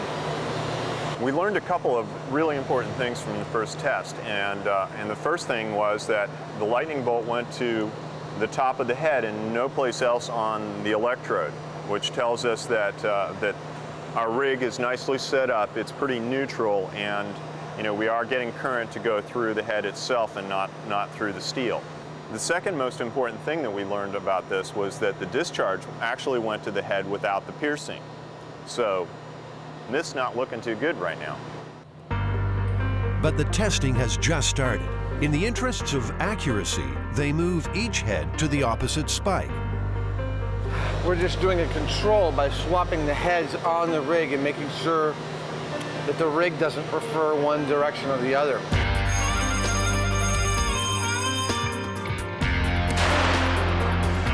This time it hit the stud head. Well, one, I think, really important thing that I just saw was, I guess I was focusing in the right place at the right time. I saw the lightning bolt travel down like this, and it went right along this pathway. It did not go to that. So even in the head, if this was an attractant, thing for the lightning bolt, it would have gone there and down or something like that. It didn't. I clearly saw it take a pathway right down to the top of this. We're good to go on another shot. So the lightning hit the head, but not the stud. Same thing. Yeah, I saw that too. Interesting that it really doesn't do anything to the gelatin that we can see. Truly. So that's 2 strikes to the pierced head, 1 to the control head. Will swapping them back make a difference?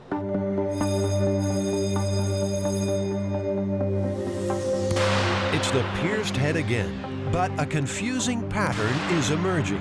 The charge often goes to the piercing side, but it never seems to touch the metal. The MythBusters won't be satisfied until they can see the lightning hit the stud directly. Jamie, we've now run this a dozen times or more. The heads are working perfectly. The rig is working great. We're getting consistent strikes, always to the top of the head. Not once has the lightning gone right for the stud. Yeah, all we've got left to do is put a bunch of studs in there, some really big ones maybe, see what happens, see if we can get something to react to them. Like nuts and bolts and knives and forks? Yeah. Adam has apparently read the Hannibal Lecter style guide. All right, I think that's a pretty good look there, Jamie. What do you think? Well, maybe more is better. Let's fire it up. Okay.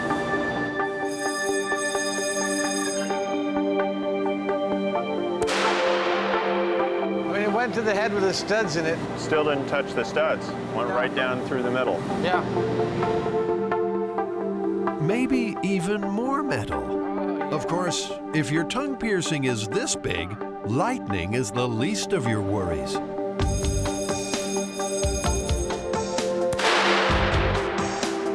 I saw it go into the top of the head and go out to the bolt and back in. It just goes to show, you know, don't put any really big bolts in your mouth during a thunderstorm. Finally, a test for the mother of all studs. Oh, cheek piercing there. It's unlikely to catch on at many nightclubs, though it might just help you get in the door. Will it attract lightning?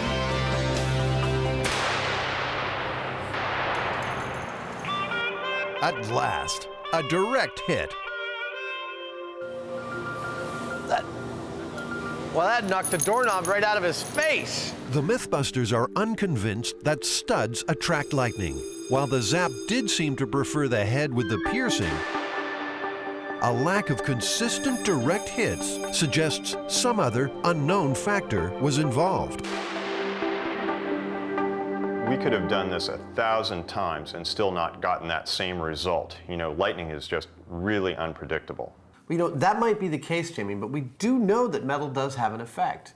You know, depending on how much of it there is and where it is on the body. And we did get a strike right to the doorknob, but come on, who wears a doorknob? The only thing this myth has shown the guys for sure is that Adam's wild days are over.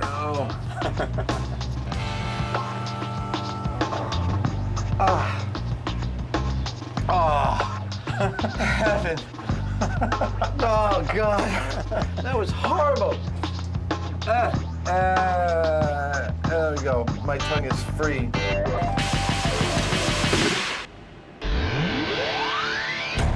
The Mythbusters get medieval. Can they turn a log into a lethal weapon? Fire in the hole!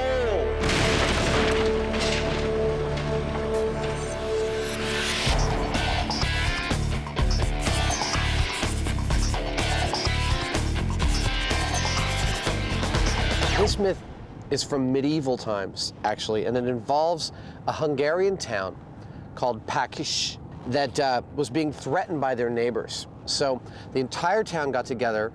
In one night, they apparently made a cannon out of a tree. And they put some gunpowder in there, and they shoot off this cannon. The entire body of the cannon exploded, killing half the townspeople. And the mayor, in his infinite wisdom, looks up and said, "If we have so many dead, how many left of the enemy can there be?" That's the earliest known record of spin, I think. To test this myth, Jamie and Adam will try to build a tree cannon and see if it explodes when fired. To do it like the villagers, they need to drill a hole into a log using medieval-style tools. They'll have to fashion a cannonball and make some medieval gunpowder. John, have you ever heard of a tree cannon or a cannon made out of a tree? No, Adam, I frankly have not. If anyone can help with this myth, John Morris can. He lives safe and very secure in West Virginia with his collection of more than 100 cannons. Wisely or not, he's agreed to show Adam and Jamie the safe way to fire one. My back hurts just thinking about it. So we'll use a pre-measured charge of powder in aluminum foil. We'll make up a small cartridge. Cannon Firing 101. Are we ready to load? I think we're ready to load. Are you ready? I'm ready. John's neighbors have learned to love the sound of cannons in the morning. It's only a blank, but this is still dangerous business. From now on, it's going to be loaded and nobody gets in front of the muzzle. Is that okay? Mm-hmm. We're going to load. Then we'll take the fuse and hopefully it'll touch the powder inside. Ready to proceed? You bet. When you are. Fire in the hole.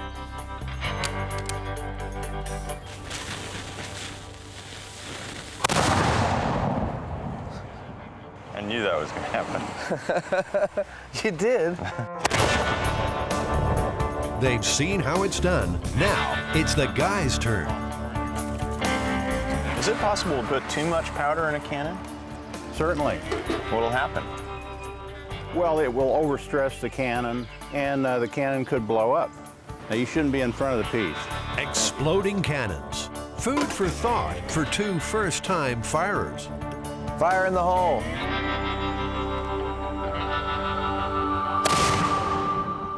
Excellent.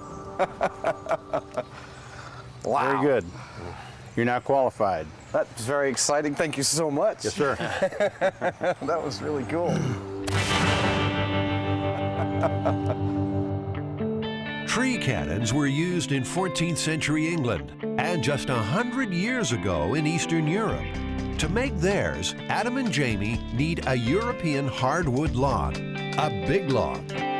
This is a piece of English elm here that we took out. It's a tree that actually died from Dutch elm disease, and this weighs several hundred pounds, this piece here. If I can do that with it, we can get it on the truck. Jamie, you're doing such a good job. Get out of my way.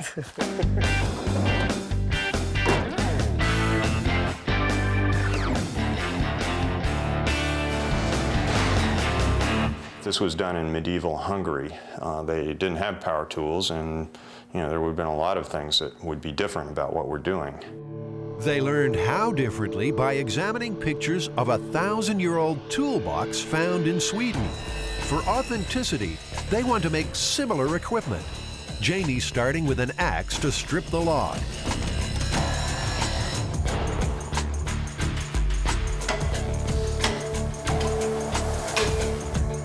Getting a little workout this morning.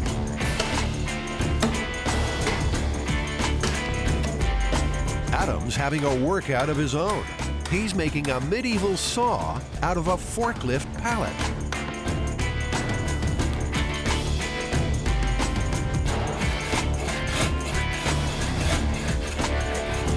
Come on. Now there's some medieval workmanship. Well, I'm gonna heat this piece of metal up until it gets red hot. Hopefully I'll make something that resembles a spoon drill, which is one of the first drills that they used.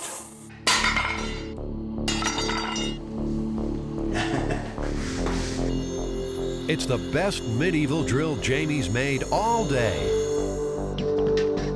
Now there's just one more job before they get started on the barrel. San Francisco has a community arts center that specializes in old-style forging. Instructor Chris Niemer specializes in keeping his cool. Chris, we need some iron fans around this thing. Okay. We're making a cannon. But if you don't hear from us again, you'll know why. We'll know what happened. The steel bands around the log will help it absorb the blast. They'll be heated in a furnace, then hammered into place. When we start wrapping this, I think I'm probably going to have one of you two with a hammer just kind of tapping behind me. Test run number 1. They've got to pull the band tight while it's red hot, then rivet it in place. That's the ticket.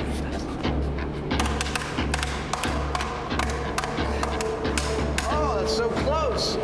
Oh, it's good. Rivets. The band is cooling and shrinking before they can hammer the rivets home. Somebody else grab this one up here. You got it. Come on. Wait.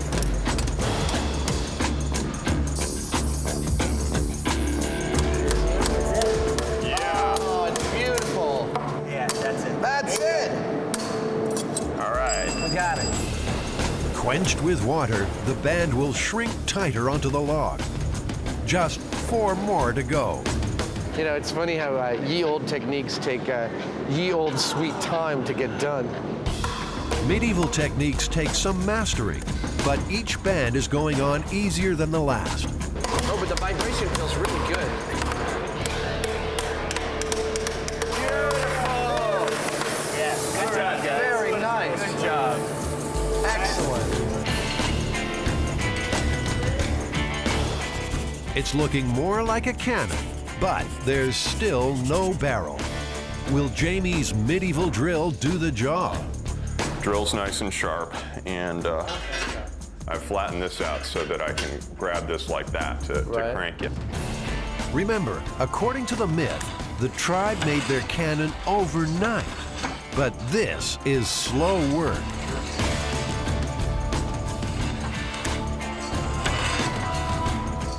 We're about ½ an inch in. I need somebody with a whip and a drum. They've got to drill through about 5 feet. You know, just moving more, I guess. Let's see. Medieval tools just weren't built with myth-busting in mind. Based on what I'm seeing here now, I'm thinking it'd probably take a couple of days to get through it. The myth says that overnight they'd be able to drill a cannon, and I would say that is unlikely. I would say that the myth is busted because of that. They've come too far to stop now. Adam and Jamie resolve to test the rest of this explosive myth, and that means building the cannon their way. I'm not doing anything that the Packish wouldn't have done if they had had a chainsaw.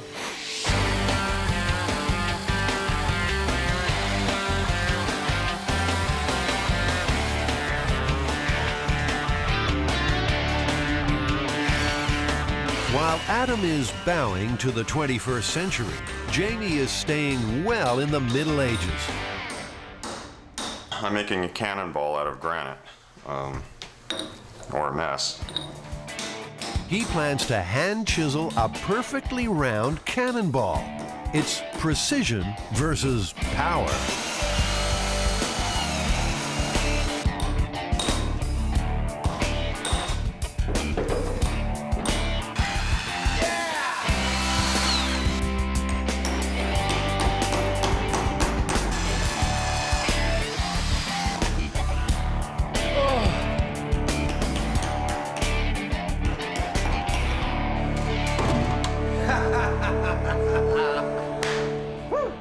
That is a tree cannon. Jamie hasn't done a bad job himself. It's so far beyond anybody's experience that we're all like kind of blown away, right? And don't think he didn't know it. So they've made the tree cannon, made the cannonball. Now they need to make medieval gunpowder. They've called in expert pyrotechnician Jack Morocco to help. You know, what we need to do here is something a little bit different in mimicking a medieval gunpowder formula. Jack knows what ingredients existed around the time of the myth, so they can make up a crude gunpowder. But how well will it work? For safety reasons, they'll light the fuse electronically from a distance. Ready?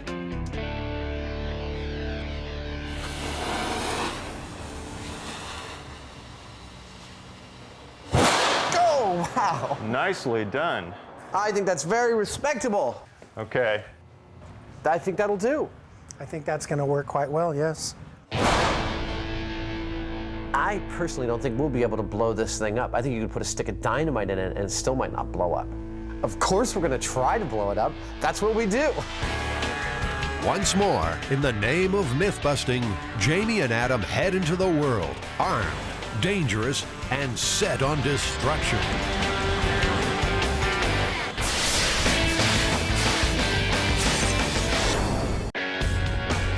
It's a normal day out for the Mythbusters. They're driving through San Francisco with a medieval tree cannon in the back of their pickup.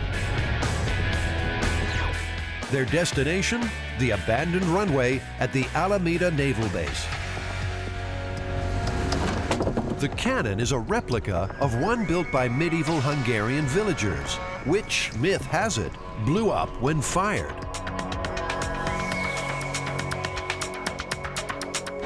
With expert pyrotechnician Jack Morocco, they've made up a load of medieval-style gunpowder. We don't want to drop this, do we? No, we definitely don't.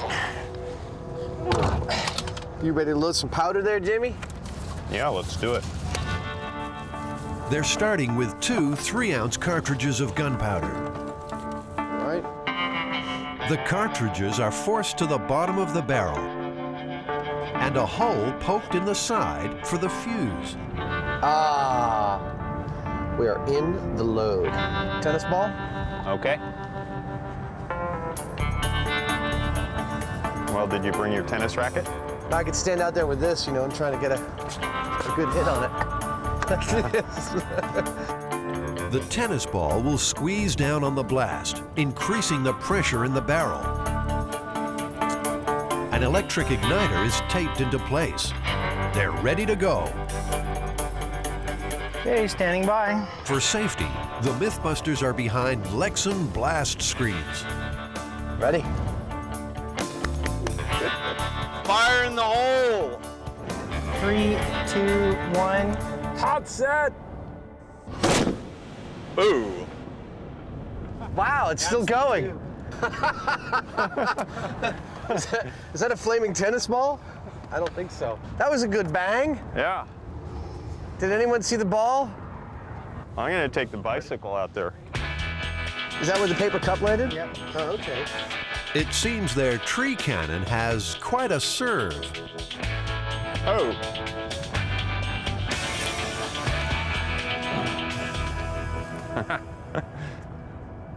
A little singed. You found it? Wow. That looks great. Doesn't look very much the worse for wear. No, just lost some fuzz. Well, the tennis ball went a little more than a football field in length, which for a tennis ball is a lot. And I think that, you know, when we put the stone in there, it's really going to take off. Next up, the real thing, Jamie's hand-carved cannonball. We're debating whether or not to put a single or a double load, either 3 or 6 ounces of powder behind it. The extra weight of the cannonball will further compress the blast, increasing the force up the barrel. The guys know the safe way to go is a single 3-ounce load. You comfortable with 6 ounces, Jack? Yeah. All right. Loading the cartridge. It's double or nothing. Twice the powder, twice the danger. At this point, no one crosses the front. And be careful with that, because that's going to roll down there fairly quickly. Yeah, so I gather. Shock it. Jamie's great creation is headed for a great adventure. Satisfying little thunk. Do you think we'll be able to find it? You know, I'm feeling pretty certain that it's going to launch that thing a fair ways, but I don't have a clue how far. Are we ready, Jack? Fire in the hole.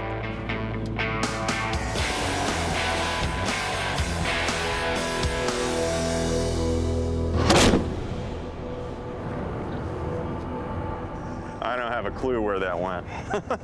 I didn't see a darn thing. Did you see anything? Wow. What everyone did see was a remarkably successful tree cannon.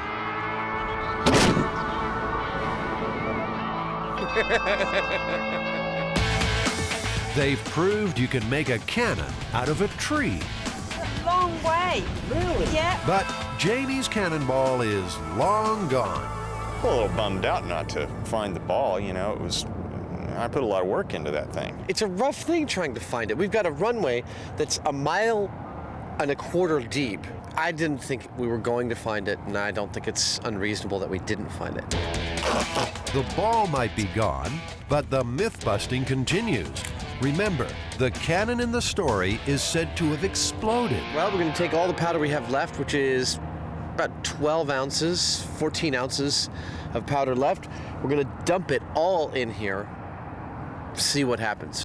Remember, children, MythBusters has hired a licensed pyrotechnician to help us blow stuff up. You should never try anything like this unless you have your own television show. I wish I had my rock back. This is twice the amount of powder they've tried before.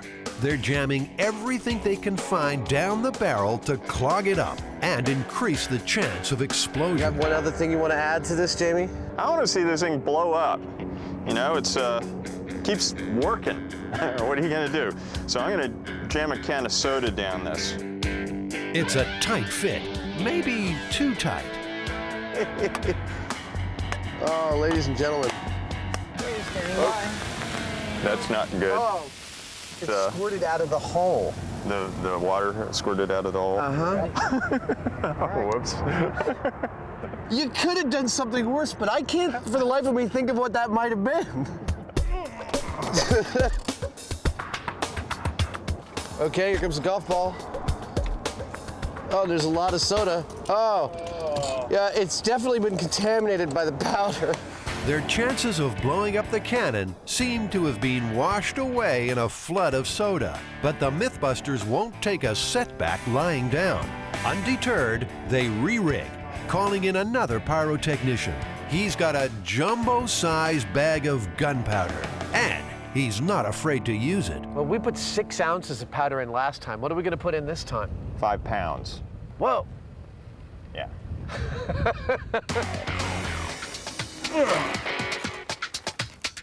5 pounds of gunpowder. On a danger scale of 1 to 10, this rate's about 9. Now it's a 10. They're sealing the end with an aluminum plug. If this doesn't blow up this cannon, I don't know what will. This is basically going to be a bomb, and there's going to be splinters going everywhere. So it's not a question just of hard hats. It's a question of you have to have something like a shield or an automobile or something like that between you and the cannon. I'm going to get back about probably 150 feet on the field there, just in case. The rest of the team is even further back. They're hoping that'll be far enough.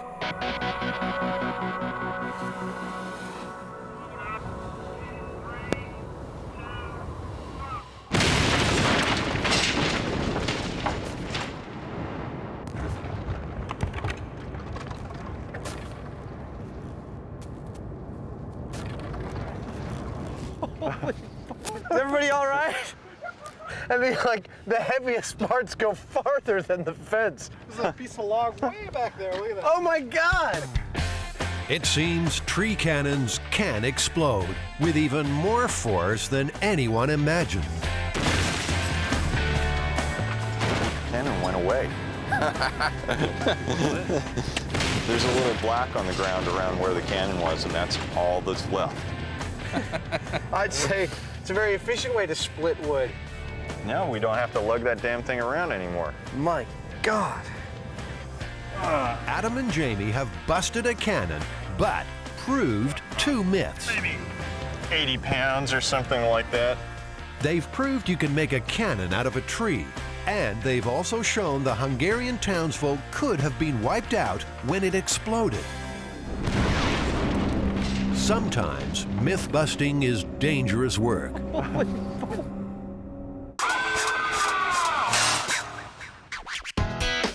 One for the road, as they say.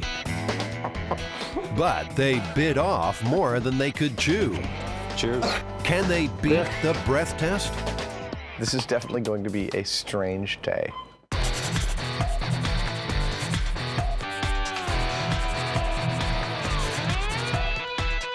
Here we are at the San Francisco Police Department Crime Lab, and we've got the breath tester, and we're going to get drunk today, I think, and see whether we can get around the breath test. Well, there's a lot of myths out there that are really kind of strange about all these substances you can use to potentially beat the breath test. You know, Adam, I don't think any of this stuff is going to work. I don't think any of things are going to work either, but it's up to us to imbibe and then further imbibe all of these things to show this. So the idea is to get drunk, then put different products in their mouths to try to fool the breath test machine into giving a lower reading. The San Francisco Police Department generously offered its crime lab for the day. Officer Bruce Gendron will be watching over Adam and Jamie. Adam's drink of choice is scotch. Neat. Jamie's mixing vodka with cranberry juice. I don't know if I've ever had a drink this early in the day. Nostrovia, Kampai, Prost. Right there with you, buddy. In California, you're considered legally intoxicated with a blood alcohol concentration of 0.08. Spirits are about 40% alcohol. How many the guys need to reach the limit depends largely on their weight and how fast they drink. A little bit of food to cut the alcohol. I'm lit. It's like 1 in the afternoon and I'm lit. Food does slow alcohol's absorption into the bloodstream, but their livers can only metabolize 1 drink an hour, and just 5% of alcohol is expelled through urine. Put simply, their bodies can't keep up. So I've had 4 drinks, right? Yes, this is number 5. Let's try control. There you go. Here we go. You want to try one? Yeah, let's try one. Go ahead. Very good. That's very good. Thank you. He's an 03. That's an 03? It's an 03. Wow. I swear I'm a cheap date. Adam, the police officer said you need to drink more. You know, my doctor was also telling me that I'm not getting enough tar, so I need to start smoking again. Make it a double. The guys have to drink up for science, far more than either would normally imbibe.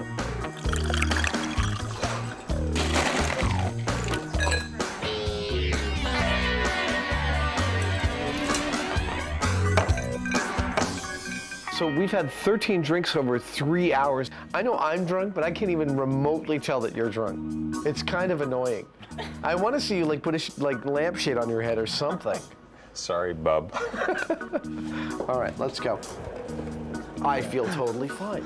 Allow me to place this on your breath testing machine and I'll be happy to be tested. You are pretty smelly. That's it. Keep it up. Listen to the music, and that's what we're trying to do, is keep that sound going.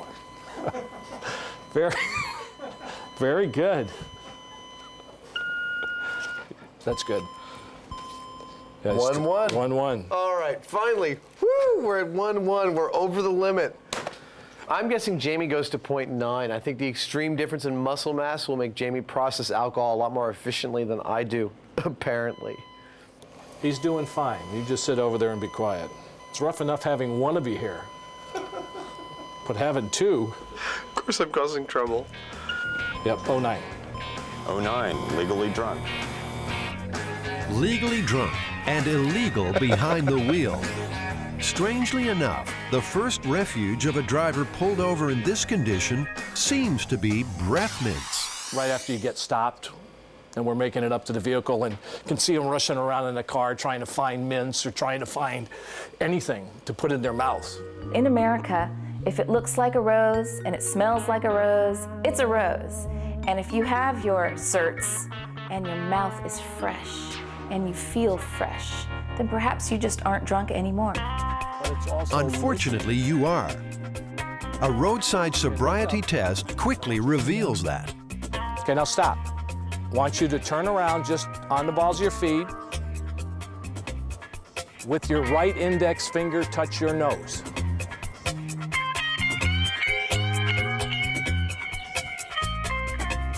I think you just fell asleep. 40% of American road deaths involve alcohol. Nearly 17,000 people killed each year. To prove a driver was drunk, police usually rely on a breath test. This man had already had 5 single whiskies, which he took some little time ago. The breathalyzer was invented back in the 50s, where drinking whiskey often happened while wearing a nice suit. Right, that's enough. He is up about 0.13. Breath tests work because alcohol is carried by the blood into the lungs and exhaled. The amount of alcohol on the person's breath is proportional to the amount in their bloodstream. Over the limit, the guys will now try to beat the breath test using products that, urban legend has it, will confuse the machine. First up, those mints. Will getting rid of the smell get rid of the alcohol?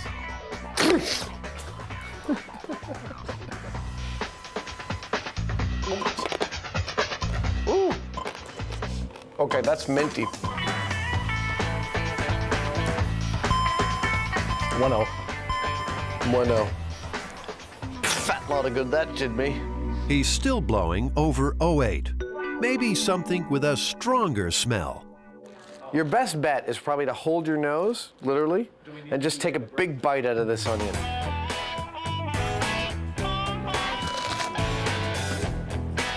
My eyes are watering here.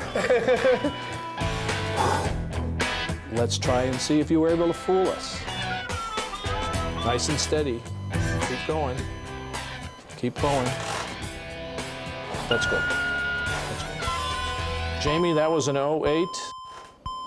The onion didn't do anything. Some breath testing machines act like a fuel cell. The more alcohol blown in, the higher the electrical current produced. That could well have sparked the myth keeping a battery in your mouth would beat the test. Stuck on the battery now? You get the battery. Yeah, I'm letting you off easy, baby. Being able to put a battery in your mouth and keeping it there without me knowing that it's there would be very, very difficult. I would agree with him. It would be very difficult to talk with a battery in my mouth.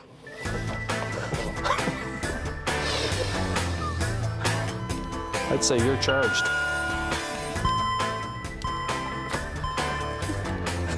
It's a 1-0. Another kind of tester relies on a chemical reaction.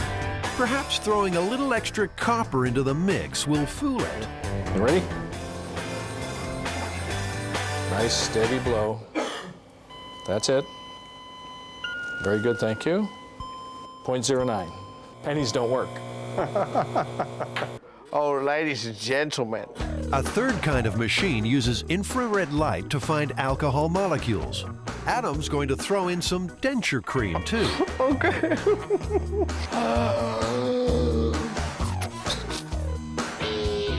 Adam, you did a great Oh, that was nothing, baby. 0.11. 0.11. So, denture cream, a no-go. Another pseudo-scientific mythology suggests hyperventilating might cleanse the lungs of alcohol for just long enough to pass. All right. 1-1. That doesn't work either. In fact, the myths are running dry. One last contender, mouthwash. One wonders where you do this in a car while the police are like coming around to your window, but nonetheless, we'll try it. Just nice and steady again. 0.43. 4.3. Really? Yeah. Oh, 0.43. Yeah, that's way gone. Something's causing a false reading. A little higher at 0.5 is lethal. To iron out glitches like that, police always test you twice. Very good.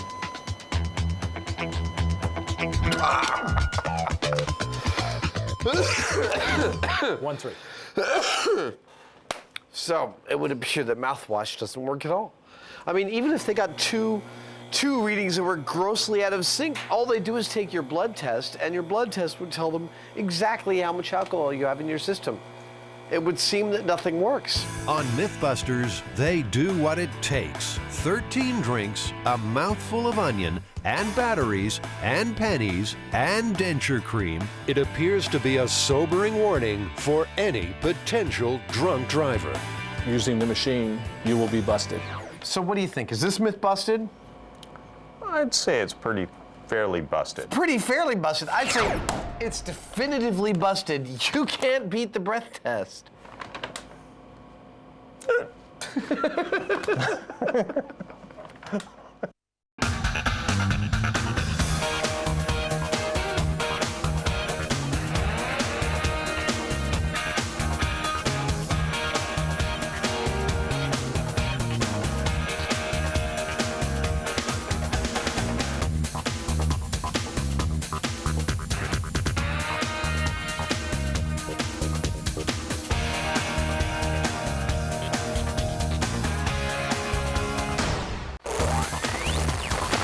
In this episode, the MythBusters are going far beyond their comfort zones. Did I tell you I was afraid of heights?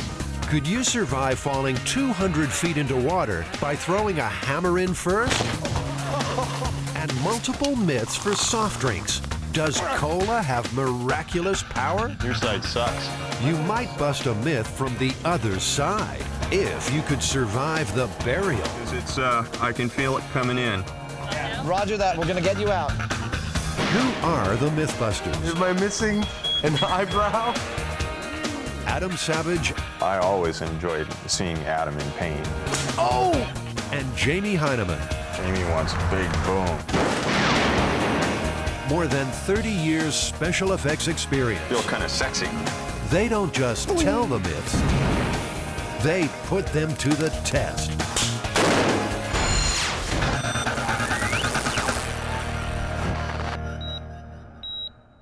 Are you ready? It's been nice knowing you. See you later. Okay.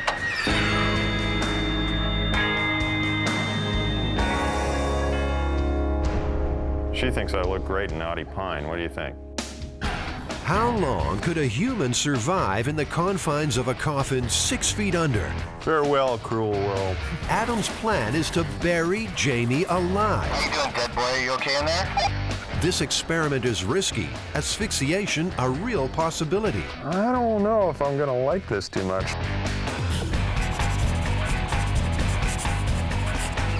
Well, we're going to bring our science to a really old one this time, Jamie. And the idea is that someone could be mistakenly declared dead, put in a coffin, and then put into a grave and buried while still alive. Well, it seems like that'd be possible, but I don't think they'd last very long. There are multiple legends about being buried alive because apparently there have been stories about this since the ancient times. Heather Joseph Witham, resident folklorist. Social myths are her specialty.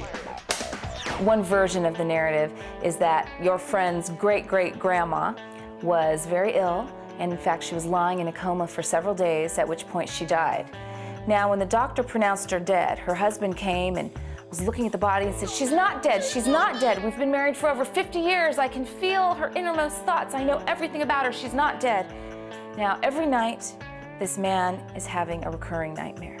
He wakes up, he sees his wife clawing at the coffin, screaming, "I'm alive, help me, help me." He has this dream every night. So finally, after a week of these hysterical calls, the doctor, together with the local authorities, dig the woman up. And when they open the coffin, what they find is all her nails are bent back, and there are very clear scratches all along the inside of the coffin lid. First of all, I don't think anyone has ever been put into a closed casket unintentionally and alive. I think that is fiction from overheated Gothic writers.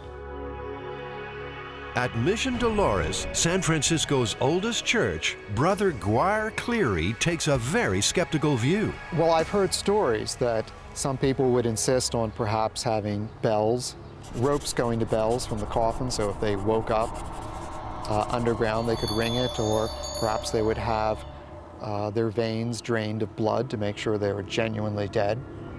So if they weren't dead of natural causes, they'd like... They were dead from their undertaker. Yeah. It makes you wonder also, was this a myth that was encouraged by people who produce and were selling such products? You know, the great American skill is not satisfying needs, it's creating needs. Burying Jamie alive is a dangerous experiment. It requires an above-ground chamber and a casket strong enough to withstand the load of dirt. Meters will monitor his pulse and blood oxygen levels and the amount of potentially deadly CO2 building up inside the casket. And for safety, a night vision camera and emergency oxygen. You know, the CO2 level is going to build up really quickly in the volume the size of a casket. How long do you think the average person might last? I'm guessing around maybe 3 hours tops. How long do you think you're going to last? Well, 3 hours is like on the verge of death, and I don't think I'm willing to go quite that far. So, you know, maybe an hour and a half, I don't know, maybe 2. It sort of depends on how I can control my breathing, I believe.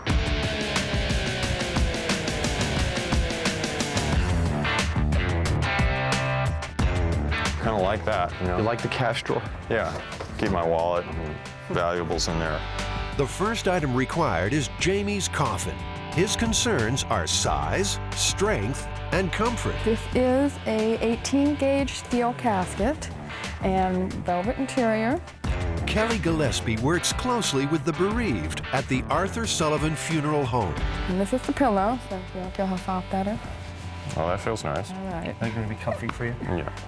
And this is the spring bed mattress underneath, which does rise up and down. And then these notches up here go right into the hole, and then you can lock it. So if you were inside here and once it's closed, you're not getting out by yourself, right? I don't see any way of getting out from the inside. Bummer. You're gonna have to trust us. Not very comfy. This actually feels kind of lumpy. It's a press board that's covered in fabric. Kind of concerned about getting crushed. I don't know about a couple tons of dirt on there. It seems sturdy enough. It's 20 gauge steel. Maybe to make sure that I do come back intact, we should buy the Astral Phoenix. Well, then what do you think about this one, Jamie? I think I'd be okay with 20 gauge. I would feel a little bit more comfortable with, loading all that dirt on it. Your comfort, Jamie, is our first priority. I need to be able to rest in peace. Exactly. The choice is made, a preference for steel over wood. There's something vaguely disturbing about this, and I'm not sure what it is. Do you want to ride back in the back and I'll drive? Sure.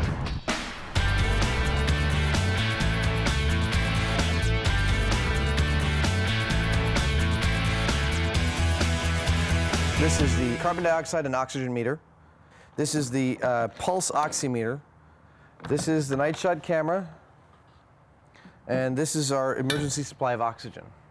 Basically, we have to get all of this in here, with Jamie included, so that all the systems are up and running. We can monitor him, we can know if he's okay, we can give him oxygen if he needs it, make sure he's going to be safe. The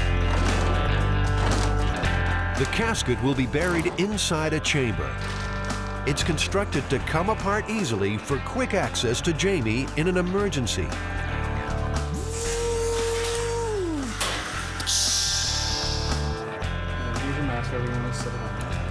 Safety is the first priority, so the casket is prepared for a trial run at the workshop with Jamie inside. The casket is sealed. 2 emergency medics will be on hand at all times. Jamie's survival may depend on their skills. Pulse is 81, and his blood oxygen level is 98. Hey, Jamie, you want to run through how you're feeling in there? Any change in the state of your head, i.e. Lightheaded, dizziness, seeing lights or anything? No, I don't think so. Everything seems fine? I'm just kind of thinking about sex a lot. Okay, that's only interesting if it's change in state. The medical profession is doubtful anyone could survive a burial. Dr. William Miller, medical director at St. Luke's Hospital, believes no one would live to tell the tale. Well, I think that when I was a Boy Scout, we used to sit around telling each other stories around the campfire about, bodies that had been dug up and scratch marks on the inside of a coffin. But when I became older and a physician, I have never given any of those stories any credence. Do you think it would have been any more likely in the past? I mean, given that the technology was a lot different then. I think certainly that in the 1800s, for example, at that time we did not have an agreed upon set of criteria. And so you might have a physician whose idea of death was, for example, very flimsy and not very solid, and they themselves might pronounce somebody dead who, by today's criteria, we would not say was dead. Most of the macabre stories belong to the dark days of medicine, when pronouncing someone dead was a hit or miss kind of science. So you have the story in the 17th century, Marjorie Elphinstone of Scotland gets actually buried. A few hours later, at nighttime, robbers come, they dig her up, and they are going to take the jewelry off her when she groans. And they all go running off into the night in terror, and she sits up, walks home, and outlives her husband. Modern medicine avoids uncertainties of the old days by using 5 different factors to pronounce someone officially dead. Well, the first thing that we would do is to induce some significant stimuli to see if there's any neurological response. And the way many of us do that is we take something scientific like a car key, and we push very hard on the thumb to induce pain. Then we check for a pupillary response, usually using a pen light, and see if the pupils react. Then we would take our stethoscope and we would listen for a heartbeat, and usually while listening we also check for a pulse. And we use the carotid artery, and then finally we would listen over both sides of the chest for any respirations. So if a patient is not breathing and there's no pulse, and there's evidence that the brain is not functioning, then that's the determination of death. Are you okay for another 7 minutes there, Hyneman? Feel perfectly fine. It's hot. That's the only thing that I don't like. Back at the workshop, Jamie's test run in the sealed casket has lasted nearly 50 minutes. His blood level of carbon dioxide peaked at 3%. 4% is getting dangerous. 10% is lethal. Waking up in a coffin, you know, surprise, I think it would be a pretty scary experience. This stuff is like what gets you. You know, it's all, being in a box is one thing, but you got all the stuff that's supposed to make it real nice and pleasant, and it's actually really kind of creepy, I think. Many of these stories are relatively recent. You have a man in South Africa in 1993 who is pronounced dead after a car accident. He spends 2 days in some kind of metal casket above ground, at which point he wakes up, and unfortunately he's not very happy apparently because his fiancée won't take him back, believing that he's a zombie come back to get her. So the next step is to load this up on our forklift, lower it down into our makeshift above-ground grave, fill it with earth, and monitor Jamie until he begs for mercy.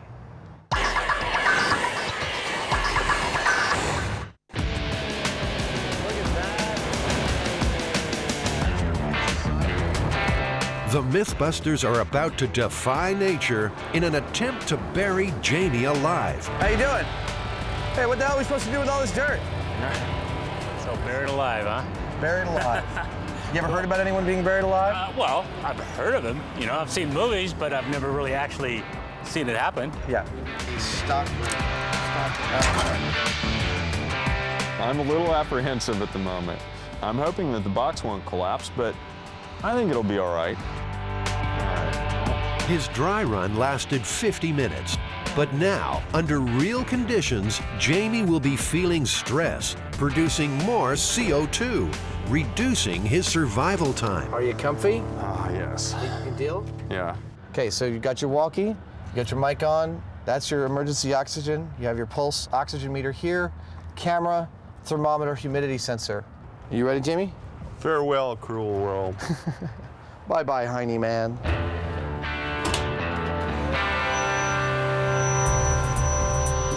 With Jamie laid out in his casket, Adam gently lowers him into the chamber. Watch yourself, it's gonna go down. He's about to undergo a rare ordeal. He will be buried alive.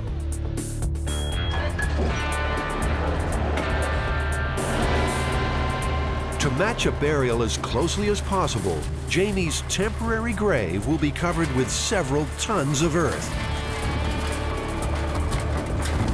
I got a fair amount of dirt in here, and it actually crushed the container a little bit. Roger that. Are you nervous about it? Over. No, I think I'm fine. It definitely had an effect on the casket, though. Loading earth on the steel casket is a calculated risk. It's up to Jamie to make the call. Well, all I got to say is be gentle on those dumps, because I'm worried about the lid slipping off of its sides or something like that. Jamie, would you like me to come in and check the lid out? Over. You're not going to be able to tell anything more than I can at this point. I'd say just keep going. I wish I had a light in here. He's a trooper, man, I'll tell you. Oxygen levels? Oxygen, he's at 98%. The medics are watching his vital signs closely. Any indication of acute stress, and he will be exhumed. I imagine my heart's beating a little faster than it was on the test, over. You'd be correct about that. It's at 95 right now, buddy. You are almost officially completely covered now, Jamie.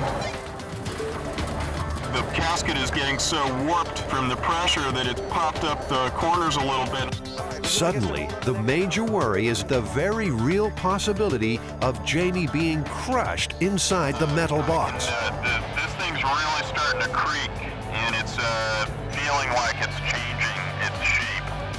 They decide to halt the Bobcat. They hope the casket can withstand the force pressing from The above. thing is buckling and changing shape on him. Truly. That's the last one we're doing. Because I can feel it coming in. You want out? Roger that. We're going to get you out. Pull that back. Oh, wow. Hey, Will? Yeah, it buckled. Here we go. Just the head. Hey, Jamie. Hey. Here he is. Oh. And he's still alive. Did it do anything, or is that all my imagination? No, it definitely was crushing it in. It was just sitting there going.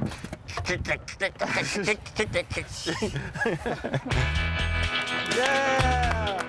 Jamie persisted inside the casket for 30 humid minutes, breathing only the available air. I started to panic a little bit there at the end. I mean, it's pretty scary.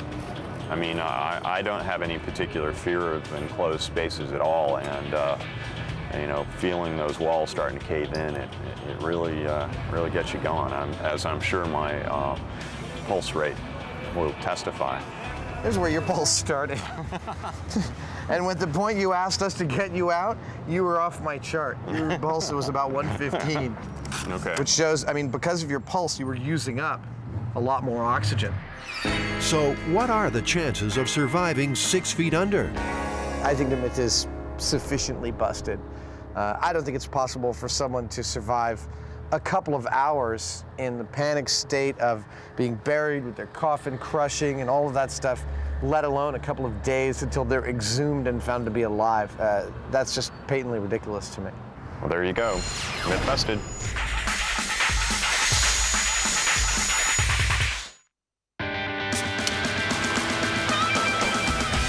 America's favorite drink has always attracted its own share of popular myths. Some of them true, most of them baloney, but all of them challenges for the Mythbusters. Jamie, how many things can we do with cola? Lots. We can clean up blood. You can dissolve a T-bone steak. You can clean chrome. Clean the corroded contacts on your battery. You can free a rusted bolt. You can clean your greasy laundry. Car paint work. Dissolve a tooth. You can clean your car engine. And it also might be an effective spermicide. This should be fun. Some of these sound actually like they're pretty reasonable to me, and some of them just sound absolutely ridiculous. So it would seem. Well, let's go get some blood and steaks and chrome and rusty bolts and get started. Yeah. Okay. Will cola shift those hard-to-remove bloodstains from the Mythbusters crime scene? Lie still, I'm not gonna hurt you. I don't trust you. Well? You realize that this white line thing is all a myth. They don't actually do that. No, you're kidding me. Yeah, it would contaminate the site. When did the myth start? Was it ever used? You know, I don't know. I think it just looks good. It definitely looks good. Oh, yeah! You know, every Thanksgiving, it's the cranberry sauce that makes it special. Animal blood was used to keep the test as authentic as possible. Okay, so how long do we have to wait? Is it like the amount of time that it would normally take for an ambulance to get here? For the realism and effectiveness we always strive for. There we go.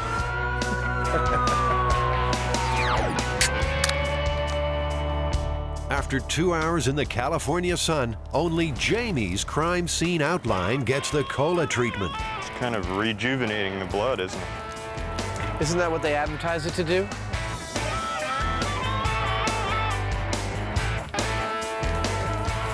That was a lot of blood. Check the truck out. Like, it really dissolved it on that.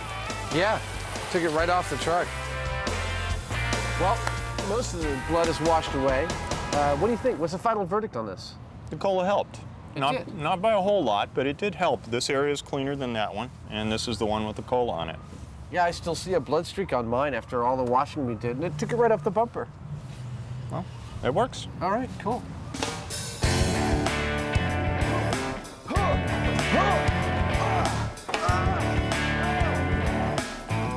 No one was willing to volunteer their car for the cola cleaning and rust test, so Jamie rolled in a junker to see if it could take all that cola could throw at it. That was good.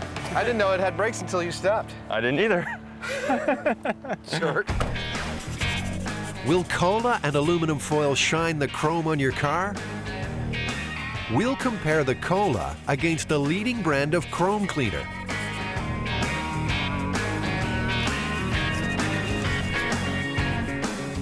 I'm not sure exactly what the aluminum foil does with this. Well, I think it ionizes the cola particles and brings the rust to the surface.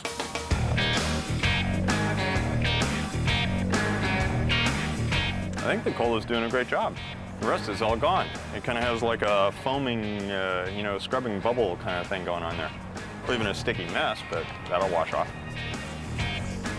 Hey, Adam, you missed some spots. Yeah, I know. There we go.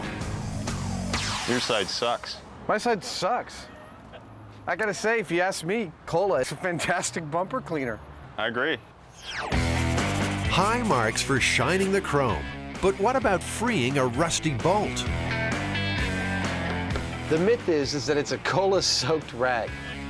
But could cola's low phosphoric acid content be effective against rust? All right, why don't we give it 5 minutes?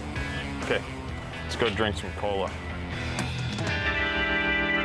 I don't see any real way that that's going to do anything. Oh. You want to give it a shot? It ain't moving. I got it, Adam. You got it? Yeah. Was it hard? Yeah. I don't think it really penetrated that well. Well, I think this one was a total failure in that regard. Well, I'd agree. Maybe it removed a little surface rust on it. That's about it. So, what's next? Everyone's heard about cola's so-called corrosive qualities. Time to test the myths with 2 pennies and some teeth. And one more. Can cola dissolve a T-bone steak? In this test, the cola will be compared to pure phosphoric acid, an active ingredient in cola that gives the drink its sharp taste. Most food contains naturally occurring acid, much of it stronger than phosphoric. So how will the cola react with the chosen test items? That looks yummy. Now that's a marinade. I'll have to try it. And you know what? It might actually be really, really tasty. Yeah. Jamie, I think we've got something really important here. I notice that the steak tends to float in the acid, but not the cola. That's amazing. I would have guessed the other way around. Penny, cola. Penny, phosphoric acid. Tooth, phosphoric acid. Tooth, cola. The teeth and the pennies will soak for 24 hours. The steak will stay for 48. We'll be back later for the cola results.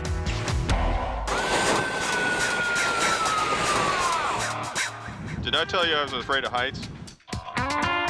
Busting the hammer jump myth involves G-forces, terminal velocity, surface tension, and a helpful crash test dummy named Buster. Oh, no. Poor guy.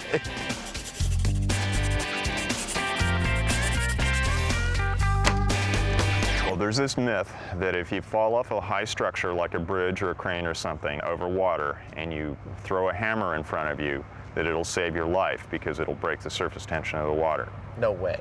This story's been told about the Sydney Harbor Bridge and also about the Golden Gate Bridge in San Francisco, California.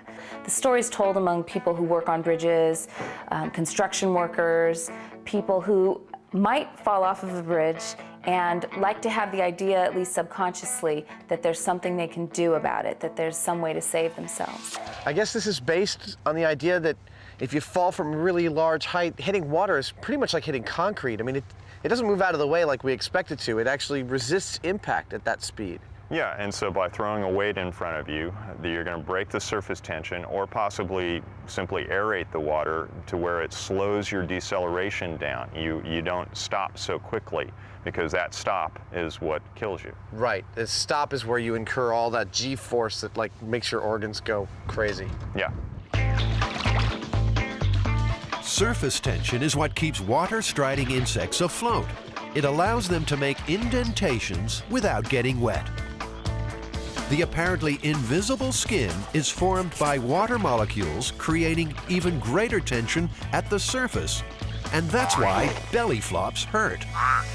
In consideration of the myth, I would think it'd be very reassuring to believe that if you're working high steel, you misstep, it would be nice if your tool belt went first, broke the fall, and you survived.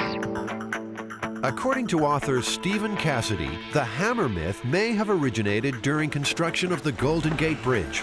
In 1937, 12 men fell when a bridge section crashed into their safety net. Only one man survived. Did his hammer break the fall?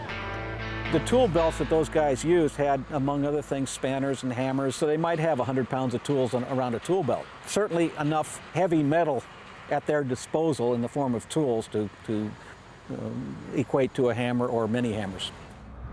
At 220 feet above water, the Golden Gate Bridge would be ideal to test the myth of a hammer breaking an accidental fall. These days, for security reasons, the massive structure is off limits. So, to bust the hammer jump myth, Jamie and Adam need a way to get some serious height. That's what the crane's for. So we'll take the dummy to the top of this crane and drop him into the water a bunch of times? That's it. Dummy's gonna get to go swimming. Oh, I love this job. The MythBusters are at Mare Island, the former naval shipyard just north of San Francisco, where the Pacific Fleet used to put in for maintenance. Mare is the home of the Whirly, a huge crane that can turn through 360 degrees. At full extension, it reaches up around 150 feet, the height Jamie and Adam need to drop the hapless dummy, Buster. Well, we'll always have a rigger with you. And the rigger will signal the operator. I mean, the operator can't hear you. Cooper manages the massive crane and is supervising safety aspects of the experiment. He's a little dubious about the story. I hadn't heard it. I thought it was kind of different.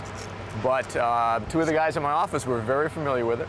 One of our fellows has got an advanced degree from Stanford in construction management, and he definitely had heard it. So it seems like it's something within the industry is common knowledge. When the experiment is underway, Jamie will have the job of rigging Buster the dummy and the hammer, all while working hundreds of feet above water. My gosh. Wow. Snug as a bug in a rug up here. This thing ain't exactly flimsy, you know? The view up here is incredible. You know, the simple fact is that when he hits the water, the margin between life and death is going to be very small. Yeah, it's only a tiny fraction of a second, and I suppose this hammer thing actually could make that difference. The critical science requires calculating the force at impact. Adam will fit Buster with an accelerometer, the same type used by courier companies, to see if your packages are being treated gently. It measures the energy generated by sudden stops. We've got to put this in his head or in his torso, wherever it will fit. This is an accelerometer. This will measure the G-force when he hits the water. Oh, look at that. That's really pretty. All right, let's see. Do you want to get hit in the head? You're going to anyway. Buster's cavities are designed to hold smaller instruments for auto industry research. He's a crash test dummy after all. Adam's task is to make room inside the dummy to accommodate a larger accelerometer. I like this. I'm quite pleased with this. Get your chest back on.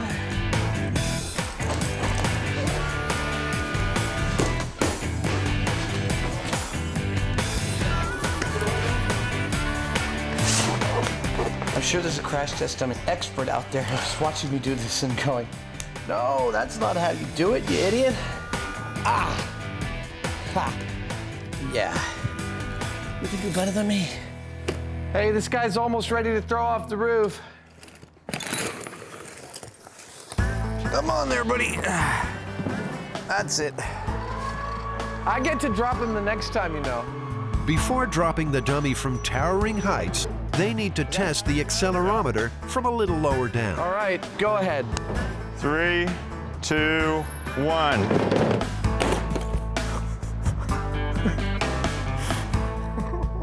That's really horrifying to watch. 3, 2, 1.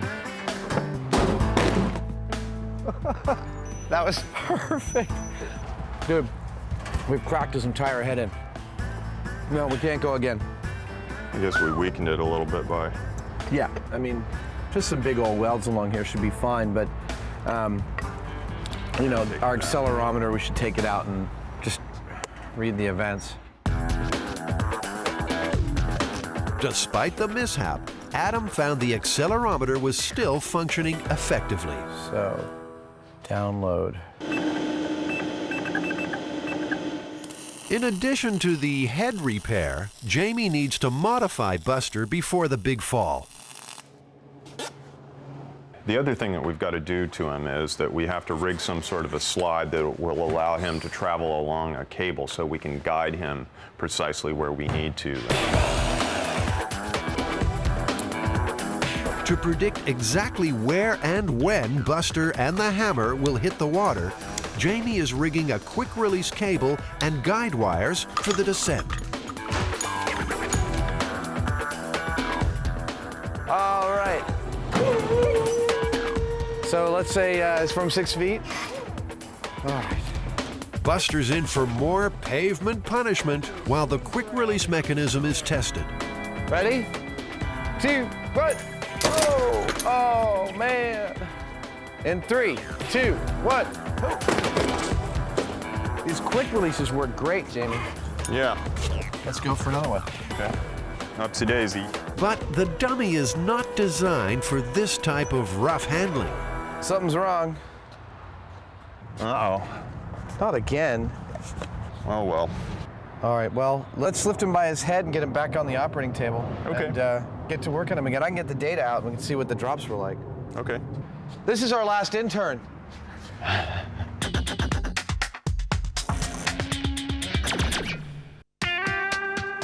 Back at the Mare Island docks, all is ready for Buster's big day out. Will his dramatic drop prove that a hammer could break a fall and save a life? I just tested all the systems of the accelerometer, and they're all a go. So it's now recording events. It's probably recorded more than a few jostles on the way out here. But we should be able to see which ones are the events we really care about, because there'll be lots of G's. With the dummy's accelerometer on board, it's time to drop. The massive crane is rolled into position. It's a strange combination of like sheer terror and delight. I'm not sure. Looking at the ground a couple 100 feet away, and I don't know, it's really cool. I think my fascination is overriding my terror. He looks good. Take him all the way up. The crane is raised to 180 feet. A guide wire will keep the dummy on target. A high-speed camera will record the moment of impact. Okay, I'm ready. 3, 2, 1, go.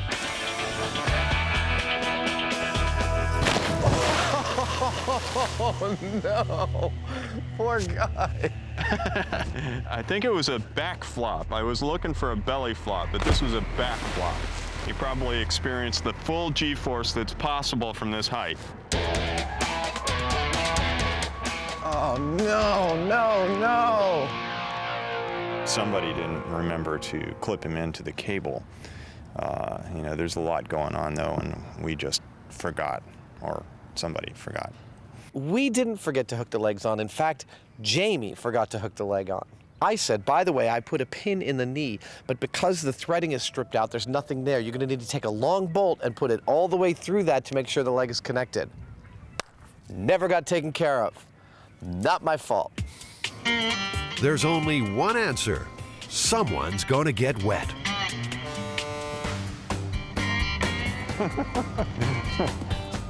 Adam will use any excuse to run around in his undies, I think.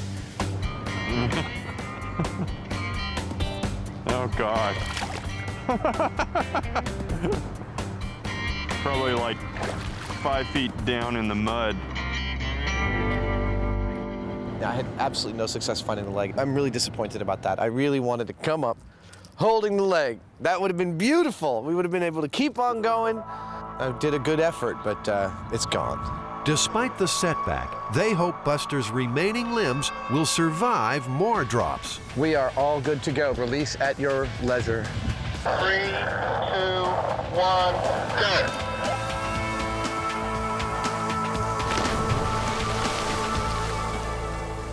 No. Whoa! He's completely trashed. The cast aluminum of his thigh bone right here absolutely just shattered in contact with the water. It's pretty obvious that from that height, you're completely screwed. Jamie, atop the crane, is coping with a personal fear. Right now, he would prefer being on terra firma. It's kind of an intense rig up there. I mean, reaching out and hooking up the dummy to the quick release, you know, seems pretty simple. You're just a couple feet away, but when you're at a 40-degree pitch, 160 feet in the air, it's less than pleasurable. When I'm up there on that height, I'm over and over seeing myself like, oh, that's all there is to it. And so, you know, I can do it. I don't have to like it, though. Buster has been falling an average of 60 miles an hour. Because of the missing legs, to get consistent data, they decide to start again. Another test, we'll do a control without legs and without a hammer, and then we'll do another one with the hammer. All cameras are rolling, it's a go. 3, 2, 1, go.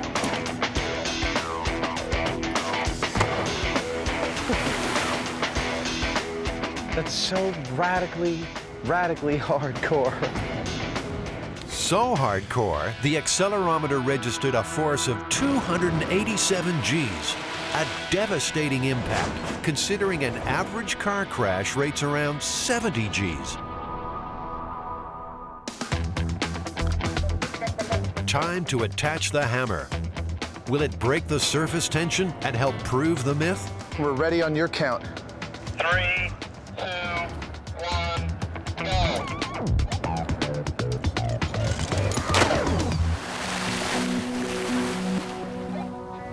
Even with the hammer falling first, the dummy still registered a shattering impact of 239 Gs. Take a look and see that the little yellow pieces of foam over there. The force is so great, it's yanking foam out of his butt and like rendering it all over the place. We're seeing little scraps every time he falls. 3, 2,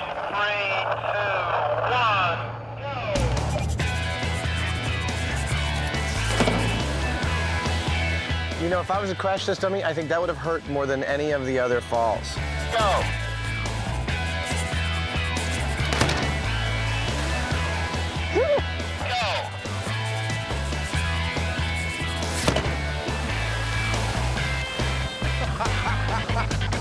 I'm enjoying this more every time. You know, I think Jamie's getting a little sick up there. Oh! Oh! I'd say that's a good day's work. I want to get the hell off this crane. All right. I don't think that losing the leg affected our results. We got a good control of 3 drops without the hammer and 3 drops with the hammer. That's a reasonable data set to make an assessment as to whether or not the hammer helped or didn't do anything.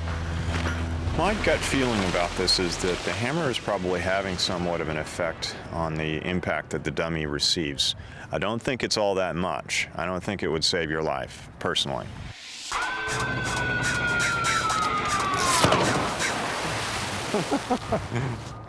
That's our first one with a hammer. Did a face plant at a slight angle, butt first. Back at the workshop, Adam and Jamie are comparing the different impact curves downloaded from the accelerometer.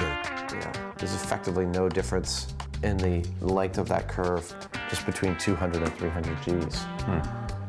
Even if the hammer helped a little bit, when he hits the water, he's going 60 miles per hour plus, which is like twice the speed that they test auto crashes at. You know, the thought that jumping off something and hitting water is going to like literally rip your limbs off your body is surprising. I never would have thought that. It blew my mind, actually. Yeah. And then bottom line, our data doesn't show any effect of the hammer at all. No, it doesn't.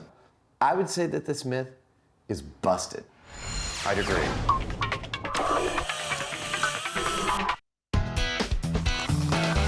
There are plenty of legends associated with cola. Some of them sound feasible. For instance, can it clean battery terminals? That is a pretty corroded battery. That is a very corroded battery. So let's try out the cola on it. Well, let's try cola on this one and baking soda and toothbrush on that one. Cheers.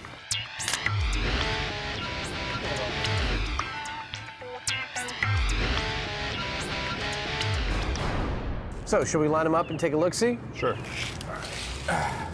Personally, I don't really see any major difference between them.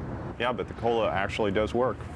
Let me see something here. I'm gonna actually just try straight water on this one.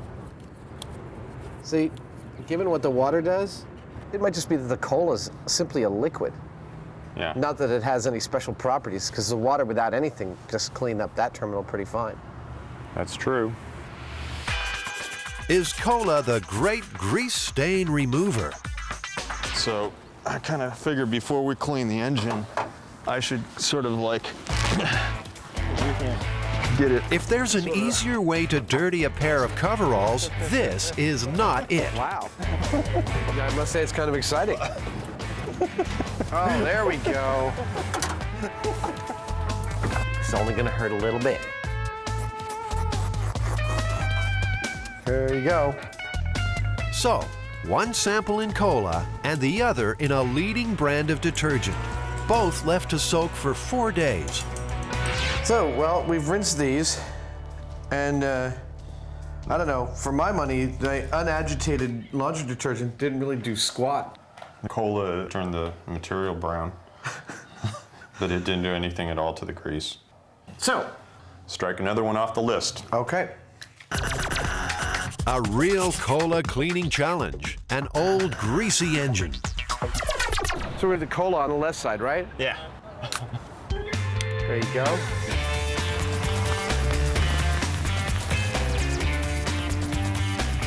I'll tell you right now, I wouldn't do this to my car.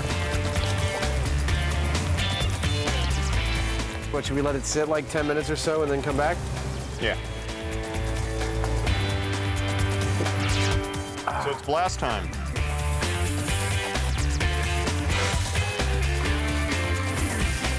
What do you reckon, myth or not? It cleaned off a lot of the dirt, but the grease was all still there, same as the cola as the water. Yeah, I think it removes a little bit of corrosion here and there on the aluminum or certain metals, but not a whole lot. So I'd say that as an engine degreaser, it's busted. Yeah. No way. Will spilled cola damage car paint if it's not cleaned off in 24 hours?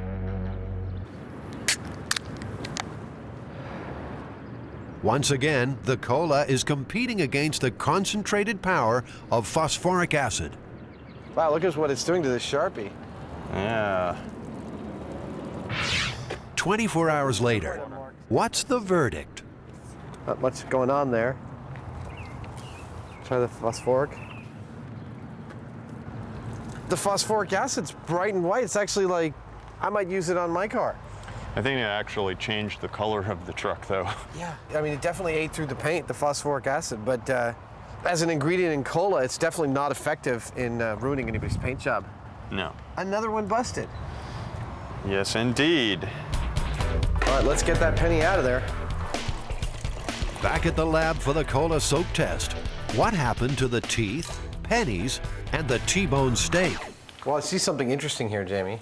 I know for a fact when I looked at it that this penny, which was in the cola, this is the side that was down, and there was an air bubble right here. So we can see where there was air, it didn't clean, but where there was cola, it did. Wow, that's neat. Clearly see the difference that it actually did brighten up this penny. The cola did a better job than the phosphoric acid did. Yeah, I'd say it did a much better job, actually. I mean, it doesn't look like the phosphoric did very much at all. That surprises me. Well, you know, to me, it looks like the myth's true. The cola cleaned this penny really well. Now the teeth. Will they still be there after an overnight soaking? I still hear it rattling around in there. Well, it made it a yucky brown. Ugh. That's just disgusting. That's one sat in the phosphoric acid and did effectively nothing to it. Actually, Adam, there's a lot less of that other tooth than there was to begin with. Really? Yeah, it ate maybe half of it away. Wow, no, I didn't have any idea about that. Looks nice and white in comparison, but it's mostly gone. I don't think I'd want to put either of them in my mouth based on that. Yeah, in a 24-hour period, I'd say cola could never dissolve a tooth. Yeah. Oh, that one's busted. Yep. Okay. What's next? So this is the myth that cola will dissolve a steak in 48 hours. Well, it's done something in 48 hours. Oh, man. I mean, we've given it a little bit longer than that. And you've put the steak in just phosphoric acid. Ooh, did you see that? Yeah, this kind of fell apart. It's totally breaking it down. Ooh. It's funny, it didn't look like it did anything to it, but it did. Ugh. This is the cola steak with our fine glaze of mold.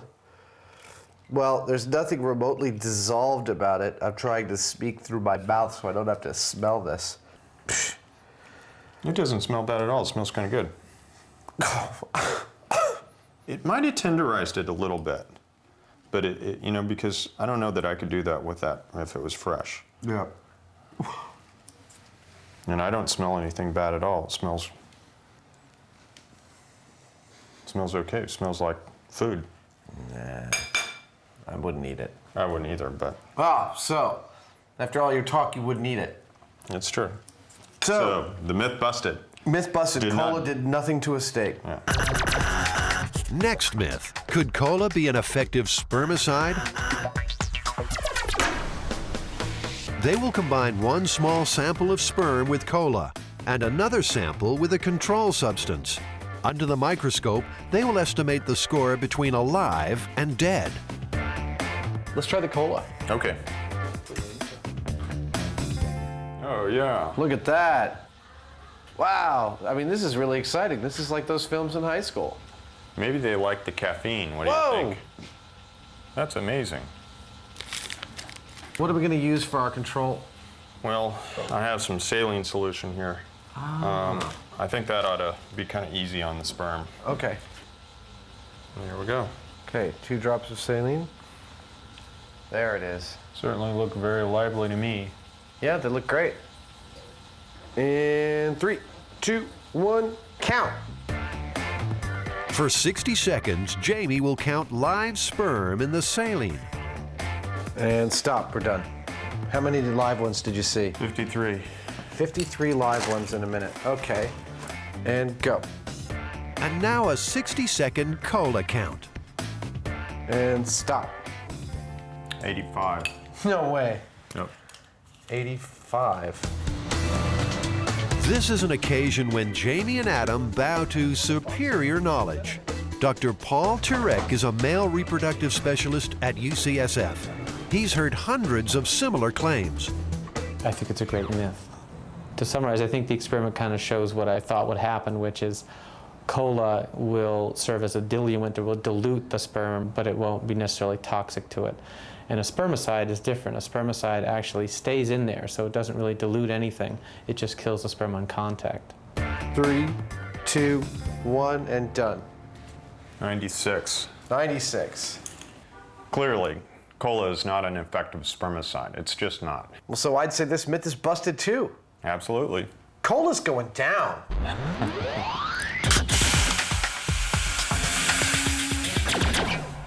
So, Jamie, we've been testing cola for a week. What did we end up with? Not a hell of a lot. Well, the only thing that it really did well was it did a great job of cleaning crumb. I agree. That's the best thing it did of anything. Yeah, otherwise it kind of sort of cleans up blood. It cleaned up a penny kind of okay, but nothing really spectacular. The cleaning crumb was great. Then that's it. I mean, none of these others were really effective in any way. No.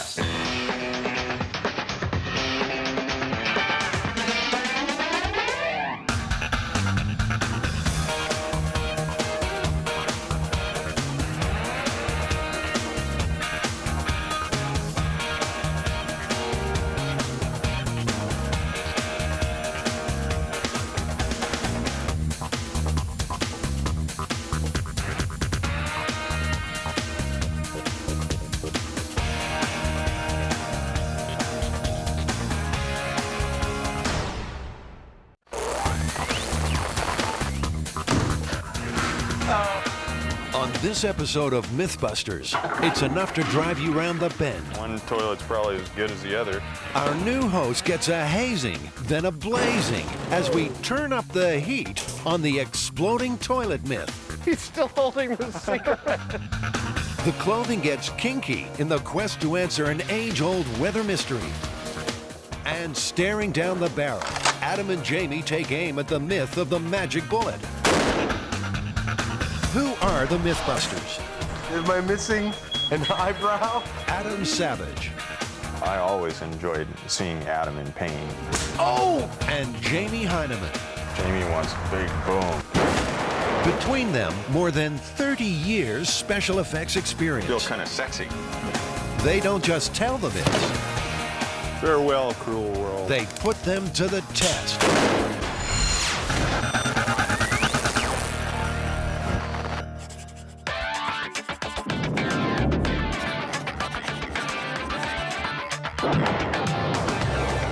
Now, apparently somebody dumped some combustibles down a toilet, you know, bug spray, gasoline. There's a number of different variations on this myth. At which point, her husband comes into the bathroom, sits down, has a cigarette, puts the cigarette out between his legs into the toilet, and it explodes, burning his sensitive parts. Good. That sounds like a perfect job for the blast chamber. It should be easy for the MythBusters to get this one in the can.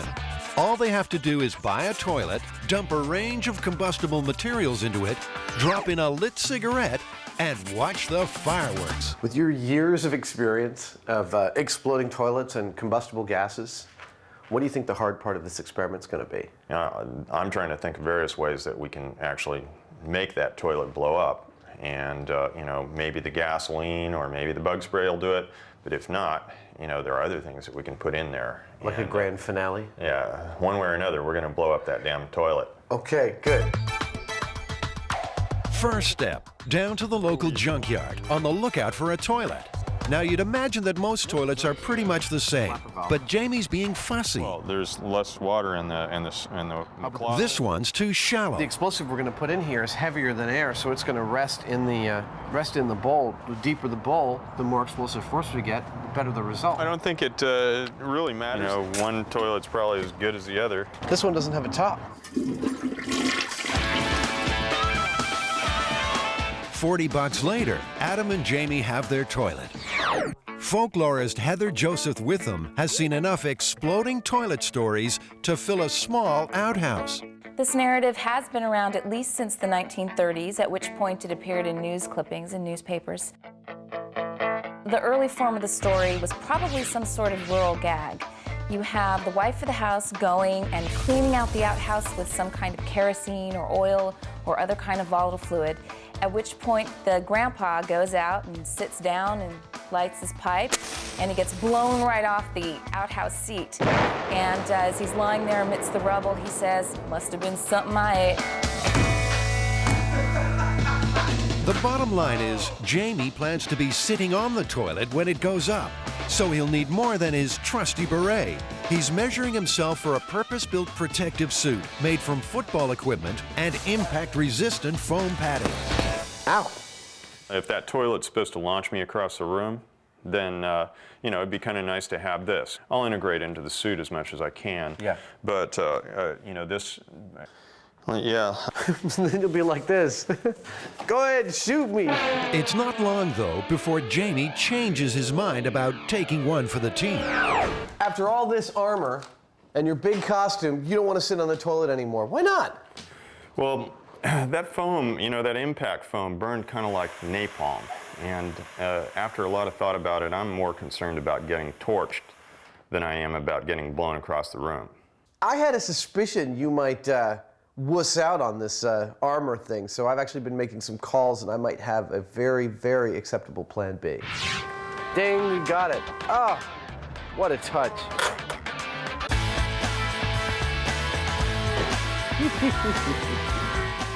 In this box right here is the new star of MythBusters.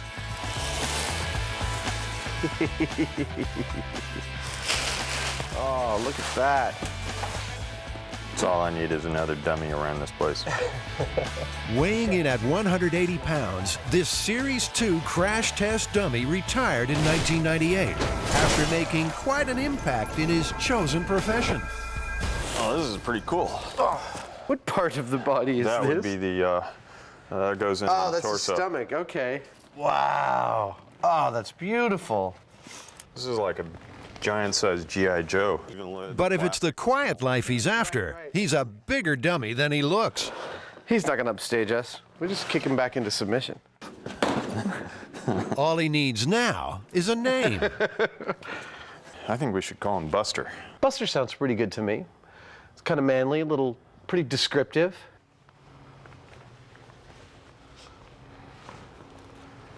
He doesn't have any ears. The next step, Jamie has to build a remote-controlled hand to drop the cigarette.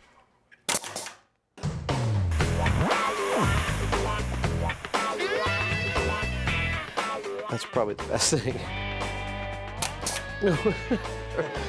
Okay. Adam and Jamie have also had to build their very own blast chamber.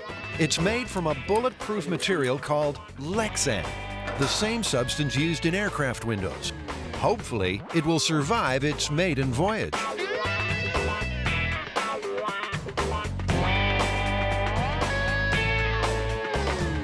On its first outing, the blast chamber is doubling as the world's most public bathroom. Like an hourglass, the sands of time.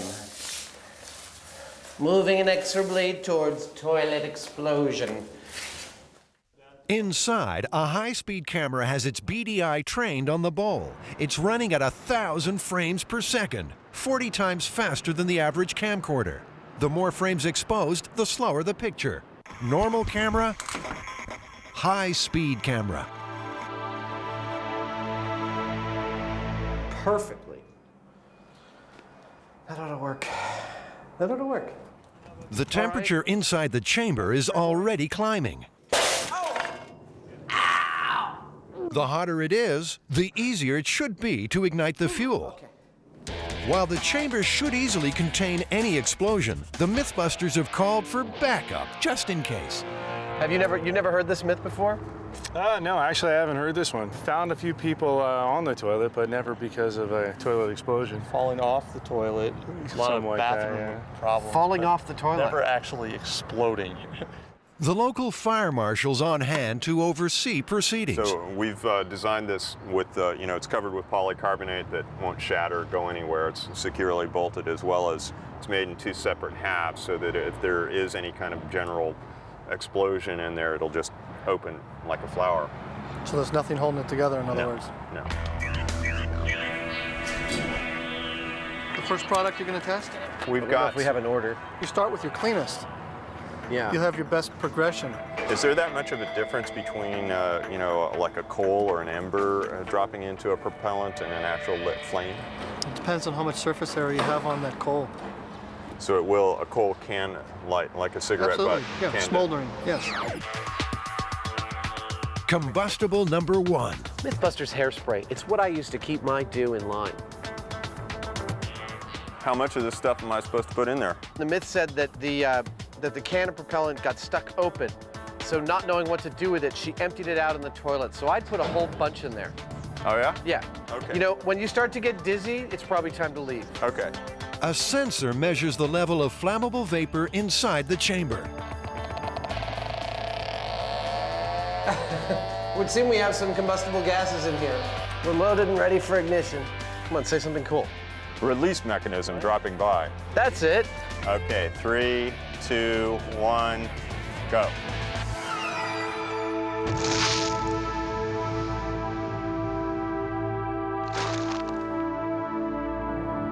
Nothing. Not exactly hair-raising stuff. Well, time to move on to the next test. Bug spray. All right. All right. Well.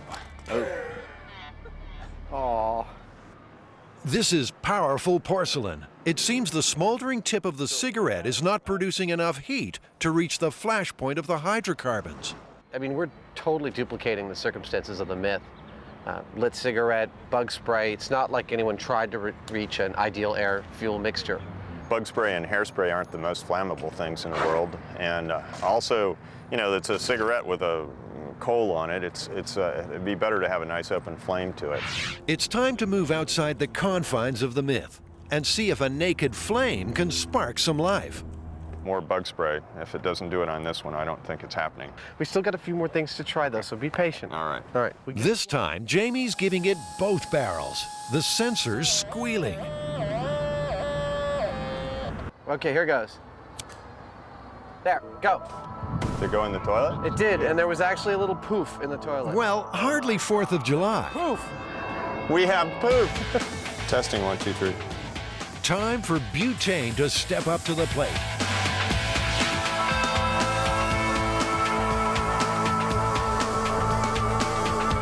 Did it go in? It went right in, nothing happened. All right, match. Lighting. Go. There's a poof. Finally. That is not enough to blast somebody off the seat. You don't think so? No. I don't think so either.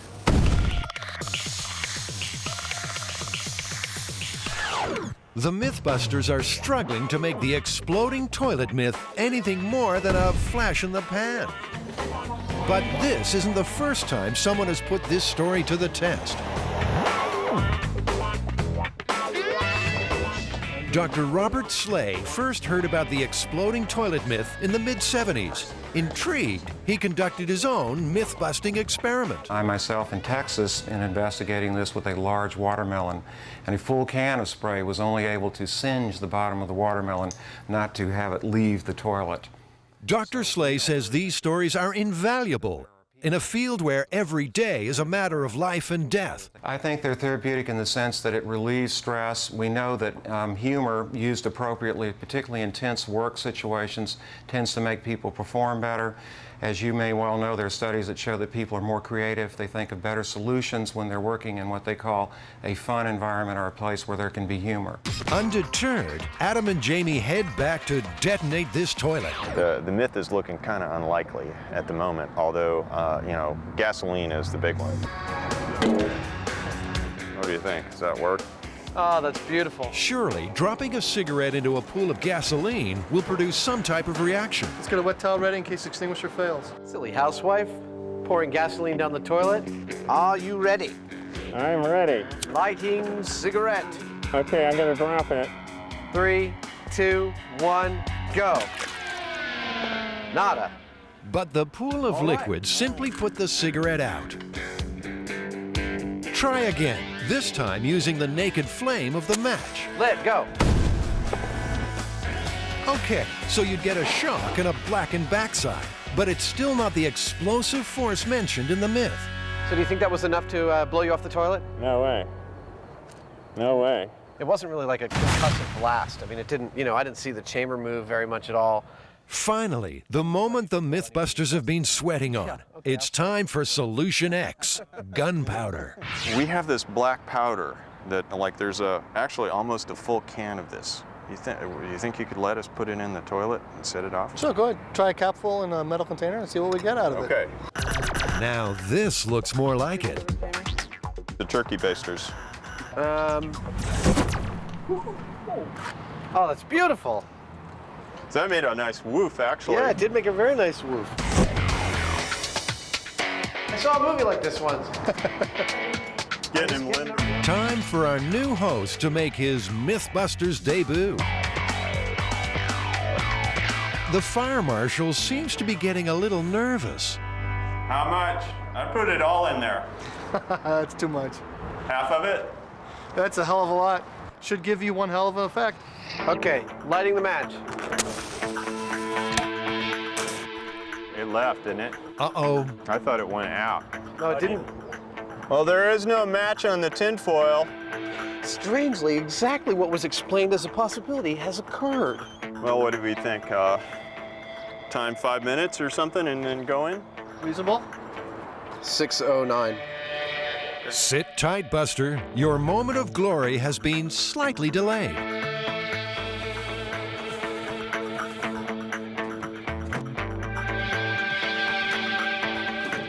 Chamber is sealed. Are we good to go? Yep. Ready. Go.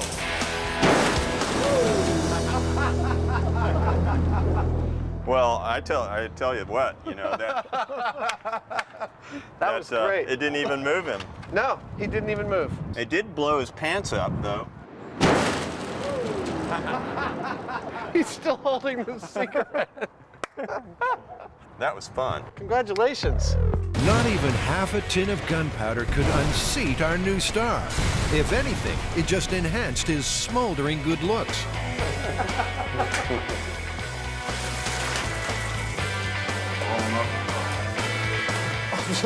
There you go.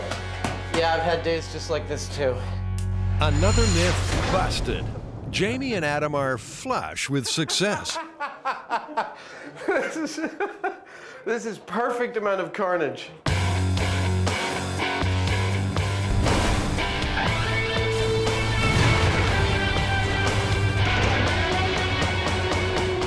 I'd say this, there's no way that you can put any combustible into a toilet that would move you. And what about their new co-star? I think you work fantastically. In fact, we were able to set fire to his clothes, and he doesn't seem any the worse for wear. I mean, he smells a little bit, but I think he did fantastically.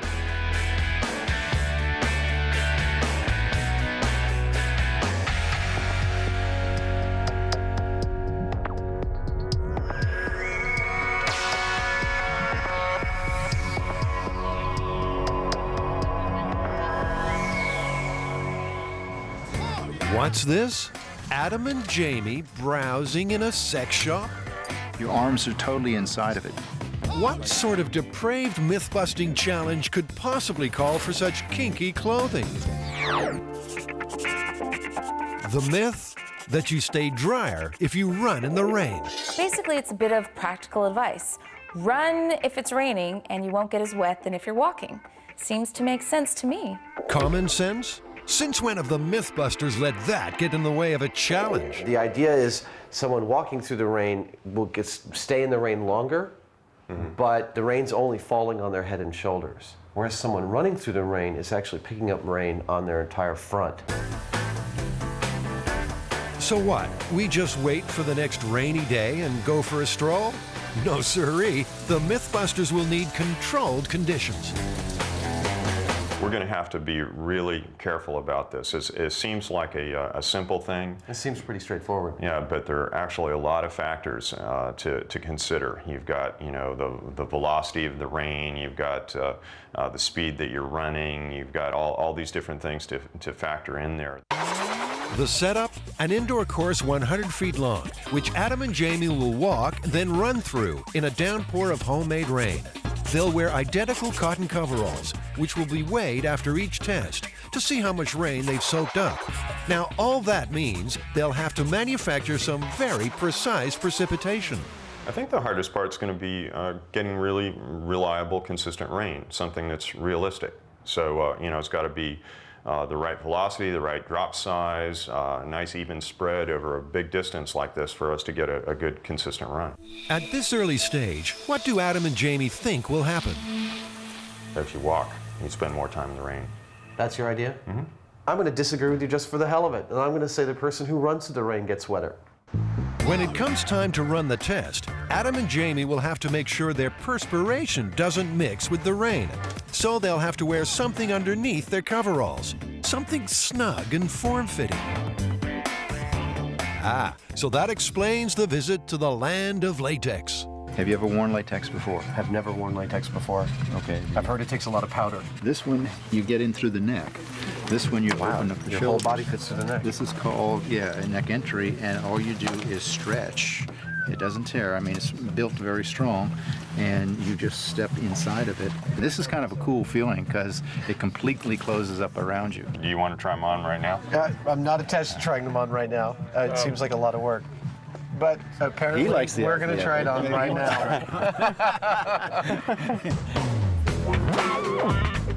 That's enough of that. How do you feel? Feel kind of sexy. It's funny because you bend your legs, you can feel them spring back again. You can, it's like boink, boink. Though a little unsure at first, Jamie seems quite taken. The next step, buy some piping for their homemade downpour. Are these things sealed just by screwing them in tight? Teflon tape. You'd have to Teflon tape. I'd rather use the goop. It goes together quick. Okay, I was trying to accommodate you. You were like, we're going to have to glue all these together earlier. And when you've done special effects for as many sci-fi movies as Adam, you see irrigation equipment in a completely different light. Ah, yeah, here you go. This I've seen in more than one movie as the business end of some kind of big gun. So we need like 40 feet of half-inch pipe and 150 feet of the 2-inch pipe. Right here.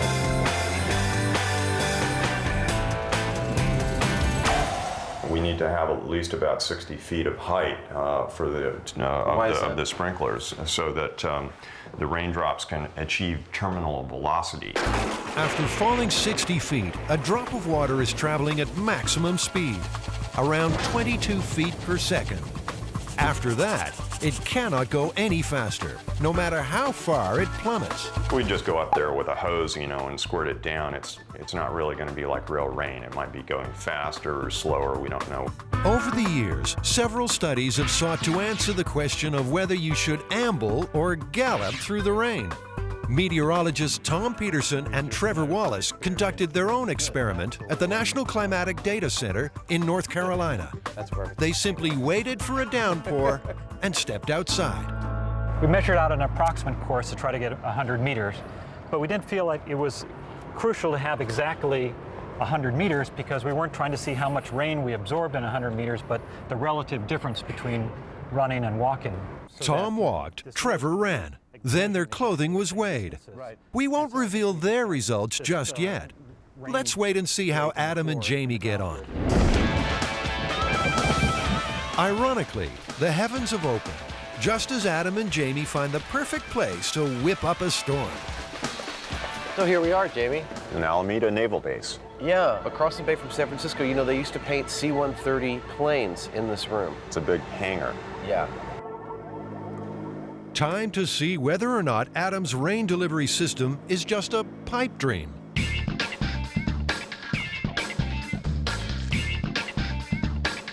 "150 feet of pipe with sprinkler heads every 6 feet. I'm actually really pleased with the way things are going.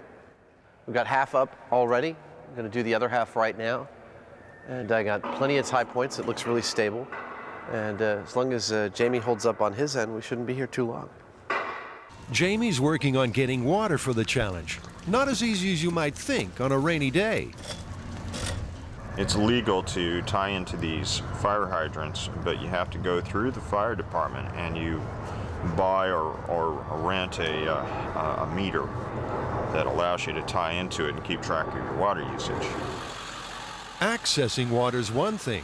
Getting it to travel 60 feet straight up in the air is another.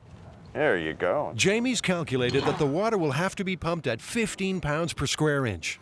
No problem for this pump. It can move H2O at a rate of 200 gallons per minute at 50 pounds per square inch. While they're setting up, let's see how Adam's getting on.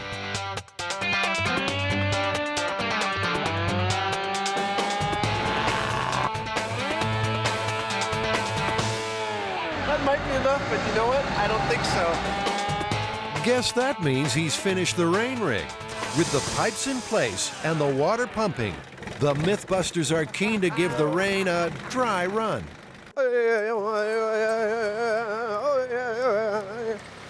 Come on, keep coming down. No, it's okay, not too much. Okay, so what's next? Well, we have to mark out a course, and it's 100 feet long, so we're going to mark it out with tape.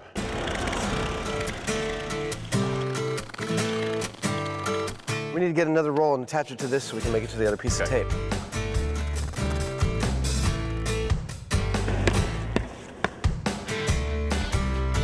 Is that 100 feet? Are we too long? Just a hair.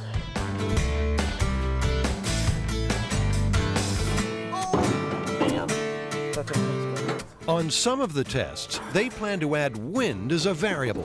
You know, I'm not getting this at all. It's like, you don't want one starting at the end line, or at the start line? No. Here, come over here. I'll draw it out for you what I'm thinking. Probably here, blowing like this, or going like Looks this. like they can't agree on a fan plan. We want to get it the fans as close to the course as we can anyway. Not necessarily. Consistency is more important than the highest wind speed. Let's set it up my way first. Okay. Of course I want to set it up my way first. Do you want to set it up your way first? I don't care, actually, Adam. For this experiment, they're looking to duplicate average rainfall. between 2 and 3 inches per hour. Digital gauges are set out along the course. Oh, these are fabulous. It's almost like whoever invented these didn't want to get wet when they were measuring the rain. We're going to run it for 5 minutes.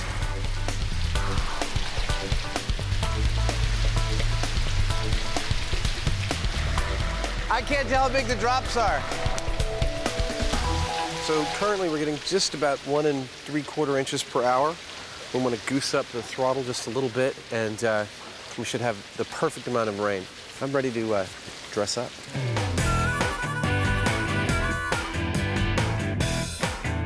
Are you ready? Ready as I'm gonna be. I must admit, I feel a little funky. Step 1, make the rain more visible. Bubble, bubble, toil and trouble, fire burn and cauldron bubble. Step 2, put on the coveralls. Each pair weighs 757 grams. Step 3, it's time to walk the line and find an answer to this age-old mystery. Walking.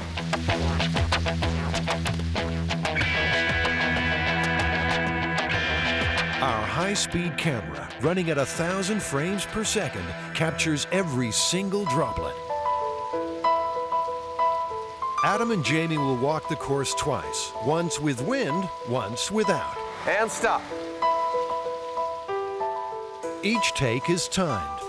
Then the coveralls are straight off and onto the scales. 785 grams. What was the original weight? 757. 757. Cool. So 18 grams of water. And the results faithfully recorded. Now, Jamie's turn to be under the weather.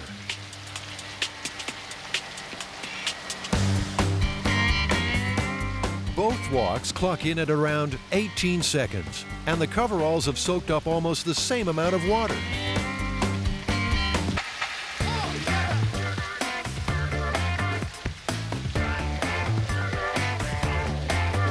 But what happens when Adam and Jamie up the pace? That can't be right. 798, significantly more. Adam's coveralls are 14 grams heavier after the run. Time to find out what our meteorologists gauged from their rain experiment. It's much better to run than walk, according to our model and the experiment. The runner was 40% less wet than the walker. On Jamie's run, the difference isn't as great. 793. But the raw data is still pointing to an answer that flies in the face of science. The results aren't what I expected at all, actually. The numbers are really close. We're only talking about a matter of a dozen grams here and there. So when we average it all out, I think it's going to show that running, actually, you get wetter, strangely. The difference is minute. Wind-blown rain makes the coveralls only a few grams heavier.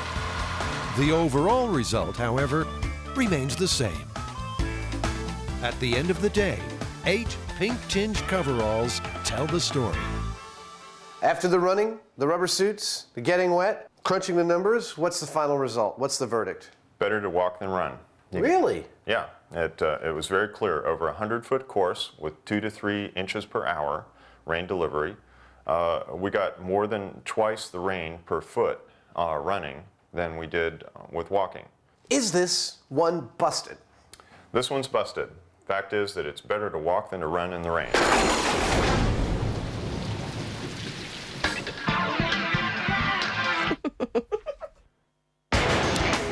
The MythBusters are aiming high. Adam and Jamie are unraveling the myth of the magic bullet. The bullet that delivers a deadly payload, then disappears. It's even been implicated in the death of a president. In the early days of the Cold War, movies and novels hit on the idea of a magic bullet, a bullet that dissolves, leaving no ballistics evidence. Here's your ammo. This is ballistic H2O. It's an ice projectile, velocity of 3,000 feet per second, and an accuracy of up to 500 yards. No exit wound. The bullet's gonna melt inside the target. In the action thriller movie Most Wanted, a bullet made of ice gives the First Lady the cold shoulder. That seems a good place to start. Adam and Jamie will try and make an ice bullet. One of the problems that it seems might occur with an ice bullet is that whereas lead conforms to the tapering shape of a barrel, ice might not, and thus block the barrel, and the gases might explode the barrel itself. Now, it's not going to be easy. The guys will have to make a bullet mold, fill it with water, freeze it, then fire the ice projectile from a high-powered rifle. Step 1. Adam fires off a letter to the CIA requesting details on the existence of magic bullets. Then it's off to the local gun store. The guys want to fire the ice bullet from a Mannlicher Carcano, the same rifle the FBI alleges Lee Harvey Oswald used. We called earlier about a rifle that looks kind of similar to the Mannlicher Carcano. It's not exactly the same, but it's close enough. Have you ever heard of anyone trying to fire a bullet made of ice out of one of these? No, I haven't. I know it's a myth. You know so you've heard the myth? I know it's a myth, but I've never actually heard of anybody trying it. I don't think it's feasible. So why don't you think it's feasible? Because ice melts. When buying a weapon in California, there's a 10-day waiting period, so it's back to base. So we did pretty good there. We got most of what we need, I think, to get rolling. We got our loader, we got our manual, we got funnels for putting powder back in if we spill some. We got our bullets. We got our impact bullet. The trip to the gun store has brought it home to the guys just how dangerous this project will be. We're working with high explosives. We're working on objects and with machines specifically designed to kill people. That safety's got to be paramount through every step of this. Anytime we modify a gun, even the slightest variation in loading the bullet into the cartridge can cause the thing to explode in the gun. It could be very dangerous. A big X factor is gunpowder. You know, what they told us was if you got the gunpowder 22 degrees below zero or less, that it wouldn't even fire, it wouldn't even ignite. What Jamie's looking at doing is casting it in such a way as to isolate the tip of the bullet from the rest of the bullet. While Jamie starts making a bullet mold, Adam's hard at work on their intended victim. This is actually a model of my face that Jamie and I did probably about 10 years ago. I was bald and clean-shaven, and I figured, you know, it's a perfect time to cast your head. The dummy will be made from ballistics gel, a substance used by the FBI. Made from animal products, the gel mimics human flesh.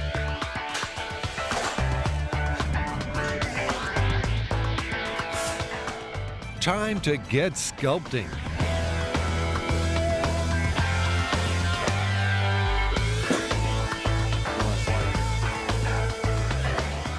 The dummy will have to be chilled for 48 hours. Where are they going to find a big enough freezer? Wow, that's made of Jell-O? That's made of Jell-O, 200 pounds of Jell-O. It feels good. Right over there. It's over to the cool room at the local deli.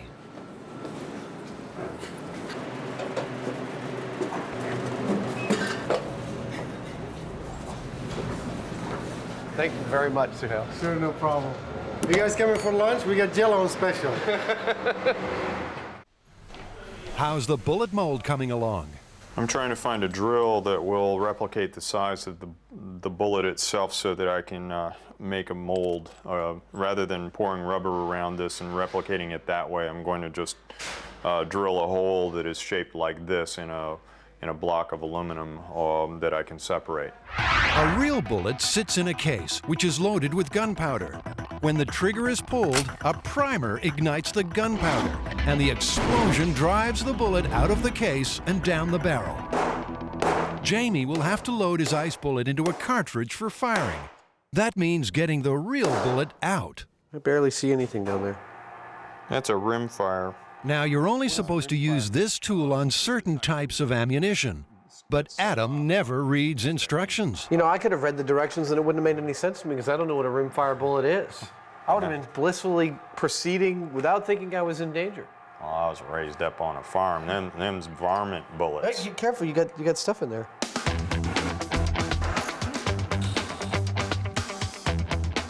The ice bullet mold is ready to go.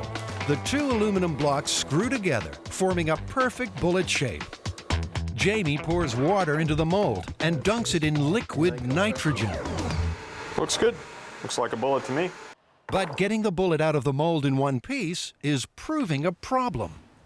You know, it didn't come out all in one piece. I need to put a coating on the inside of the mold so that the ice comes out easily because it's very brittle. We don't want to break it before we get it in the gun.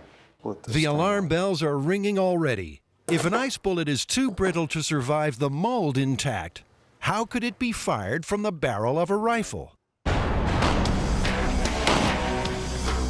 A bullet does not stop accelerating once it leaves the gun. It actually gets propelled by heated gases exploding from the barrel. Is it really possible that a simple ice projectile, no matter how cold, could withstand such forces and reach its target intact? This man says no. Dr. Roger McCarthy is the chairman of Exponent, a company whose success comes from the failure of others. He spent his life investigating everything, from faulty massage chairs to major disasters. He's also studied the magic bullet theory. In particular, the idea that JFK was killed by a magic bullet, fired by a second sniper on the grassy knoll. But Dr. McCarthy's magic bullet isn't made of ice. It's metal, hollowed out, and filled with liquid. A liquid bullet was one of the few ways to guarantee that all the energy of the bullet would be dissipated in the target and there would be no exit wound. Because a bullet exiting the target is a complete waste of energy. You never want to see that as a professional assassin.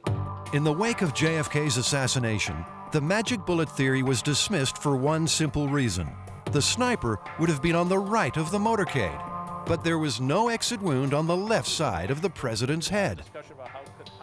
But because it has less mass than a conventional bullet, a liquid bullet wouldn't exit the target. I was able to show in my experimentation that the pressure wave being introduced by the bullet into the skull and then bouncing off the other side will in fact expel all the parts of the bullet out. Ice projectiles. What do these people think of next? Fruity flavors? No. What's this? But the MythBusters aren't beaten yet. There's stuff to make a bullet out of. Imagine you're an overworked forensics expert. Would you be looking for a slug made of meat? What did you do today, honey? I made a meat bullet. Is that what the kids are calling it these days?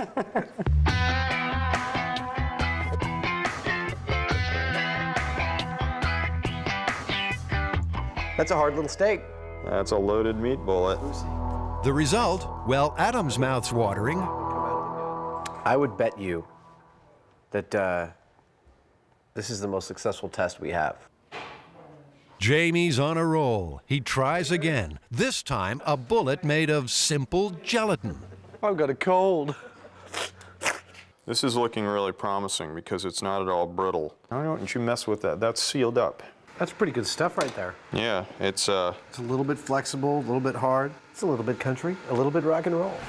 Meanwhile, some interesting mail has arrived. A reply from the CIA. Operational files of the CIA are exempt from the publication provisions of the Freedom of Information Act. The files that would contain responsive records, if any exist, are not subject to search.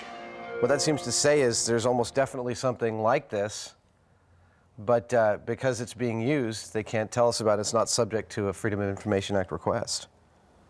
Request denied.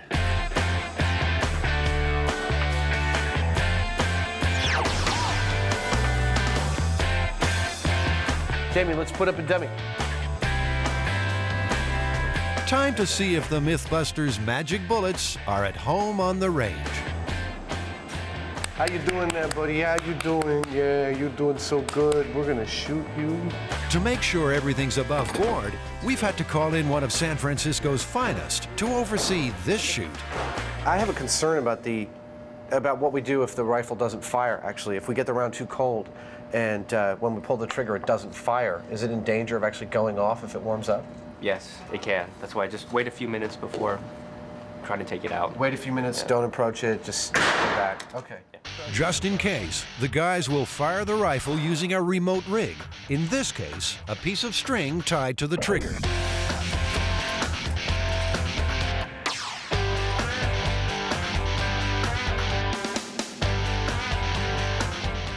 That's a nice meat bullet if I ever saw one.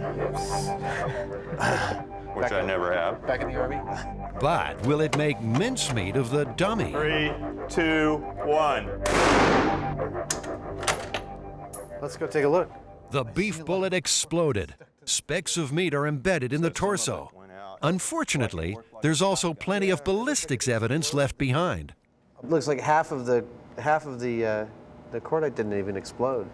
Didn't even ignite. Yeah, I That guess was it less loud than before. Needs a certain amount of, stay in there-ness. Like it needs to plug the cartridge. Stay in there-ness? Yeah. Is that scientific? Maybe a gelatin bullet will have that elusive stay in there-ness. The gel is colored with food dye, so it'll show up in the dummy. Ready to fire, guys. Everybody ready? We are all ready. Let's go. There we go. Good. Grab the cord. And 3, 2, 1. Bullseye. That was a bigger boom. But there's still a problem. The gel bullet struck the dummy at 3 times the speed of sound and with a force of more than 2,000 pounds per square inch. But even so, It went in about an inch. that's not much penetration. If you compare the gel bullet with the effects of a real Carcano or a 6.65 millimeter round fired from the same rifle, you can see that the frozen gel just won't work if firing over a distance.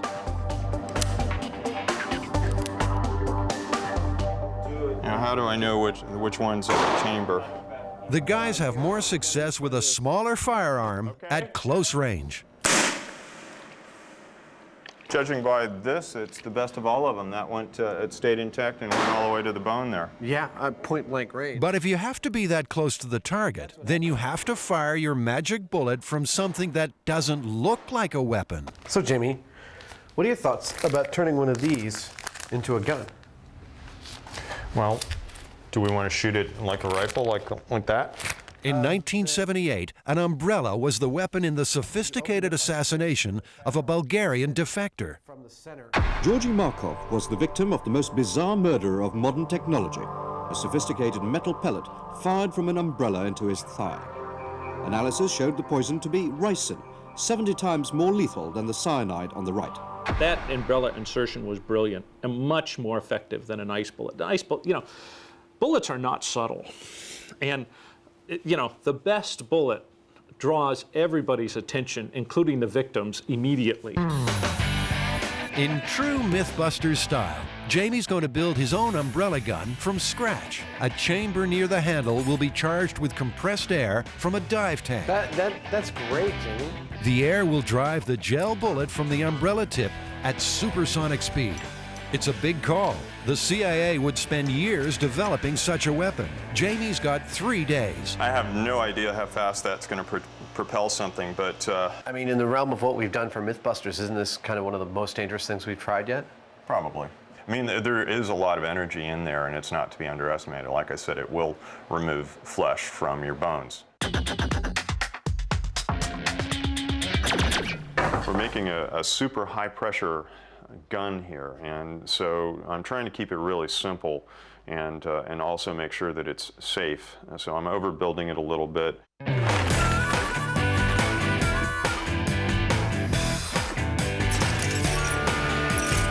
So much stuff and it's still not enough.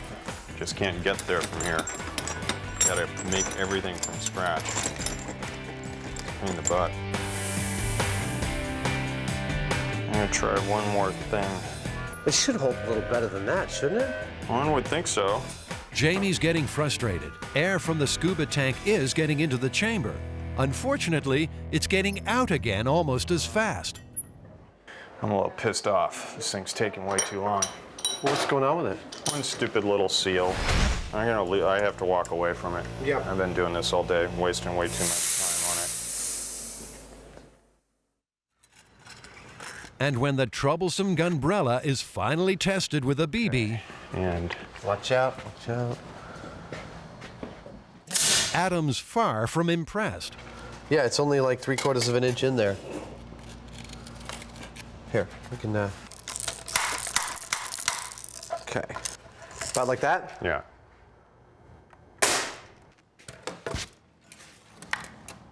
Interesting. It looks like it went in deeper. Say 7 inches. That's interesting. What, did you waste your time? Did you just waste 3 days on this? Could be. Right off the bat, I think it's actually kind of disappointing.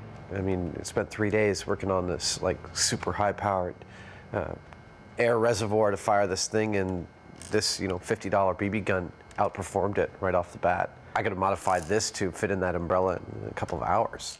Adam scavenges a CO2 canister and trigger from an old air pistol.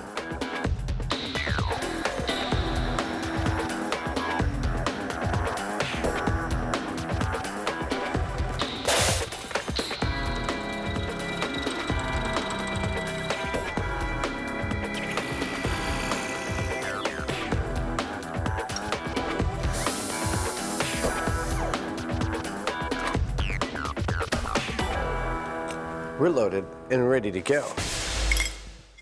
CO2 cartridge from the pistol. Yeah. Loaded into the barrel, which goes up the center of the umbrella's chamber and comes out the tip. And the trigger mechanism will be like a ball bearing on a leaf spring going, because that gun fires the same way the other one does, just a weight against that thing. Okay. That pretty cool? Yeah. So umbrella's at 30 paces.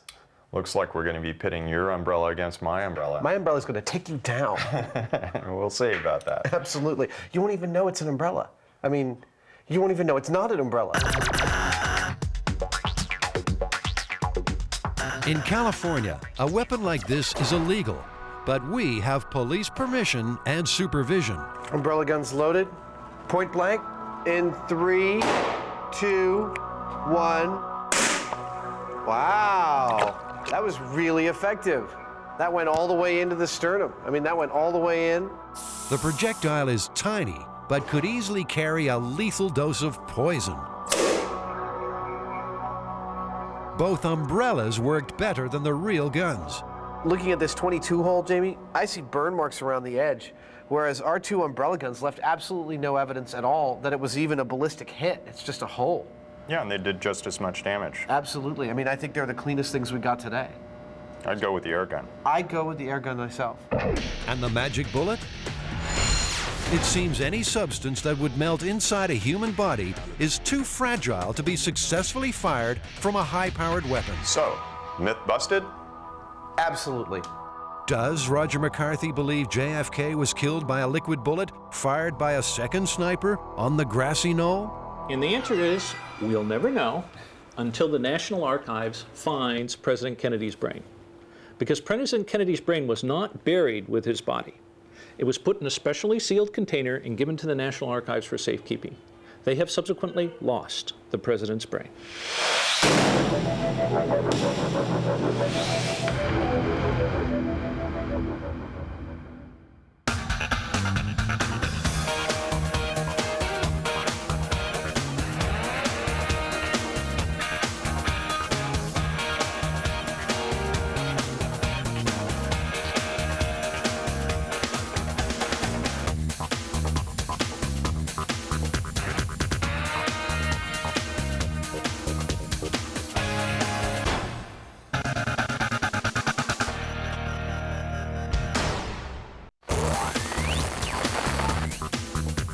In this episode of MythBusters, get ready to rot. That pig's gonna be one big bag of maggots. Heard about the car with a big smell that won't sell? The smell from over here is horrifying. There's a terrible stink as an experiment goes too far. Plus, Dummy and Dumber. A MythBusters superstar chases a raccoon down the drain to test the myth and blows a hole in the story. Who are the MythBusters? Am I missing an eyebrow? Adam Savage. I always enjoyed seeing Adam in pain. Oh! And Jamie Hyneman. Jamie wants a big boom. Between them, more than 30 years special effects experience. Feel kind of sexy. They don't just tell the myths, they put them to the test.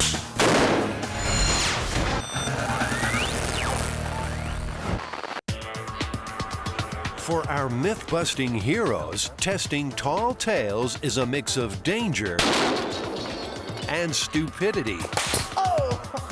Shocks and shakeups. And a liberal dose of their old favorite, explosions. Well, I tell you what, you know that. Usually it's a laugh and a test of wits, with the occasional tantrum. I don't care, actually, Adam. But are they about to meet their myth-busting match? All hands on deck. This experiment will take them into a world of putrid pain. Christ, now I just got a really bad whiff of it. Adam and Jamie want to test the myth of the stinky car.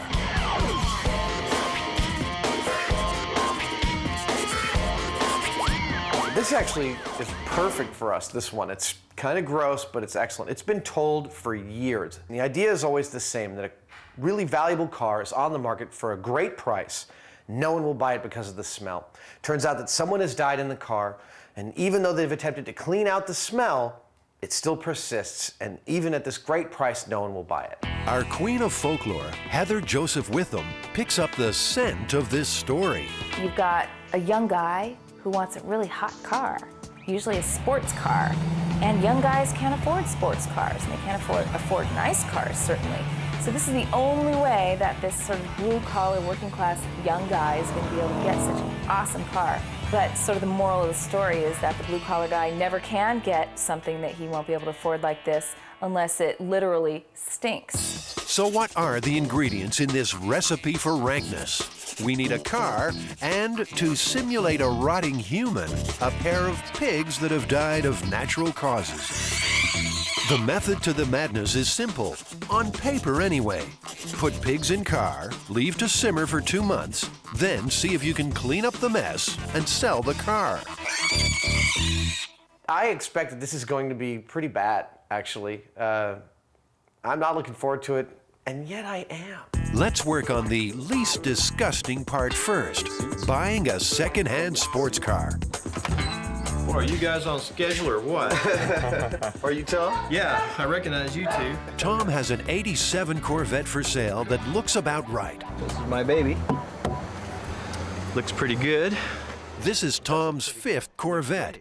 It's a love affair that's been running since the 60s. Has anyone died in this Corvette?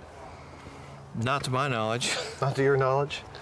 No. Have you heard about the myth of a car that was so stinky that no one would buy it, even though it was a really good deal? No. Okay, time for a test drive. I always like a car that's got 4 or 5 controls just for your ass. I'll be back in 5 minutes. That Corvette is a nice looking car. You know, it's really sleek, really sexy Americana. Okay, there's some power there. Oh, more than I'm used to. The Corvette was the first all-American sports car.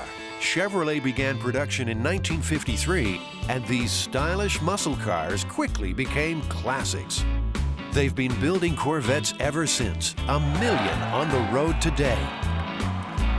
And at the wheel of every one of those cars is a very passionate Corvette fan. What we're about to do to that Corvette is going to make a lot of veteran Corvette owners all over America squirm. You know, I mean, this is an absolutely horrible thing to do to a beautiful car. Okay, that was fun. You'll enjoy driving this back to San Francisco. I think we should get it. Yeah, I like it, and I think it's hot. It's a done deal. But for Tom, there's a little twist in this transaction. Farther than that. Oh, really? You want to tell him? Oh, we have, waiting eagerly for this car, a recently dead pig that we're going to put in there and let it sit for about maybe a month or 2. And I wondered what you feel about that. Well, not real happy, to tell you the truth. I mean, because it's a really nice car. What do you think all the other Corvette owners across America are going to be thinking about this when they see it on air? When you put a dead pig in here, they're going to think you're nuts. They may be right. Yeah, baby. Time to take this machine back to the MythBusters workshop and get it ready to rot. Adios.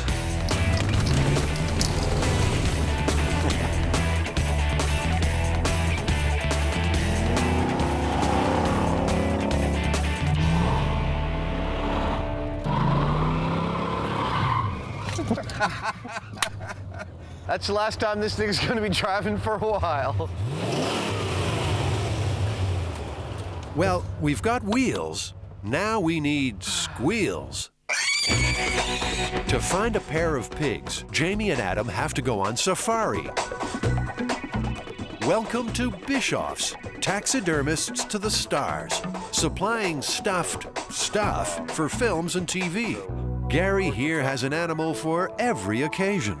Have our jaguars and our leopards here, and our whole bird area. Some of our favorite stuff is our stand-ins, like this little guy over here, one of our stars you might recognize from one of the movies. It's our little pug. This was beautiful. Men in Black 2.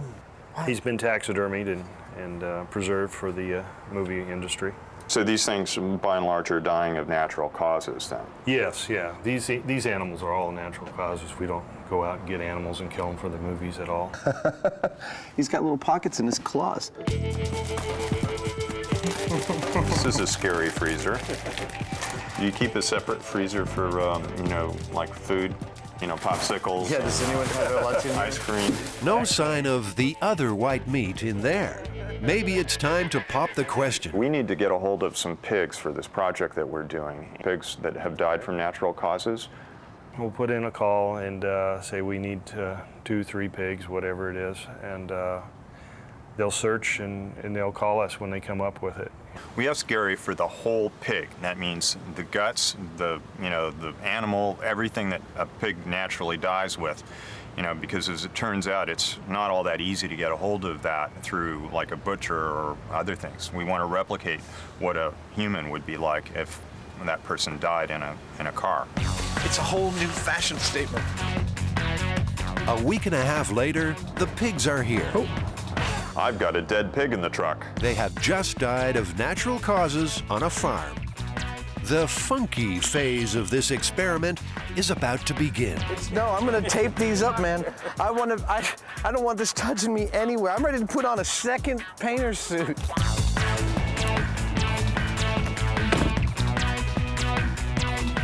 We're also gonna test how good these actually are. There we go.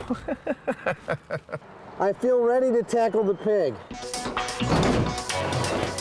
Oh, yeah. As the boys struggle to get a grip on their stunt hogs, a nose-withering stench begins to take hold of them, the air, and everything these putrid porkers come near. Hey. I think it's already hard to sell this car. All right, let's close it up. Well, we'll come back in 3 months and see how it looks. Not so fast, Adam. There's still a few little ham-fisted hiccups coming your way. How come the lights are on? Are they pressing on a brake or something? Yeah, that's exactly what it is. The pig is pressing on a brake. In fact, I'll say that there's nothing we can do about it. Rather than face the horror of more pig wrestling, Adam decides to disconnect the battery instead of moving the pig off the brake. It's a shortcut that will come back to haunt him. Next step, seal the vehicle.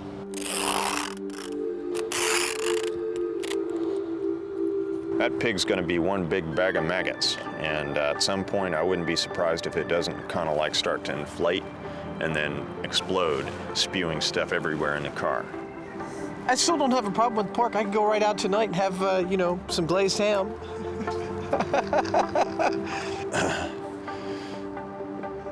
Damn, it still stinks. That guy missed the party. He's all like, yo, let me in, dudes. yo, I know you got some good snacks in there. And they're like, yo, dudes, we got all our kids in here. We can't let you in. The Corvette is finally locked and loaded, but there's still a hint of trouble in the air. Yeah, now, Christ, now I just got a really bad whiff of it.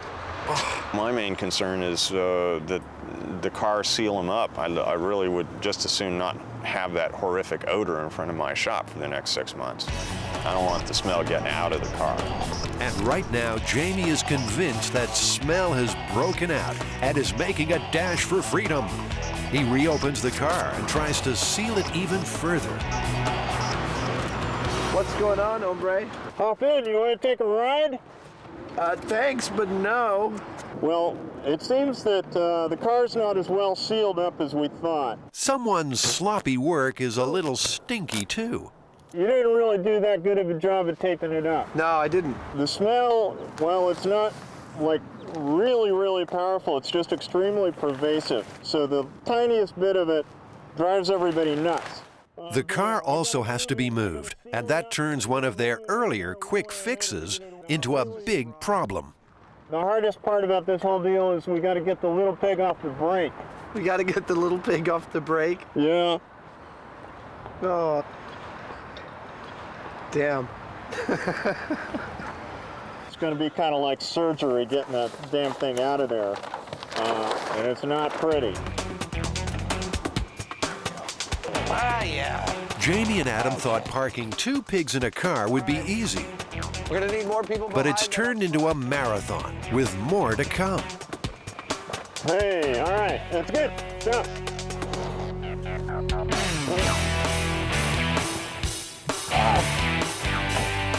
Okay, well, I'm now going to be lifting that up. You're going to be licking that up? Yeah, that's it.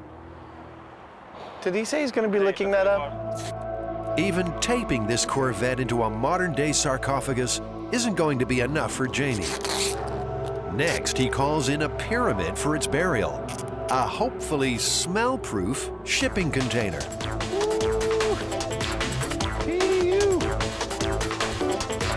We're just turning it hard. Push it back a little further.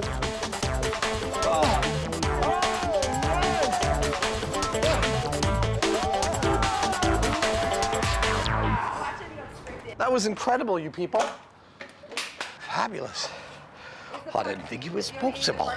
Ominously crawling around the floor of the container, our first maggots, a taste of the trauma to come. For now, the car is sealed and set to stew for 2 months. Will it set a new benchmark for stench? Find out later in the show when the real horror of the stinky car begins. Woo! This is horrifying.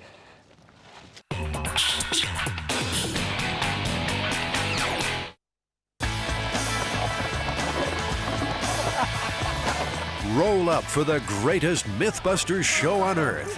How could a rat up a drain pipe, a roasted toy raccoon, and a sharp-dressed dummy turn into a disaster area? Take your seat as we ride the raccoon rocket. In 1998, in Carbon County, Pennsylvania, apparently some good old boys, from the sounds of it, were hanging out on their porch drinking beer, and they saw a raccoon go by, and so they all opened fire on it. So they noticed that the raccoon's taken refuge in a drainage pipe. So one of the smart fellows goes over to the drainage pipe and he pours gasoline down there and he tries to light it. Unsuccessful at doing this, one of them decided to go down into the pipe to better light the gasoline and get the raccoon out, at which point the gasoline actually did ignite and it shot this guy out the tube at a high rate of speed. He goes shooting straight out of this pipe and he flies about 200 feet right over the house and falls and manages to get up relatively unharmed. Well, it sounds like we have all the information we need to proceed. What is the plan? Have you got a plan?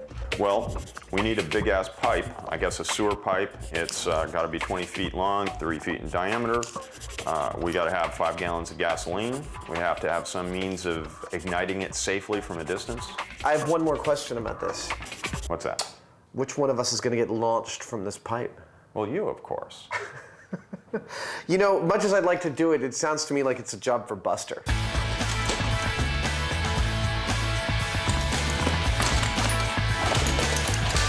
Buster is the silent partner of the MythBusters team, a long-suffering crash test dummy. I am making a new knee for the crash test dummy. We have busted him up so fully that both of his knees are completely shattered. Weighing in at 180 pounds and standing 5 foot 10 inches tall, Buster represents roughly 95% of the United States adult male population. His role is to behave just like a human would in extreme situations, something he excelled at for many years when he crashed cars for a living. Since joining the MythBusters, he's been through hell and high water, all without a word of complaint. Well, what's next in line for Buster is to put him in a 3-foot pipe with a bunch of gasoline and maybe even gunpowder and see if we can launch him like a cannonball. Before Buster becomes a cannonball, Jamie and Adam need to find the cannon. That means a trip across town in search of some monster drainage pipe. Hi, I'm Jamie. Andy. Adam. Nice to meet you guys. How you doing? Oh, pretty good. I think we're here to pick up some really big pipe. It's a pipe lover's paradise. What's this stuff normally used for? Storm and sewer drain, mostly storm water. Bingo! Storm water drains, 3 feet wide. Exactly the kind of drain a terrified raccoon and its boozy pursuer might stumble down. Adam tries it out for size. Oh, that's pretty cool. You know, it makes me want to like...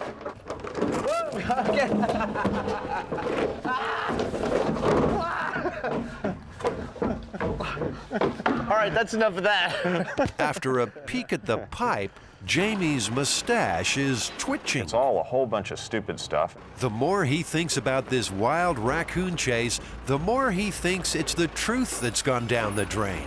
The biggest problem that I see is that you can see that I fit pretty easily in this pipe, and there's a lot of room around me, a lot of air room.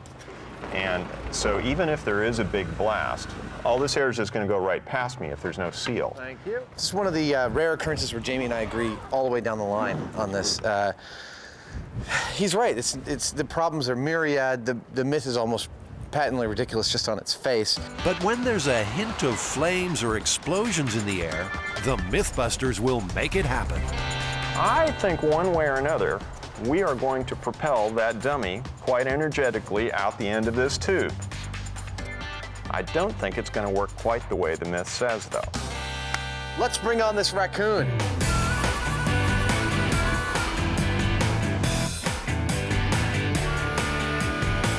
Back in the workshop, Adam creates a remote you won't lose under your couch. I've got this lighter rig, which we've used before on MythBusters. It lights a lighter remotely, and in the past I've always used cable, like bicycle cable, and it's never been quite reliable, so this time I'm gonna actually go with a small pneumatic cylinder, which will go and light the lighter that way. This will let him light the gasoline in the pipe from a safe distance. It works. Excellent. So, it is the world's most complicated lighter. Now, fully recovered from knee surgery, Buster needs to be dressed for the occasion. This stylish woolen sweater and slacks outfit will protect our dummy from looking unfashionable and save him from melting. The fabric of choice for firefighters and Formula One drivers, wool is one of the most fireproof fabrics you can wear. It does not melt, and it does not support a flame. Yeah, you know, I don't think Buster's ever looked so fashionable. I mean, dude, you are looking sharp. Time to grab a $25.98 toy raccoon and put this myth to the test.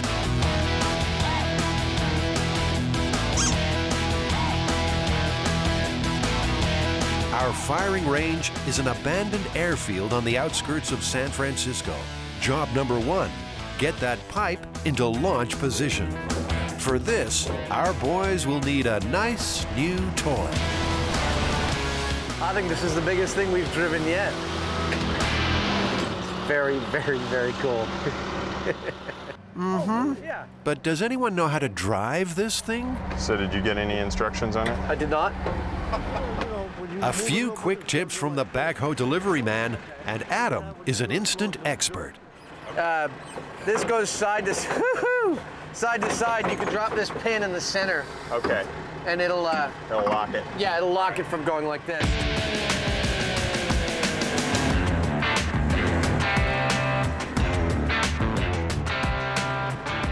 That was fun. I'm gonna back it up a little bit more. Yep. It's like a secret escape hatch. Woo! Ah!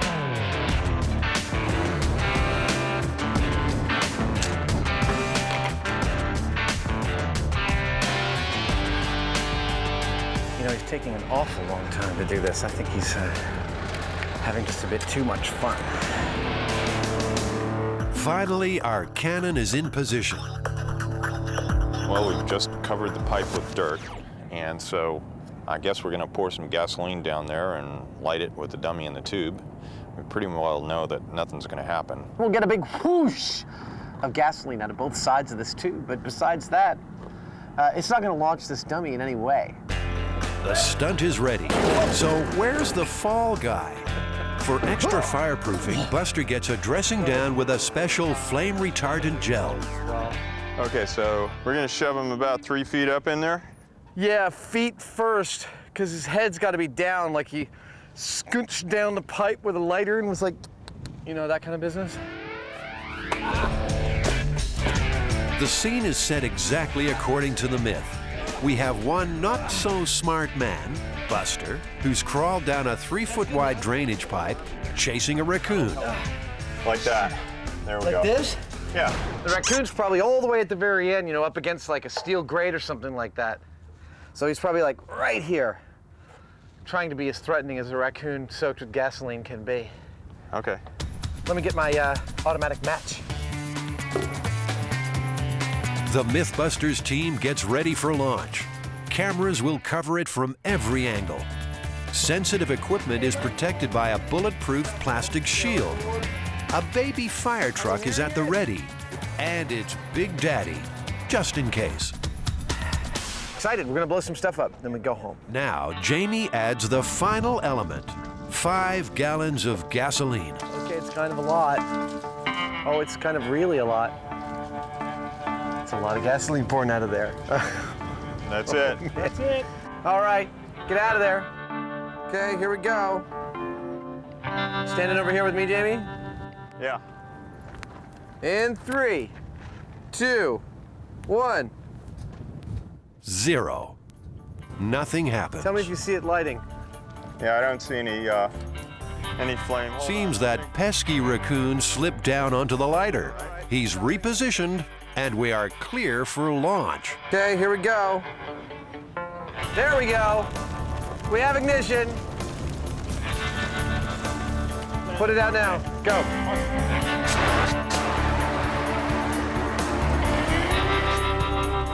Well, that wasn't nothing at all. Nope. That was like a little campfire. Well, it probably would have set the whole tube on fire after a while. It singed the heck out of our raccoon. Let's see how our raccoon did. That's one piping hot toy raccoon, all right, but not much else, and certainly not enough to satisfy the destructive desires of these 2 strange men. The myth is in fact busted. But there's always 2 parts to a MythBusters story. There's replicating the myth, and then there's duplicating the result. And we replicated the myth, we got nothing. Now it's time to see what it takes to launch him out of that tube. I think we're gonna have to go back to the shop and think this one through. It's not trivial to turn this 20-foot-long tube into a human cannon. We can't just put gunpowder behind him and hope it'll launch him. It's just gonna blow him up. Back in the shop, Jamie's mind contorts around a devilish conundrum. We pretty well know that the dummy's not going to get launched out of the tube you know, just by sitting there. So we've got to put a container around it that actually remotely seals the dummy in the tube. He needs to make a tricky device called a sabot. In the world of weaponry, a sabot is used when a specialized bullet or projectile is too small for the barrel of a gun. The sabot fits around the bullet to seal the chamber so the blast from the gunpowder can send it firing out of the barrel. It's hard enough remembering how to say sabot. Now, Jamie has to work out what to make one from. That's about 2 feet, so darn, that tube's big. It's gonna make me work. What about stretching a car inner tube around that and inflating that and squeezing that between a couple pieces of ply? These two professional problem solvers go into the MythBusters mind meld. Put two of them around there and then they gasket to each other. We fill them just up enough. Stretch it out onto there. We could probably back it, I'd say, with one piece of ply. Around and around. That would make a very dense thing. Suppose it's just like 4 gaskets of plywood. Out of the brain blender comes a juicy plan. The sabot will be molded from foam. Oh, Jamie, that's beautiful. Easy as pie. But, usually things don't work this easy. 35, geez, you're within a 1/4 inch. Yeah, seems like it should be perfect. So without this thing, gases would just go past the dummy and not propel him. With it, it blocks the chamber, and hopefully it will carry the dummy with it out of the barrel. The sabot will fall away in its 4 parts as we've designed it, and the dummy will continue on his trajectory.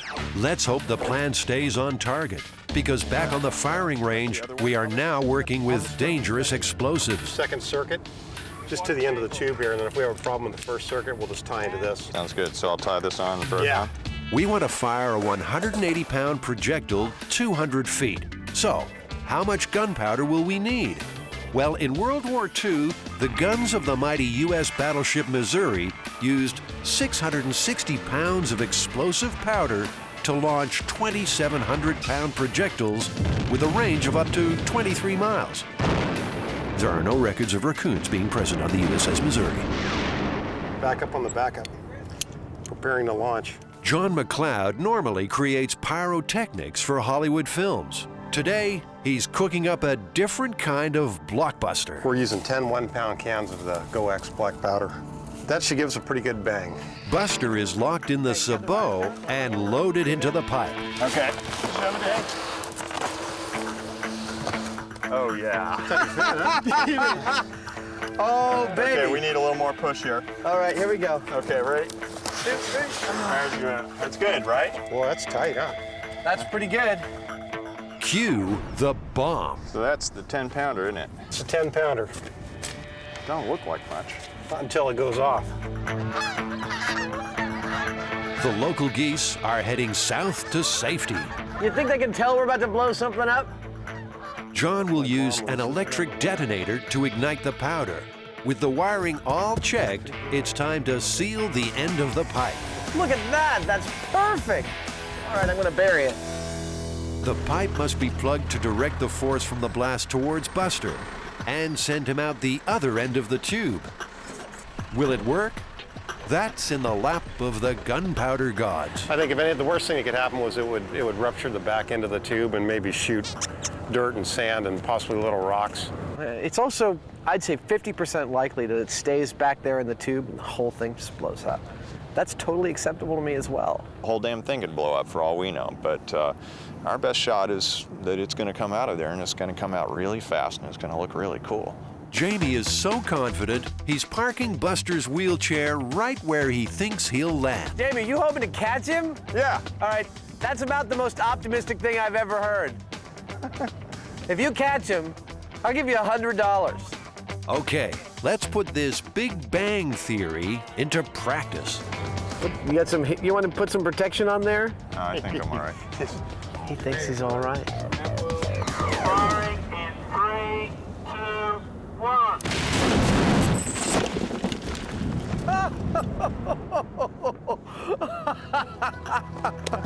Oh my God! I almost made the chair. You almost made the chair. We've got 2 very excited MythBusters on our hands. He survived! Buster survived! Already. Oh! Woo! Came out there with some horsepower. How you feeling, buddy? It worked absolutely perfectly. I was off by about 5 or 10 feet.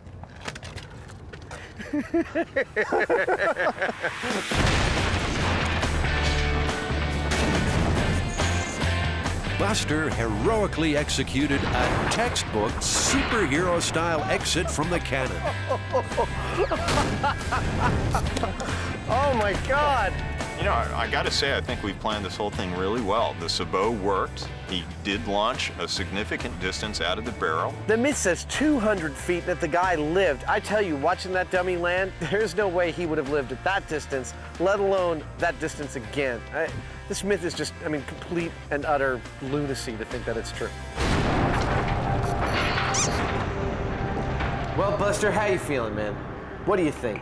Raccoon rocket, true or busted? What do you think, Jamie? I'd say it's pretty effectively busted. You know, we would have died if we'd been in Buster's place, that's for sure. Man, he is a little worse for wear.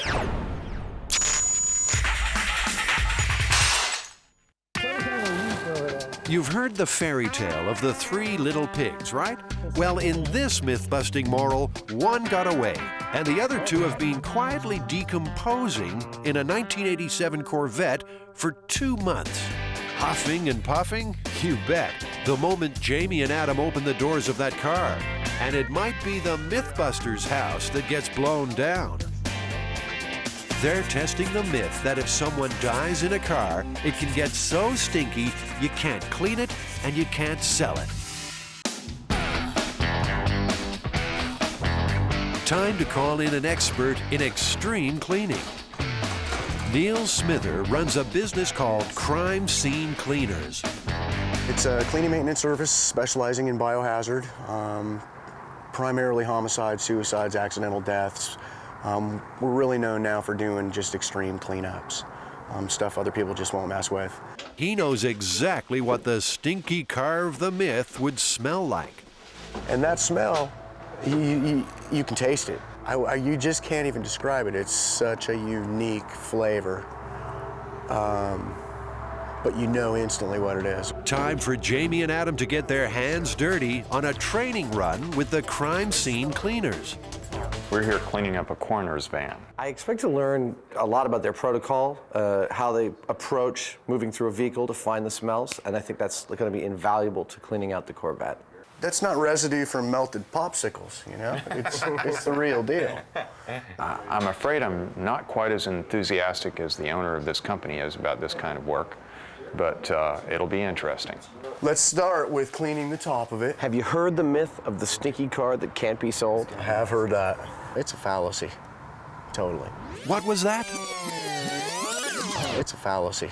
You can get the smell out? Wait a minute.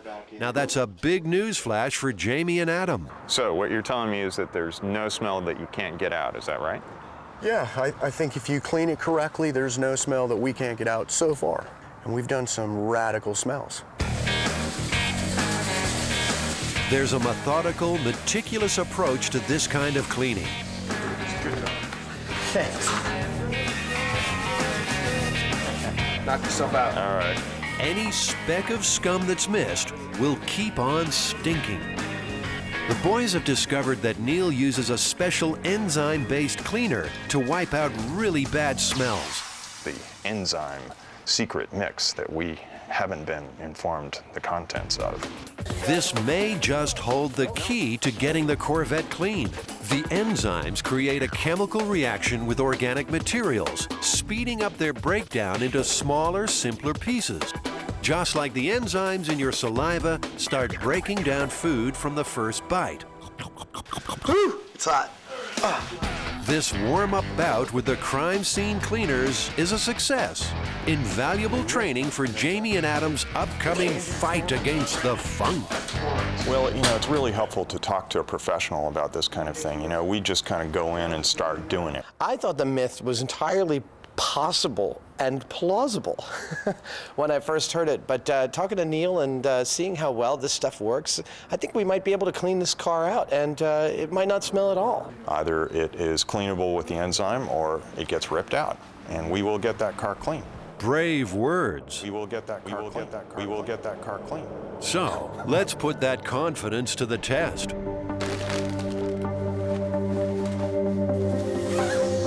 It's been 2 months since this car was turned into a stink bomb. Now, it's Judgment Day. Time to terminate any fresh air on the MythBusters doorstep and open that awful container. Watching on is the nose that always knows, Neil, the extreme cleaner. I'm catching whiffs here and there, and it's pretty typical. I'll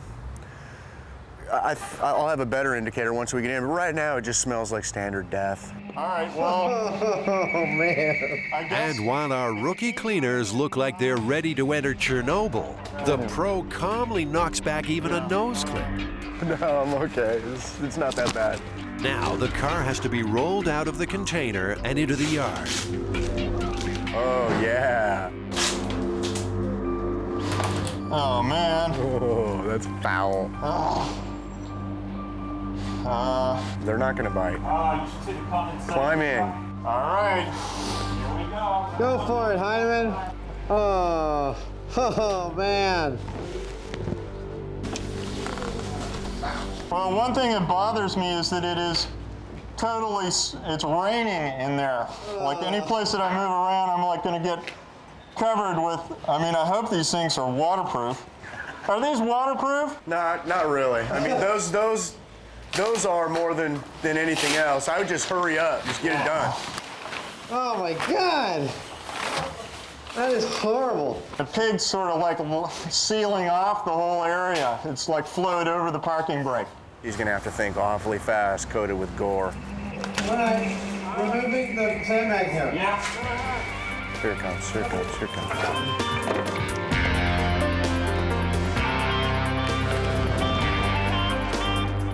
Then, an unforeseen drama. The decaying pigs have given off ammonia, a potentially fatal gas that almost overcomes Jamie. Oh, woo! How you doing, Jamie? It's the ammonia. It's not the smell. I was not getting any air. It's not a spew. I was going to pass out. Because the Corvette was sealed so carefully, the gas was trapped and concentrated inside the car. Stop.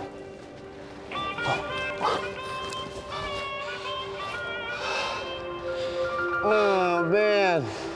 It's the ammonia. It's not, the filter's not handling it. I need a separate air source.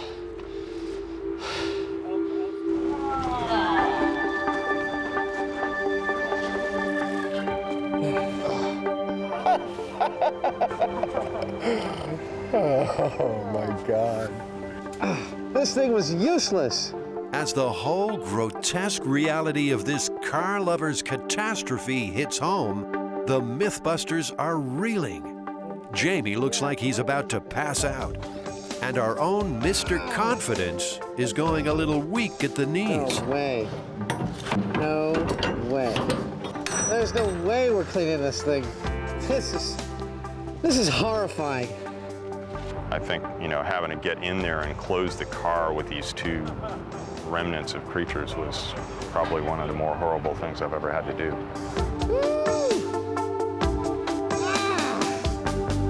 What's the worst thing you can imagine? Hey, Adam. I can't get past this. Oh, it's disintegrating. Oh. The ever-helpful Neil is just glad it's not him. I would just put a bunch of paper towels in and let the paper towels soak up as much of that liquid as you can, because you're gonna have to get in there. Yeah. Literally laying down to get to the bolts. Are you gonna lay in that puddle? I really, I won't be sad when this day is over. This is a severe cleanup, no doubt about it. Oh, man.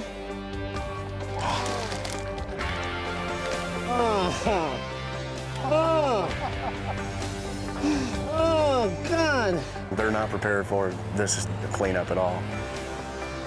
I gotta say, this respirator works really good. because the smell even from over here is horrifying. Oh, my glasses are on. I'm gonna move over here.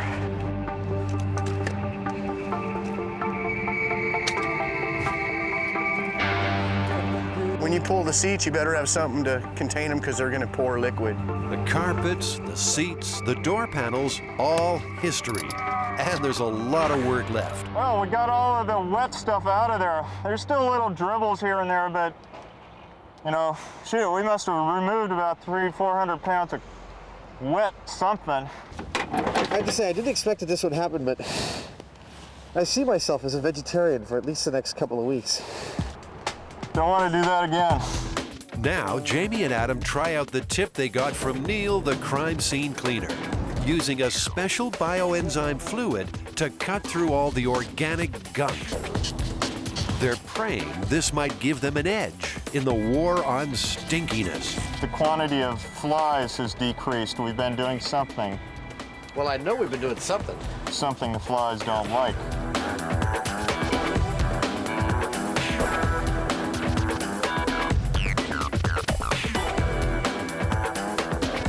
Something's really bad right here.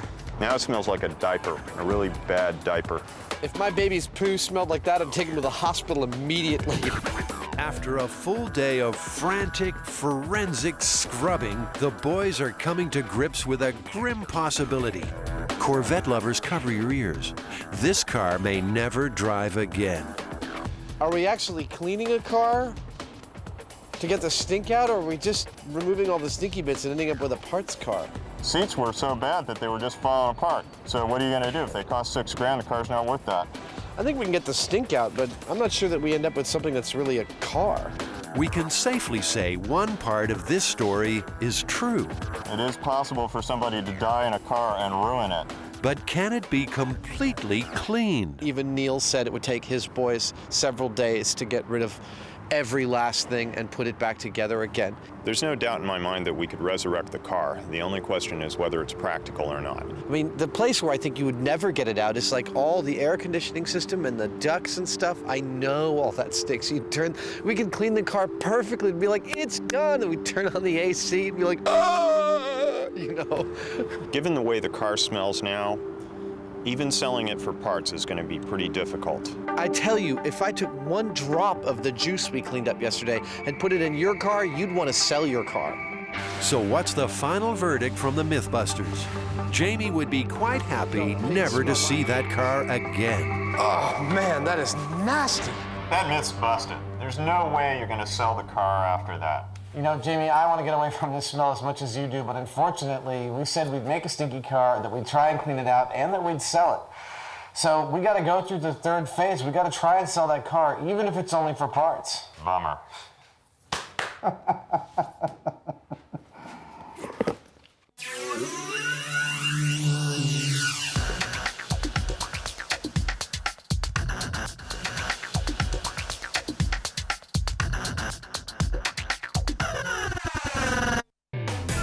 1 week after an infernal cleanup, it's time to sell.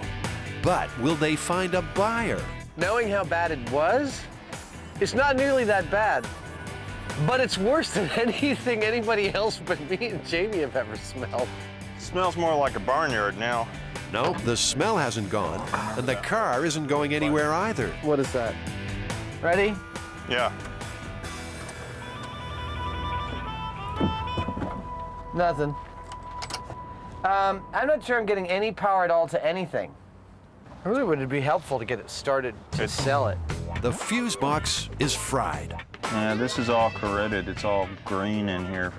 Maybe some more scrubbing will work. How is this doing over here? I'm gonna try and start it again. I'm not getting squat. Are you sure it's hooked up? Yep. Positive and all that? You bet. Adam is ready to raise the white flag. Now we push. But Jamie is determined to get this car started. It's just a little bit of corrosion is all we're talking about. It's a real simple thing if we can find the spot. Like the engine's fine. We should be able to sell it better if the engine's running. You know, you can't really ask a lot of money for a car that doesn't start with no interior. If I can find the starter solenoid, then we can jump it. It's a total Jamie thing to like pursue these avenues that seem completely ridiculous and end up with total success. It's really unnerving. Eventually, Jamie admits defeat. You gonna help push? No, I was gonna watch from up here. You guys doing any work at all? I think I'm carrying this whole thing. It seems like we trashed this car, and that's all we did. Like, we put some pigs in it, it ruined the car, and it's junk. I think the question is, how much money can we get for a big piece of stinking junk? Not very much. Let's clean it, close it, sell it off. It won't start, and it stinks of dead pig, but it will look good. Time to place an ad on the internet to entice some buyers with an unbelievably cheap '87 Corvette. All right, so we want to sell this car. What should be in the ad? Well, I guess we should just list the good things about it. It's like shiny, it's got a good finish on it. Shiny. It's got good wheels and tires. It's a great parts car. We lost the interior. Yeah, we just lost it. Hidden cameras are set up to secretly record the reactions of unsuspecting buyers. So, who will buy this slightly soiled vehicle? Maybe a die-hard Corvette lover. I didn't know it was gutted. Yeah, well, Is that how you bought it? no, I don't like that. Jamie will have to do the hard sell on this one. I mean, we're only asking Yeah. $3,000 for it. You could, yeah. So you could take it for parts. The wheels alone are worth like $700, $800, and still not impressed. No, I wonder how much that smell seeped into the fiberglass. No sale. The guy from the junkyard has a sniff. Jesus, that stinks. Right. Well, I think it's worth about $500. Well, we're definitely going to wait for better offers than that. So does it even start? How about this gentleman? So is there an interior for it? No. What's that smell? He seems kind of interested. How many miles does it have? It's got I think it's got a $250,000, but it's only 50,000 on on this engine. Well, I'll let you know if I'm interested. All right. After sleeping on it, he becomes our buyer. Yes, sir. What are you going to do with the car? We're probably going to part it out. I'm interested in the engine and the transmission. The stinky car is going cheap. A couple of things. Only $2,000. There's the title and the keys. But at least it's finally gone. So there you go, man. No shortage of buyers. I don't think that there's a car in the world that's too stinky to sell. If somebody dies in a car, it can easily get so bad in there that you're not going to just kind of wash it with some Windex and some stuff like that and be able to sell it like it was. I think we busted both halves of this one. I guess we did, didn't we? I still can't get that taste out of my mouth, though. God, what a horrible thing that was. Absolutely. Horrible. Horrifying. Horrifying. That was something else. I'll remember that the rest of my life.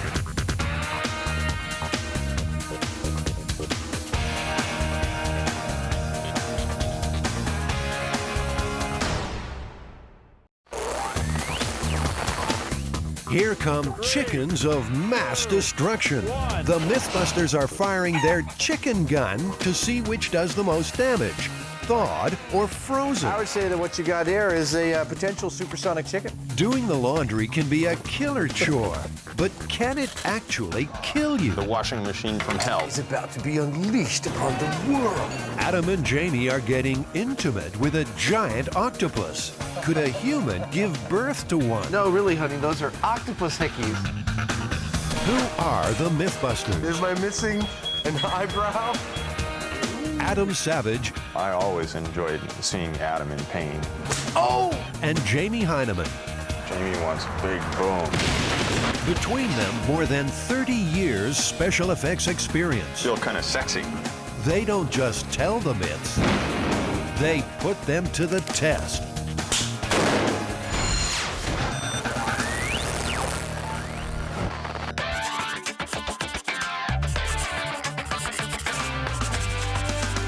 Well, Jamie, I got an angry chicken, a really big gun, and an airplane. What are we working on? Well, we're here testing the myth of the chicken gun.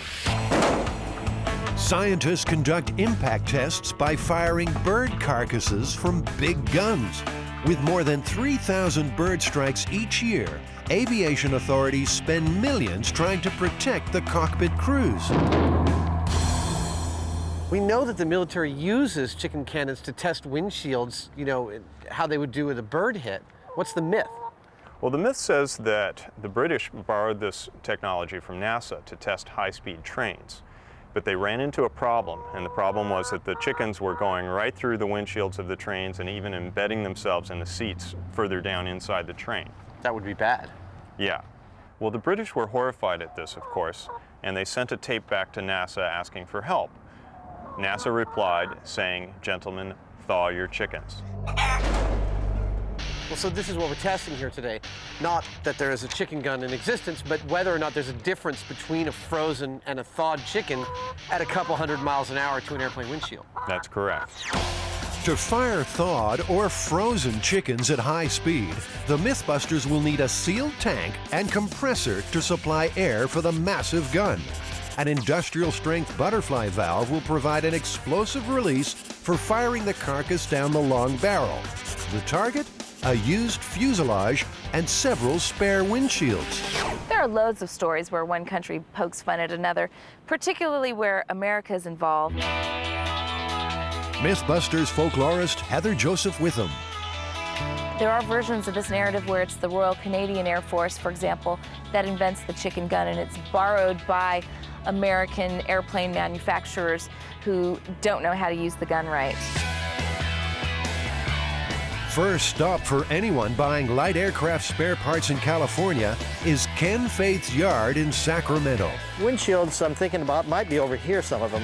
Acres of used light aircraft components make it a prime location for Jamie and Adam to find a fuselage and extra windshields. I love places like this. I could spend hours here looking through the gauges and headsets and seats and, you know, hats. Look, a chicken. Looks like a bird already went through it. It did. What about something like this, Jamie? You know, we get double the bang for our buck. I certainly like the looks of these better. Aircraft chosen. Now, how to get it home. Jamie and Adam have been all over Kenny's yard, but there's one question they forgot to ask, an oversight that will come back to haunt them. Not bad, sir. Very good. Never done that before. Keep going. Good. Had a lot of Stranger Things in my pickup at this point, so this is another one to add to my list. Okay, set it down. Back at the workshop, the plane is stored until the chicken gun is built and ready to fire. Well, we've got our target, so the next step and the hardest step is going to be to set up the chicken gun. That means that we have to build a large tank to hold a whole lot of high-pressure air and rig some kind of a valve to let go all that air all at once to fire a chicken. It's kind of tricky. It's a lot of work. And Jamie should know. He's solved the compressed air problem once before. Yeah, baby. He built this 7-Up vending machine with attitude for a TV commercial. Cool. With impressive results.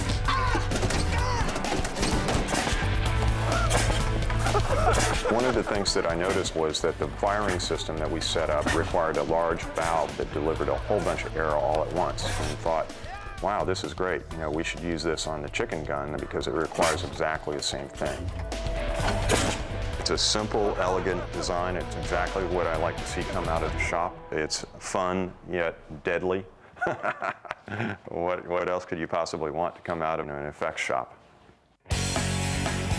So the search for the perfect high-pressure tank begins. Wow. The Machinery and Equipment Company in Brisbane, California is a vast supermarket for used tanks. You can flip this in any direction. That could be upside down. You can hang it from something or leave it like that. What do you want for this thing? This is $750. Okay. Jamie, it still occurs to me that it's way overkill for what we want to do. Jamie has made his choice, but Adam is not happy about safety. He feels that the tank is too sophisticated and that over-modification could weaken the structure. It's like your intuition is that it's not like a bomb. Yeah. But if it is, we're all dead and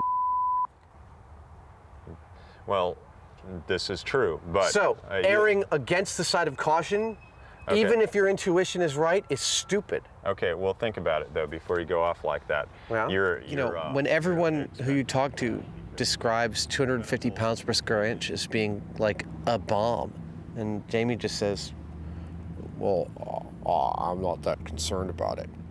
It's like, that's not good enough for me. Adam was just having a little bit of a hissy fit about the safety aspect of this thing, and, you know, I don't hold it against him at all. The possibility of having the tank rupture and somebody get hurt is something that we should be very concerned about. However, I don't think it's going to blow up. But Adam's not convinced. He's called around town and found another tank. What I've got, I found a guy who's got one. It's about half that size. I think it's just perfect for us up in Petaluma. Okay. I need some cash and I need the keys to the car, Dad. Okay. 500. All right. Drive carefully. Vegas, baby!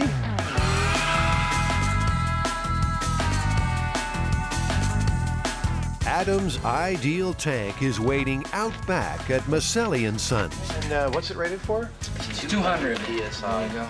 That is good. I love it. Let's do it. That's it. Meanwhile, Jamie has found an oversized butterfly valve that will release the pressurized air. He also ordered 20 feet of quarter-inch steel pipe for a 10-inch diameter barrel. Hey, Savage. Yo, Heine. So, Here she is. Even Jamie is impressed with Adam's purchase.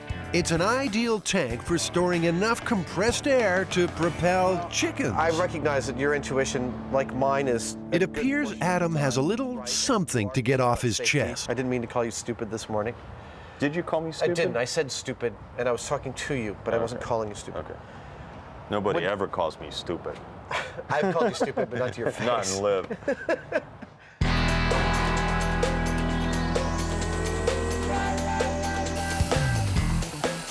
Jamie's using a plasma cutter, a high-energy precision tool to cut the pipe to length and to make a hole in the tank for the barrel.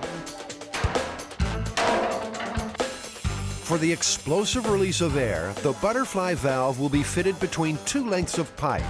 Adam's job is to fit the short end to the tank.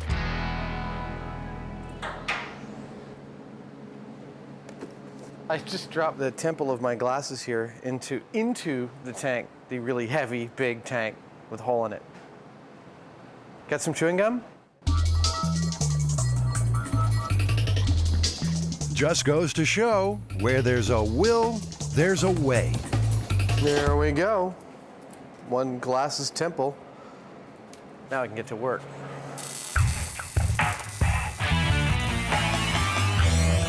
The big valve is the most critical aspect. It's the only mechanism standing between a great shot and a weak one.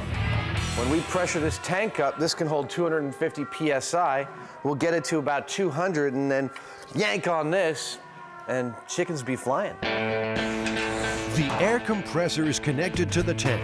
Time for a chicken-free test blast at 200 pounds per square inch of pressure. Stand clear. There goes the neighborhood. Give us a countdown then. 2, 3, 1.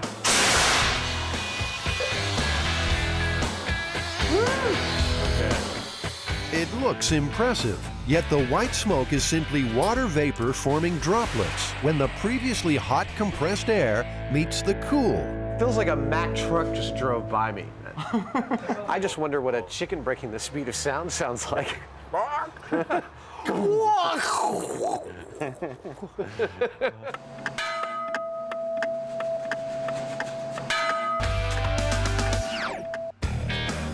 If you're going to let your chickens fly free range, there's no better place to stock up than Tarantino's. Tony's family has been in poultry for years, and he's heard all the chicken stories. Tony, do you think there'd be any difference between whether they use frozen or thawed chickens? I would imagine frozen would be harder. They could do more damage. Do a little bit more damage. I think the fresh just might kind of splat. Yeah. So if you were in a plane, you'd rather hit a thawed chicken than a frozen one? Correct, yes. Yeah, I don't imagine there's many frozen chickens at 2,000 feet. No, maybe. It's cold up there. And freezing down here. Their chickens of choice, 8 rock-hard 4-pounders. The key to launching chickens explosively is to ensure they fit the barrel snugly. Adam places them in a mold of expanding rigid foam. The result is a sleeve called a sabot. It enables projectiles to be fired from weapons of a larger caliber. So once the foam sets up and gets rigid, what we end up with is this perfect sort of molded cartridge for the chicken that equals the size of the barrel and allows us to propel it out. I would say that what you got here is a potential supersonic chicken. Just a few bolts to tighten, and this very potent chicken gun is ready for its first outing. Bringing up the rear is Bruce Bradford, a man who knows all about gigantic guns. He's the designer of one called Second Amendment. At the annual Punkin Chunkin in Delaware, these huge air guns blast pumpkins nearly a mile. With Bruce, the 2002 and 3 world champion, who better to consult on the business of big barrels? I think it's a great looking gun. It's got all the basics. It's got a tank, it's got a valve, and it's got a barrel. Excellent job of welding by Adam, that's for sure. And it's going to shoot a chicken at high velocity. The countdown to chicken blastoff has begun. Unsure of the chicken gun's firepower, for safety reasons, they sit the plane inside their blast chamber. You want to lean it right there? To check their aim, they need a test shot. So, a sheet of Lexan is positioned to protect the windshield. So our first test is a frozen chicken. Let's see here. The tank is primed to 120 pounds per square inch of air pressure. There we go. That is one loaded chicken gun. I'm good. All right. Get out of here. We are arming the chicken cannon. I'm going to stand back here. All right. 3, 2, 1. All right! I told you like that. Oh, good man. Out of the barrel and free of the sabot, the frozen chicken clocked 121 miles an hour. Wow! So much for the blast shield. So even if you're flying with a rated plexiglass shield in front of your plane, you're in some serious danger. Where's the chicken?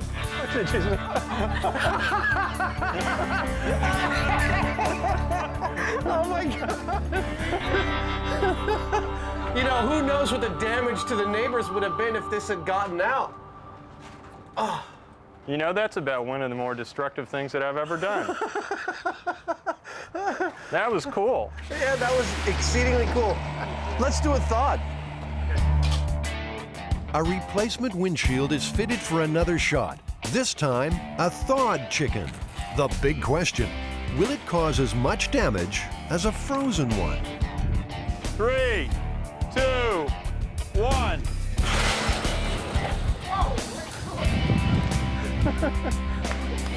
Under the same pressure, the thawed chicken was marginally slower than the frozen one, but still reached a destructive 99.5 miles an hour. For the next shot, the tank pressure will be reduced by more than half, down to 50 psi. They're hoping to see a difference between frozen and thawed at a slower speed. And 3, 2, 1. Another frozen bird is blasted. This one at 128 miles an hour. Jamie. Yeah? There was no difference in speed between 120 psi and 50 psi. It may just be that initial blast, like it's probably within the first like eighth of the valve opening, it's gone or something, you know? The rapid air release is crucial. Bruce's winning blast flew a 10-pound pumpkin almost 4,000 feet. Sometimes we can shoot just as far, shooting 75 pounds as we put 200 pounds in. Really? Yep. Yeah, just the timing and the way the valve opens. Yeah. Wow. Yeah. Once more into the breach for the thawed bird at the 50 psi mark. 1. Its clocked speed a shattering 132 miles an hour. You know, if anything, the thawed chicken leaves a bigger hole. Which would kind of make sense. It would. Its impact spreads out as it hits, but it's still the same amount of mass going through the same amount of space. Right now, they're all going right through the windshield. So assuming that there is a minute difference and we want to find out whether there is, we're going to have to lower the speed down to find out exactly where that butter zone is. They cut the pressure again to just 25 psi for the frozen fowl. And then thawed. The MythBusters' awesome outcome, all their flying poultry highly destructive. I'm totally shocked. Does that mean that the myth is busted? I think that would mean that the myth is definitely busted. But wait, there's a hitch. Those light aircraft windshields they bought are not rated for bird strikes. Well, Jamie, that's the biggest screw-up we've ever done. I mean, we're supposed to test the difference between frozen and thawed chickens, and the Piper Cherokee, its windscreen is not even rated to be smacked into by anything. Yeah, it was like trying to check the difference between a 22 and a 357 by shooting at a cardboard box. I mean, it looked really destructive. It looked great, but it didn't really tell us anything. Yeah. For the moment, the MythBusters are stymied, but already they're formulating a new plan to measure the chicken's force of impact. We'll tell you about it a little later in the show. It automatically deboned the chicken, didn't it? Now, here's a twisted tale. It involves a strange proposition in the park. Does the Dane have to pee? And the MythBusters airing their dirty laundry. His feet go up and in, and then we lift him up. No. While building the appliance Bride of Frankenstein. We're about to blow the lid right off this puppy. You are about to get a load of the myth that defies the imagination. The killer laundry.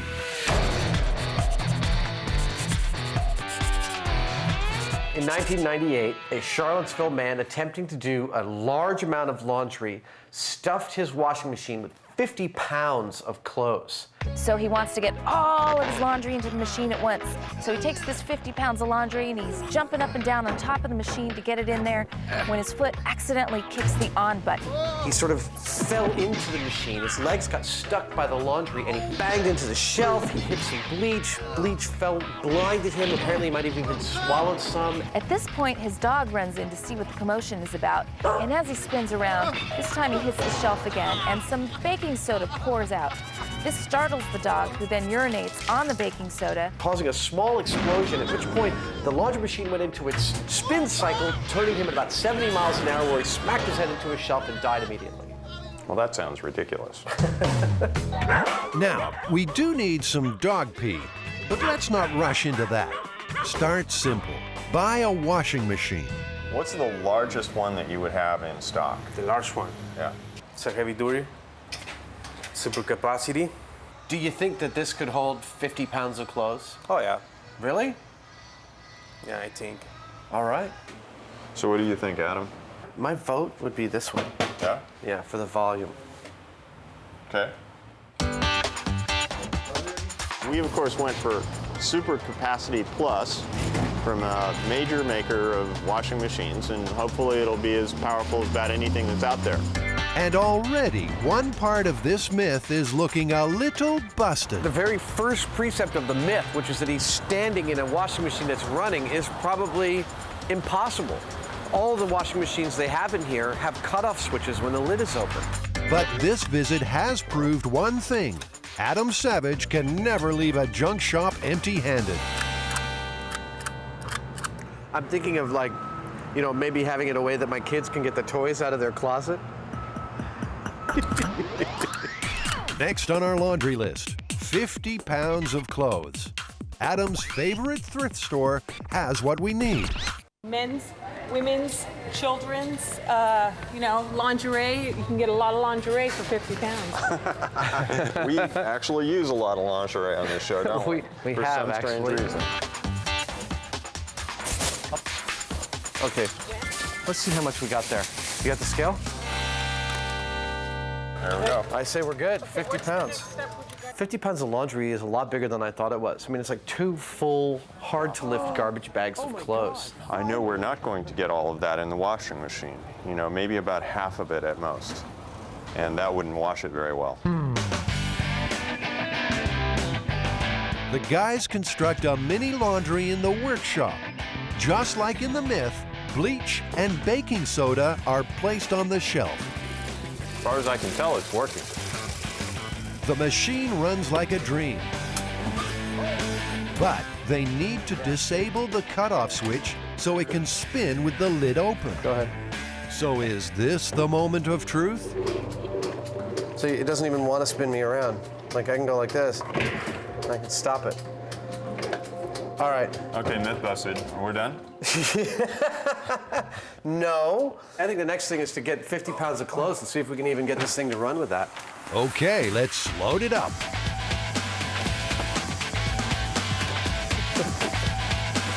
Oh, yeah. Bring it on. It's not in the machine. Well, Well, I guess this is why the guy stood this is on why it. the guy started standing on it. But, I mean, we still have 10 pounds left, and I can't even make my feet into it. I mean, he's supposed to have sunk all the way to the bottom. All right. Let's see if the machine will wash it. It wants to spin. It really does.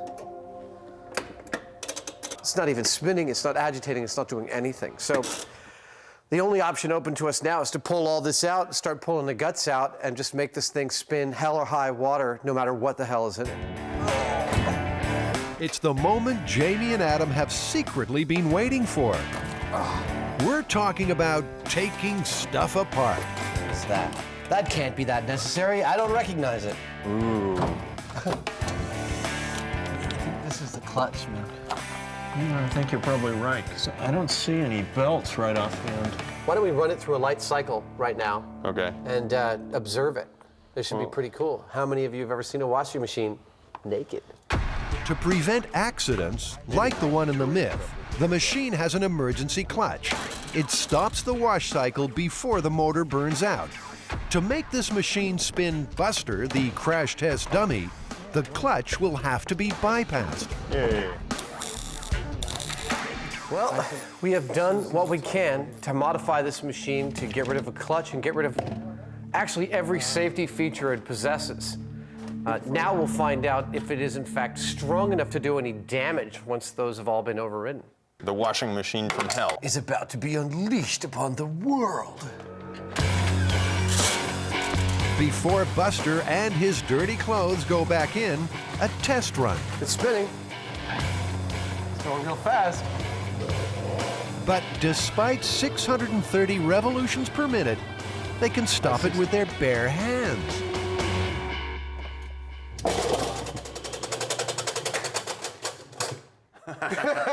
That was the thing that was going to break. We removed the clutch. That was probably that little plastic. That's that little piece of plastic. So the motor has like almost no torque at all. This so-called washing machine from hell turns out to be, well, just another washing machine. This is an example of one of the most powerful consumer-level motors you can get in a washing machine. This myth is totally busted for the third or fourth time today. I can't even remember which. The myth is busted. However, as is our way here on MythBusters, we are going to show what would happen if it did have enough power. So this once humble super capacity washing machine will mutate even further. It's goodbye, baby regular motor. Hello, Big Daddy. They're upgrading to a motor from an electric car, a motor Jamie just happened to have lying around. These motors are 10 horsepower as well.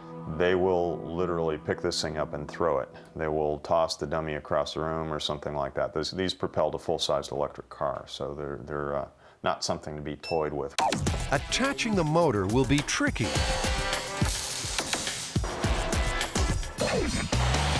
But Jamie has come up with a brilliant solution.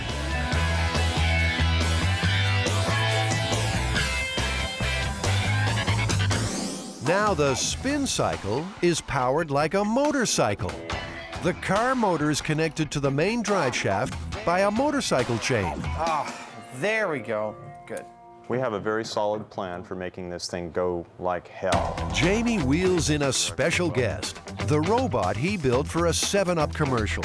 By plugging the washing machine into the robot's power source and speed controller, he'll be able to easily direct the washer's spin speeds. And what that gives us is a tremendous amount of power that we can control from relatively slow to as fast as it'll handle before it flies apart. This will fly apart at some point.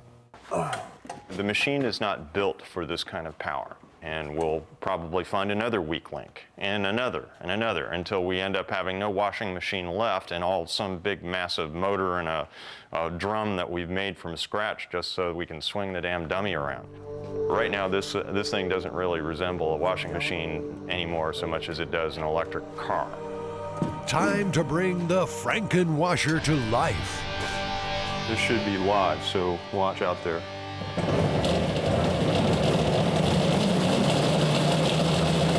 Is it faster or slower than the spin cycle? That looks pretty close to the spin cycle to me. It looks a little bit slower, but it looks pretty close. Okay, I wasn't going all the way up yet. So we've done it. We got it. Okay, I'll power it off. With the washing machine ready to go, it's time to tackle the task that can be delayed no longer. Does dog pee plus baking soda equal explosion? According to the amazing killer washing machine story, it does. Jamie and Adam need some willing donor dogs. Does the Dane have to pee? Oh, no. Now, where's the likely tree? Any ideas where the most likely tree is? That garbage can right there. That garbage can? Is that it? Stop and pee on the garbage. Excellent. Okay. All right. Jamie is sticking with the cup and stick method, while Adam is confident the foil pans will produce the gold. And sure enough, here's our first customer. Jamie! What? He was going to go in my pans. You messed it all up. Here, you take this camera and you go over there. Okay. You and I'll stay right here. Then a dog-loving friend of the MythBusters tries a rear guard action. Meanwhile, out on the park's perimeter, a lone wolf is on patrol. Is your dog like getting close or no? Yeah, he's not putting out. Then a bounty hunter nabs a sample. Wow. Thank you. Good job. Seconds later, the persistent tailing by our panhandler brings up a speck of gold too. There we go. Beautiful. Excellent. That's not much, but that's all that I need. I got it.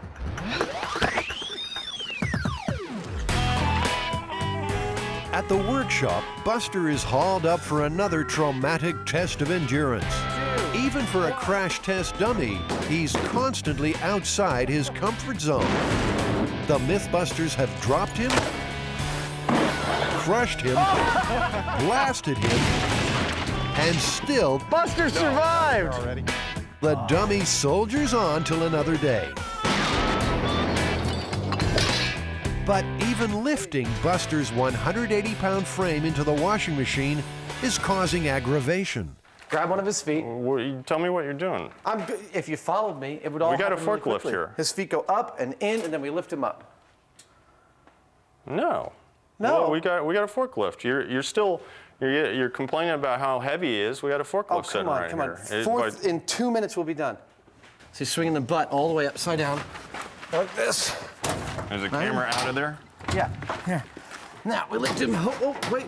He's copping a feel. Wait. There we go. Buster. See? See? We're done. See, that was easy. Some of last season's fashions are packed around his legs. I told you no colors with the whites. All right, we got the bleach up here. All right, let's do it. Okay. I'm gonna operate it from over here at safe distance. Jamie throws the switch on the Frankenwasher.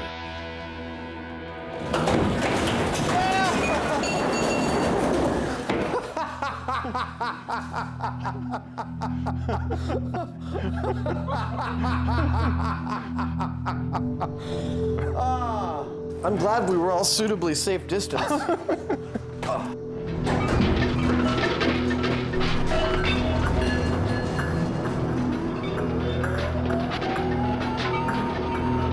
That was a lot of fun. That was pretty cool. He was like a top or a Tasmanian devil. And now, for the experiment's final phase. There's the baking soda. It's dumped all over the place. I think that's exactly where a dog would pee if a dog came in and was startled by all this. Which it no doubt would be. Well, So we have our carefully collected specimens. Shall we see if this causes a small explosion? Did someone say explosion? We'd better dress for the occasion. Basically now I'm about to pour the dog wee on the pile of baking soda, which, if the myth is correct, should cause a small explosion. Or if we're actually on Earth, we'll do absolutely butt-less. Fire in the hole!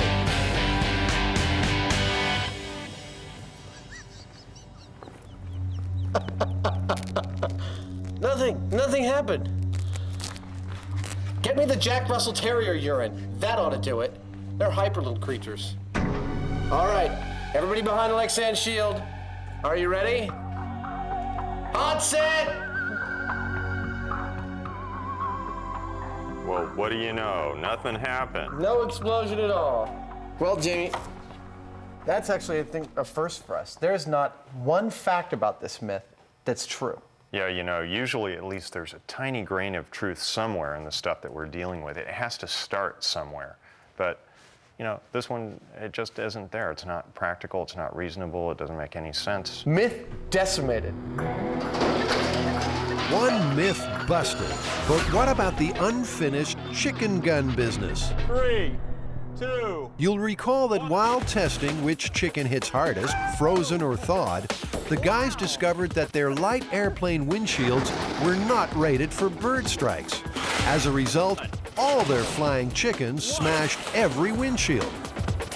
This chicken went through it like butter. Whoa.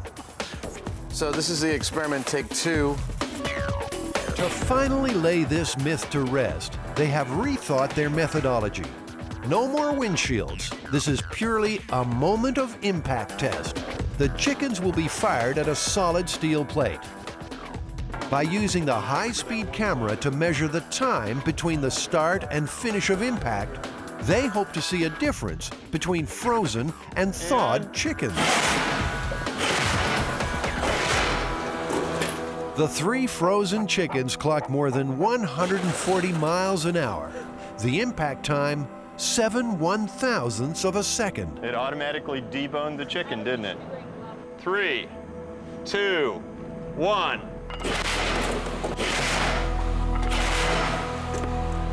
Impact times for the 3 thawed chickens showed a perfect match with the frozen poultry, 7 1/1000ths of a second. Here we go. 1 point of impact, 2, 3, 4, 5, 6, 7. And then now it's starting to move back again. It's given all of its impact in that amount of time. The results from the high-speed camera seem to be fairly convincing. You know that adage that it's not the falling that kills you, it's the stopping? The stopping is where the force gets imparted. So both the frozen and the thawed chicken have the same mass. They have effectively the same speed. So the only difference between the two is going to be how much time they take to impart their energy to the plate. And on the high-speed camera, we showed that each of them exerted all their energy in 7 milliseconds. Almost exactly. Basically, there was no difference. So does that mean the myth is busted?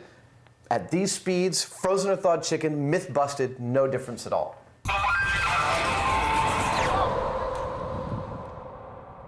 Now that we're done testing, we get to have some fun. That'd be pumpkin chunkin' kind of fun. Dude, look at this. It's what you get when the pumpkin chucking champion buys your pumpkin for you. It's perfect.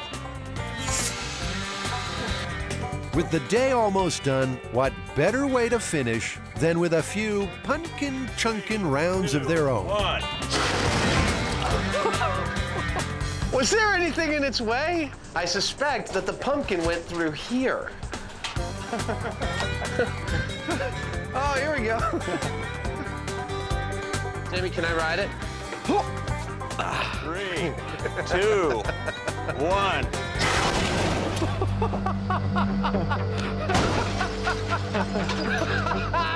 Woo! That was so cool. You feel a little tingle between your legs when that sucker went out? I do. It's gonna be hard to top that.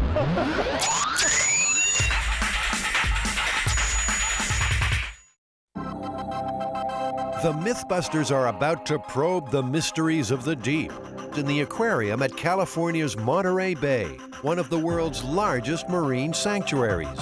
This odd story is one of the more enduring legends, with its origins way back in medieval times. No, really, honey, those are octopus hickeys.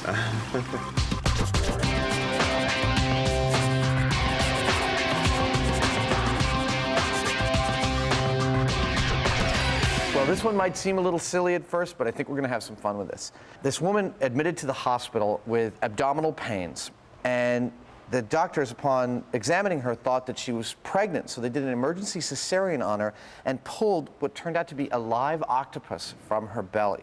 This is the myth. It seems that perhaps 6 months before, she was diving and ingested an octopus egg while diving, and it had grown to full size in her stomach. I think partially this story is playing upon young girls' fears of pregnancy and their mothers' fears that the young girls could become pregnant. I mean, it's almost the same as the story that you can get pregnant by going in the swimming pool if there happens to be sperm floating around in that pool despite the chlorine. To ground this myth in reality, Adam and Jamie consult the experts at Monterey Bay Aquarium. We have shrimp and squid. That's exactly what I had for dinner last night. Sauteed in a little butter. Yeah, exactly. Feeding the giant Pacific octopus is Julia Mariottini's job. But today, it seems Adam is on the menu. You taste different. Oh, wow. Oh, you must taste really good. Because he's really interested in you.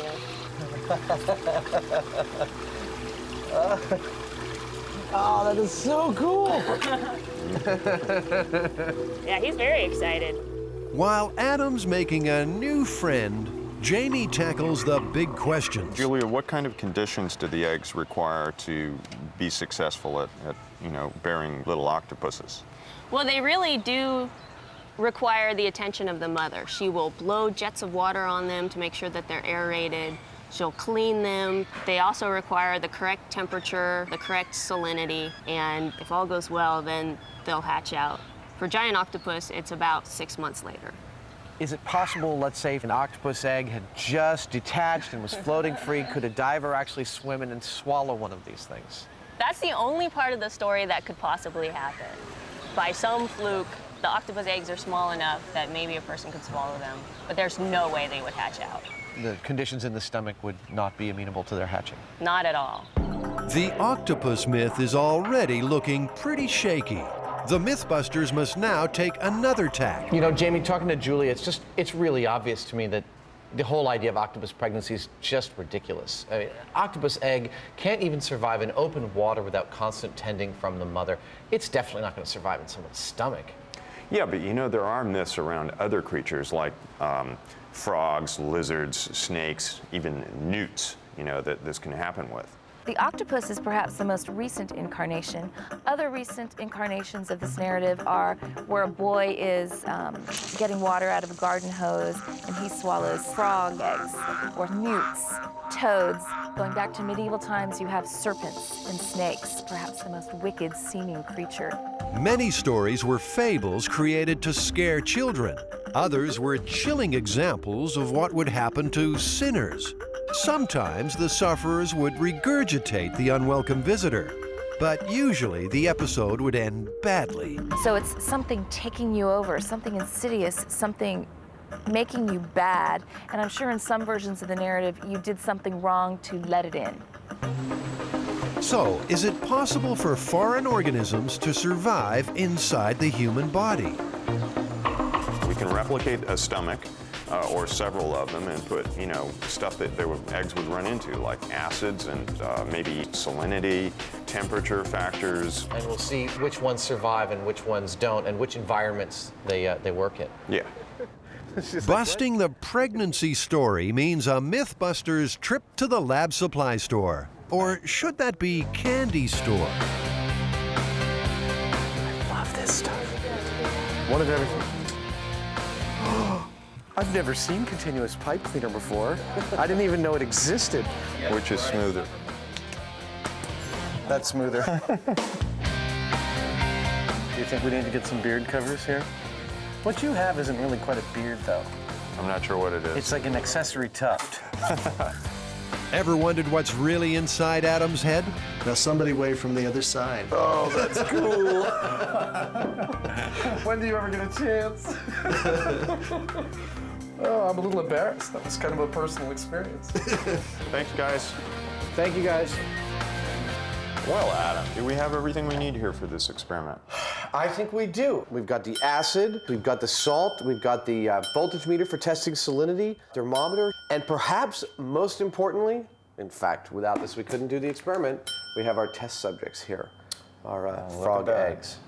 With the octopus angle ruled out, they have opted for frogs' eggs and tadpoles, small and common enough in nature to be swallowed, and they don't need constant parental care. Yeah, those puppies came all the way from Florida. They have a lot of frog farms down there, I understand.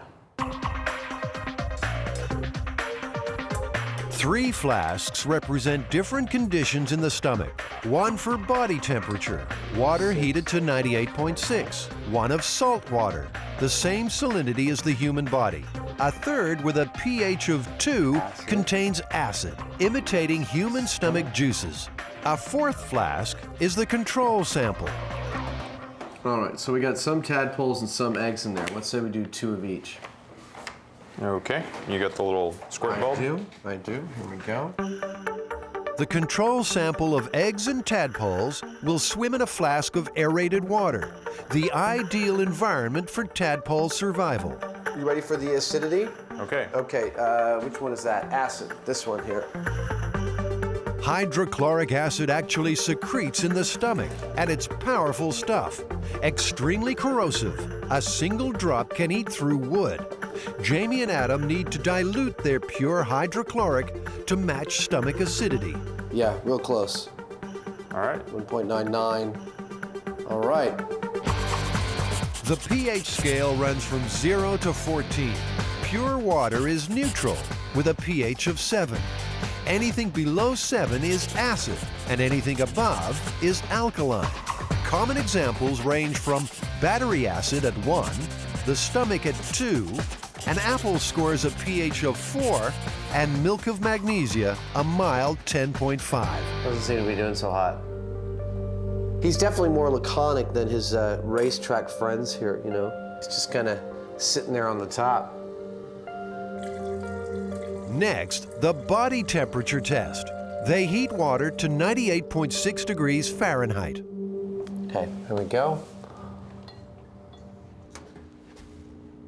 He's not, you know, doing a racetrack thing like his brethren down here in the Pyrex. For the next phase of the experiment, Adam's making a personal contribution. Here we go. What Adam's doing is measuring the electrical conductivity of his saliva. Now, we're going to try and replicate that conductivity in water by adding salt to it. Electrical resistance is the best way to determine salinity because dissolved salts are strong conductors. In Adam's mouth, the resistance is low, measuring around 4 kiloohms. There's one. He's doing pretty good. No, he's actually doing fine. Here's another. Salinity, they both seem to be doing okay, so we should leave this overnight and see how it does. Yeah. Tadpoles might find it tough going in the stomach, but are there any life forms tailored to the conditions? Come down here, I got some worms all set for you. If anyone knows about creatures surviving in the human stomach, it's Dr. Jim McCarroll from the University of California at San Francisco. As a professor of pathology, he's heard all the stories. Why would it not be possible for a thing like an octopus or a snake to grow and develop in your body? The acid in your stomach is there to dissolve meat and other food materials, and any type of living organism that doesn't have a way to protect itself against that is going to just wind up as digested food. So are there creatures that do have that type of protection that can make it through the acid in the stomach? Oh, most certainly. Tapeworms, for example, which are a type of parasite that you get from eating undercooked pork or beef. Also, certain types of roundworms, where in this case it's the egg of the worm that makes it through and then hatches in your intestine. And in both of those cases, the reason that they can actually make it through the gastric acid is that they're coated with a very hard shell. It's called a cuticle, and it's about as hard as your fingernail. So by having this, basically this armor on its surface, these worms can make it through the gastric acid, get into the small intestine, and basically live in paradise because they have as much food as they want to eat. In the United States, between 1900 and 1920, tapeworms were being advertised for weight loss. Each segment of the worm was sold individually with claims like no ill effects and easily swallowed. Today, worldwide, about 1 billion people are infected with parasitic worms, particularly in tropical regions. You know, with things this big and this prevalent, it's not surprising that a lot of stories probably evolved, because people were seeing these things in their environment all the time, and they probably attained mythical proportions. When you look at these, the leap to an octopus doesn't seem like that great a leap. Sure, I mean, and imagine these all bunched together. You know, it would be like a Medusa head. Mm-hmm. And they'd often be passed by a child that way, so you actually would see something that looks like a Medusa head lying in the crib. That must be it. What do you think? I think no pasta for lunch. All right, Jamie, it's been 3 days. How are our frogs doing? Well, most of them are still alive. You know, the control group is great. They're happy little tadpoles swimming away in there. They look even bigger than they were a couple days ago. I believe they have grown a little bit. And the salt water seems to be fine with them. Yeah, they're you know, still going. They're doing just as well as a control group, actually. What were the killers? The real killers were the acid and the high temperature. Well, that killed them each in like 10 or 15 minutes, didn't it? Pretty much, yeah. Well, Jamie, I think we've done everything we can to show that octopus pregnancy is absolutely ridiculous. We've busted it wide open. And the octopus really liked your hand. I think I'm actually in love.